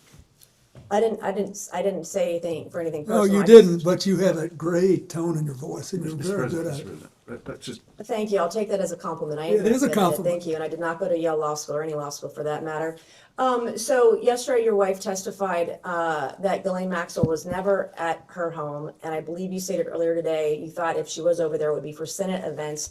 So was your wife falsely testifying Objection. yesterday before this committee, Mischaracterizes- or are So he you? doesn't have the benefit of his Mischaracterizes wife's testimony yesterday, Secretary's and so unless you all are gonna testimony. provide the transcript, or you're gonna actually provide that information, he's not in a position where he could address I that. believe all I said was that I didn't know Okay. that she had done. You postured that maybe it was for her Senate. I'm gonna have one last question, Mr. Chairman, and then you'll take over.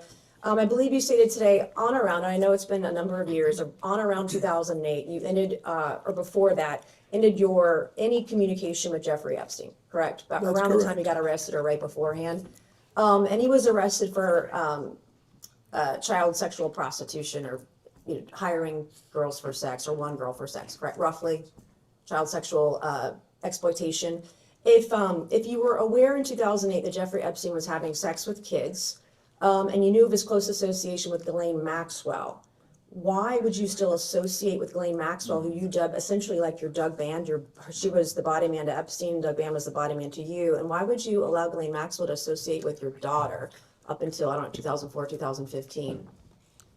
you knew he was a bad guy, why would you allow your So, daughter excuse me, to- what's the period in which you're saying he would have known that Jeffrey Epstein was After a bad guy? 2008, so up until, Ghislaine Maxwell was involved with CGI until what, 2015? And we confirmed today that he had a dinner with Ghislaine Maxwell in LA in 2014, so he's still hanging out with a close associate, the closest associate to convicted pedophile Jeffrey Epstein. But Excuse me. I guess my question is Congressman, why? Yes, the question, excuse me, is the question why Ghislaine Maxwell came to the wedding? Is that the question? No, I didn't even bring up the wedding. Okay, Why are sorry. you obfuscating? Why are you putting words in my mouth? You're smarter than that. no, let me Thank you. finish. I think, first of all,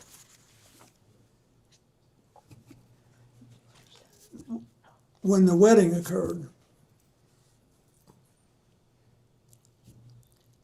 she was with Ted White, and she was for several more years. We did not know when Epstein was arrested that she was still involved with him. I think that clears a lot of this up. We didn't know. And I don't want all of you to we're all getting in a lather here. There's a logical explanation. We didn't know. And I'm sorry for what she did and what she allowed her life to become, and now she's living with it. And I have one final short question. I promise I'm done. I was severely and heavily duped by an individual in my life about 2.5 years ago. It's very publicly well known. You graduated from Georgetown and Yale, correct? Yeah. How do you think Ghislaine Maxwell and Jeffrey Epstein duped so many powerful and smart people, politically connected, powerful people all around the world? I really don't know. But I don't know. I've thought about it a lot. And if you can figure it out, I'd like to know, but. Thank you, Mr. President. And Mr. Chairman, I yield back. Yeah.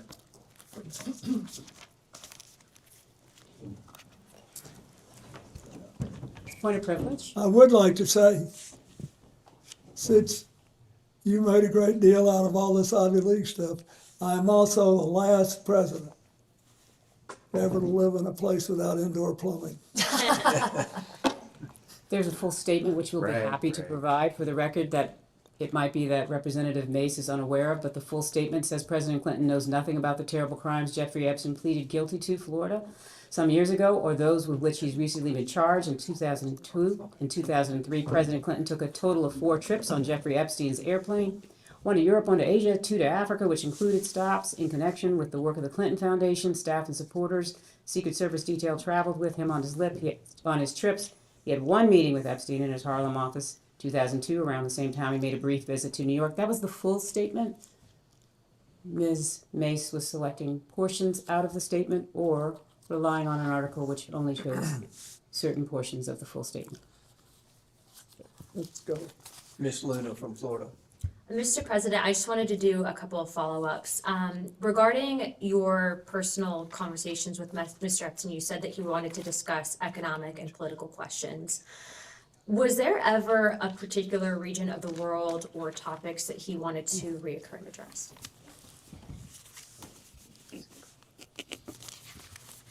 I do remember that he was interested in the 2 places that I was setting up the AIDS work, in Asia and Africa. In Asia, he wanted to know if I thought it was going to be the Asian century and the thing would be sustainable. And in Africa, he wanted to know whether I believed that you could have broad-based prosperity there, whether they could achieve something that they'd never achieved before. It seems that Mr. Epstein also had asked a similar question about America's prosperity and economic policy.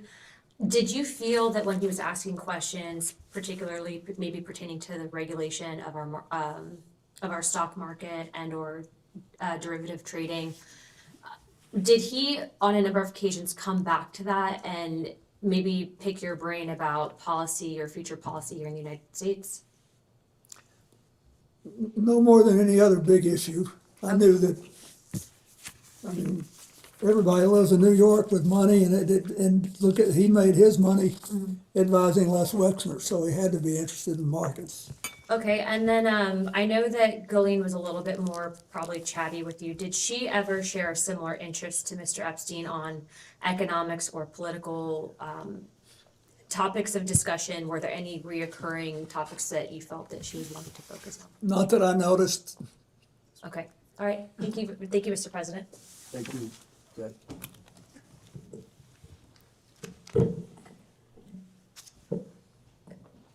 Mr. President, we've covered a lot of topics today, and I'm going to walk through some topics we've already covered, just to ask some questions for clarification. Okay. First, during your relationship, or the time that you knew Mr. Epstein, what did you understand his job to be?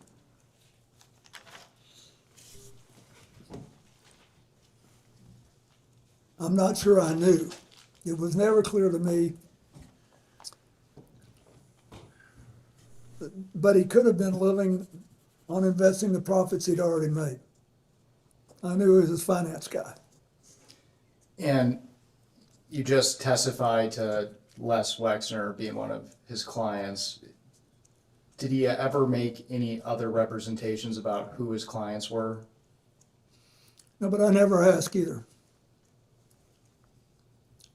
During the time that you knew him, did Epstein ever provide you with financial advice? No, Did he ever provide you with tax advice? no, Did you ever personally receive money from Mr. Epstein? no, Did Mr. Epstein ever loan you money in your personal capacity? not to my knowledge. So to be clear, did you ever exchange money with Mr. Epstein? Not that I remember. I don't believe I did.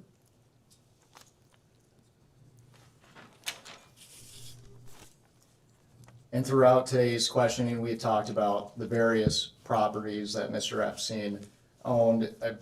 You testified to have visited the Manhattan townhouse, is that right?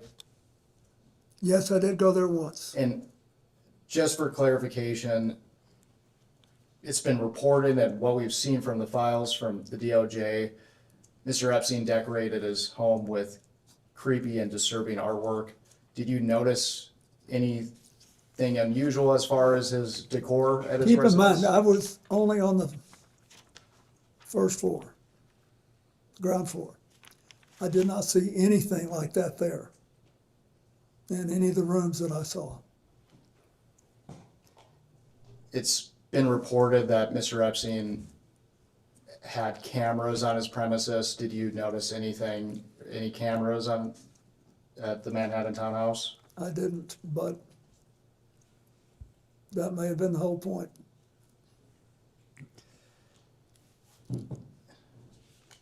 Mr. Epstein apparently rented a property in Boston at one point. Did you ever visit that property? No, Did you ever visit Mr. Epstein's apartment in Paris? no, Did Mr. Epstein or Miss Maxwell ever invite you to his property in Paris? no,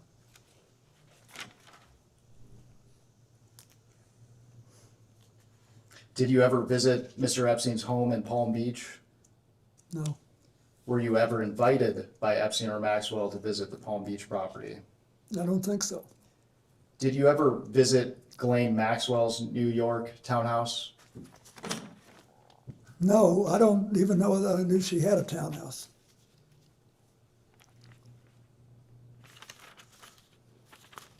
I knew about the only thing that he ever said anything to me about, Jeffrey, was the New Mexico ranch, and I never went there.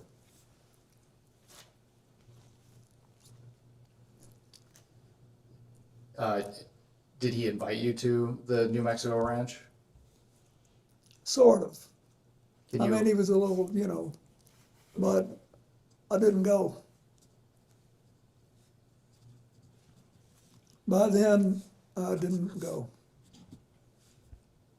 Was there a reason? I don't remember, but I didn't. I think it was as we got closer to the end that he said something about it. Mr. President, in 2005, police in Palm Beach, Florida began investigating Epstein. In July 2006, Epstein was arrested for the first time for soliciting prostitution for minors. For the record, prior to Mr. Epstein's arrest, were you aware of any investigation into Mr. Epstein? No. On October 20th of 2005, police executed a search warrant for Mr. Epstein's Palm Beach, Florida home.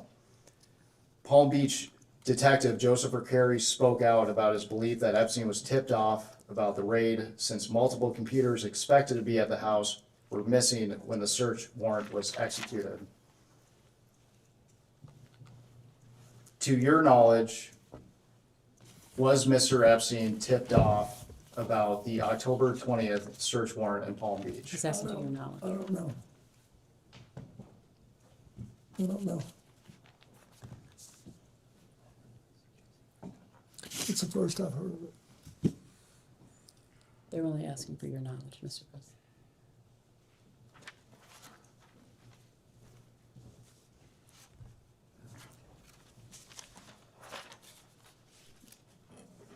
Mr. President, did you ever make any kind of attempt to influence the media's coverage of Jeffrey Epstein?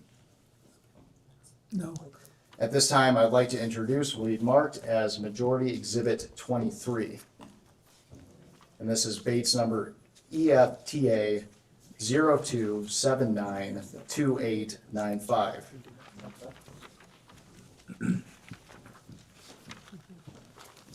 One page. Yes, ma'am. Thank you. Who's Shaza? I don't even know who that is.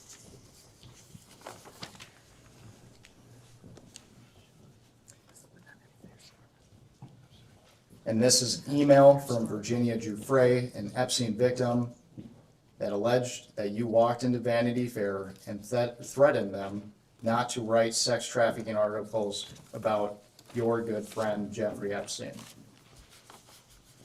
Mr. President, is this true? No.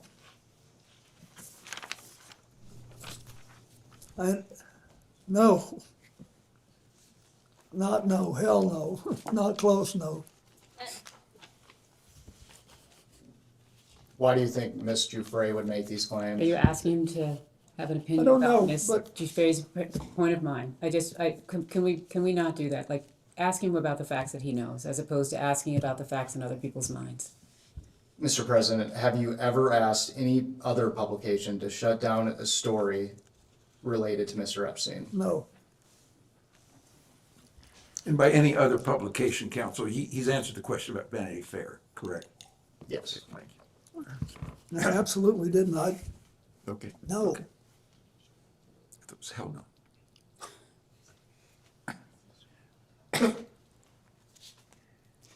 Mr. President, did you ever advocate for or suggest leniency in Epstein's case to any government officials, including those in the Department of Justice or Florida State Attorney's Office? No.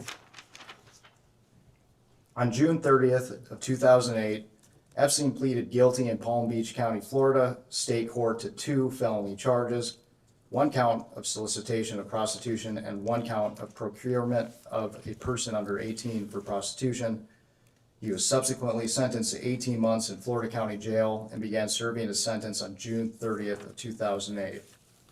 To be clear, you have not had any direct contact with Epstein after his arrest in 2006, is that right? That's correct. After his arrest or after the publication of when he went to jail in 2008? Can you just clarify the dates there? I will ask another question. To be clear, you have not had any direct contact with Epstein after his arrest and when he was incarcerated in 2008. Yes, to the best of my memory, that's correct.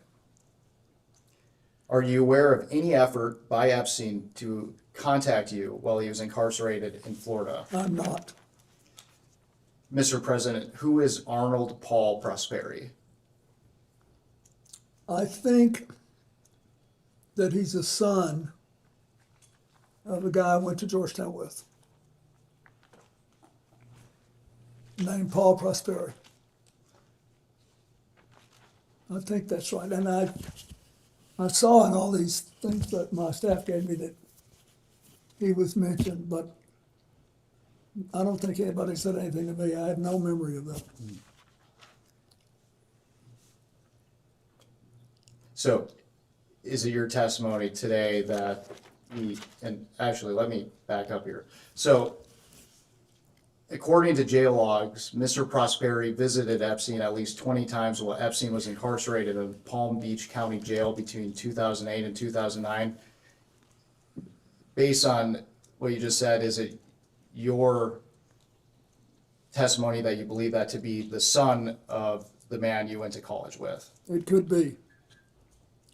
But he didn't talk to me.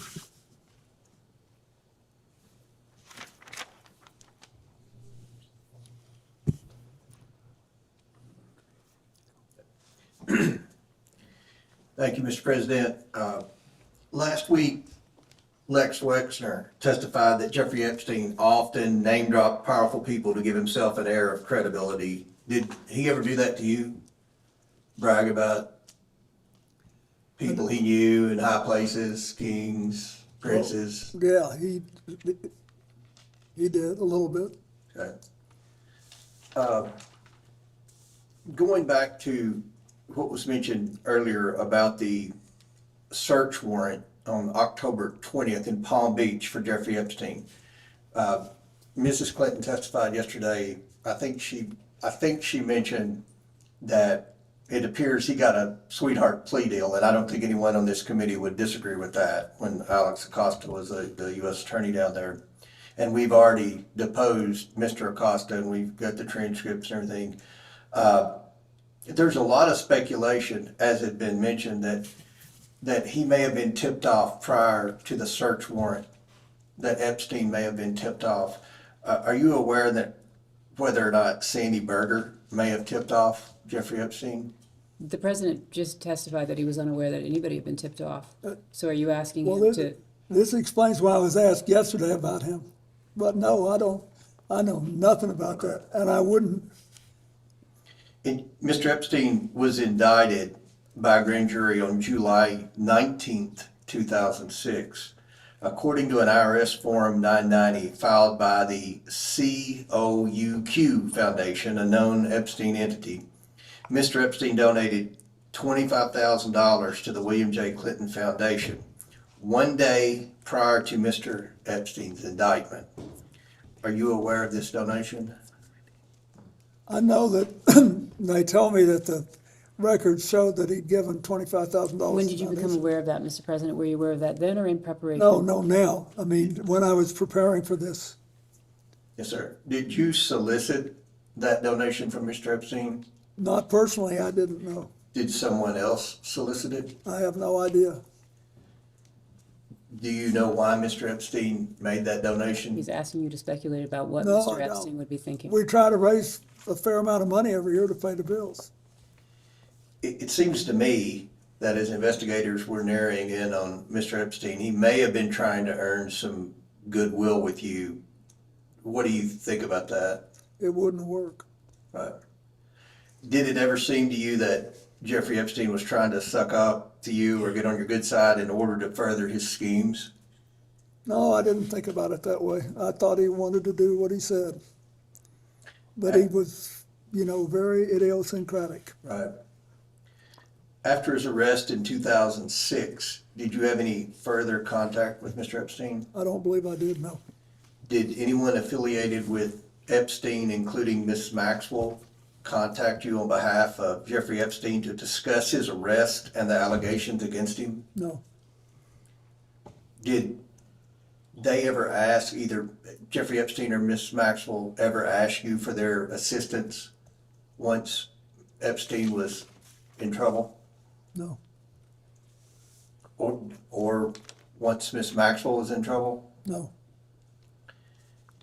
Did Jeffrey Epstein ever attempt to contact you while he was incarcerated in Florida? No. He didn't attempt ever to contact you? Not as far as I know, no. Yesterday, during the deposition of Secretary Clinton, she suggested that we follow the money with Epstein, because there's a big question: how did he accumulate so much wealth? And I think you had testified earlier, and if I'm wrong, feel free to correct me, that you didn't really know how he made his money. I mean, he had a big plane and, I knew that he had made an extraordinary amount of money from Les Wexner, who was quite wealthy. I had no idea whether he had made enough to support the lifestyle that I saw. and I assume you're aware Mr. Wexner testified under oath that he acted like he really didn't know Jeffrey Epstein very well, and which is kind of hard to believe because he paid him a lot of money and Yeah, he made him, yeah. but you never know. Yeah. Well, one of the things when we concluded the deposition yesterday, we asked Secretary Clinton, for her advice moving forward in the investigation. And with respect to a statement she said yesterday, it was something that we've done on the committee, the majority has done on the committee. In the past, we followed the money. We've subpoenaed bank records. We've subpoenaed suspicious activity reports from Treasury. Those were some of the things Ms. Clinton suggested. And in order to do that, obviously, we have to subpoena banks, specific banks for specific accounts.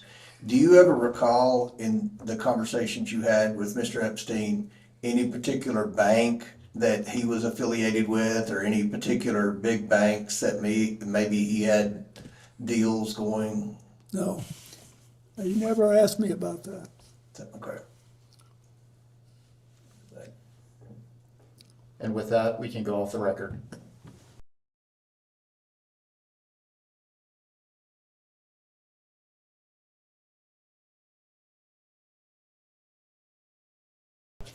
We can go back on the record. Mr. President, I just wanted to clarify one thing from the previous round. Our understanding of your testimony today is that with respect to the dinner with Ms. Maxwell in Los Angeles, you were not actually sure whether or not that dinner occurred. That's Is that correct. correct? Is that correct? That is correct. Thank you. As we start to close, is there anything you would like to add or clarify about what you've said here today? You're good. Well, you're good. I think we're fine. I'm struggling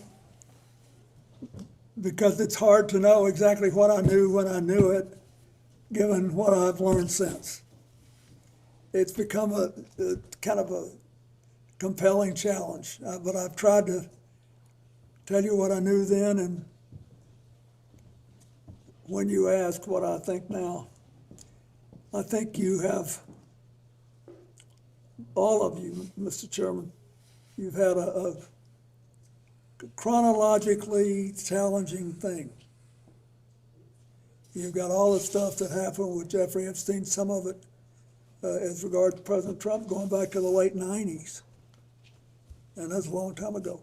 And then what we learned later, it's been difficult. But I have enjoyed it. You've been very respectful to me and given me a chance to talk to you. Well, we thank you for your time. And I wish you well. I still will say, if you can think of some things to do that will reduce the incidence of trafficking in America, and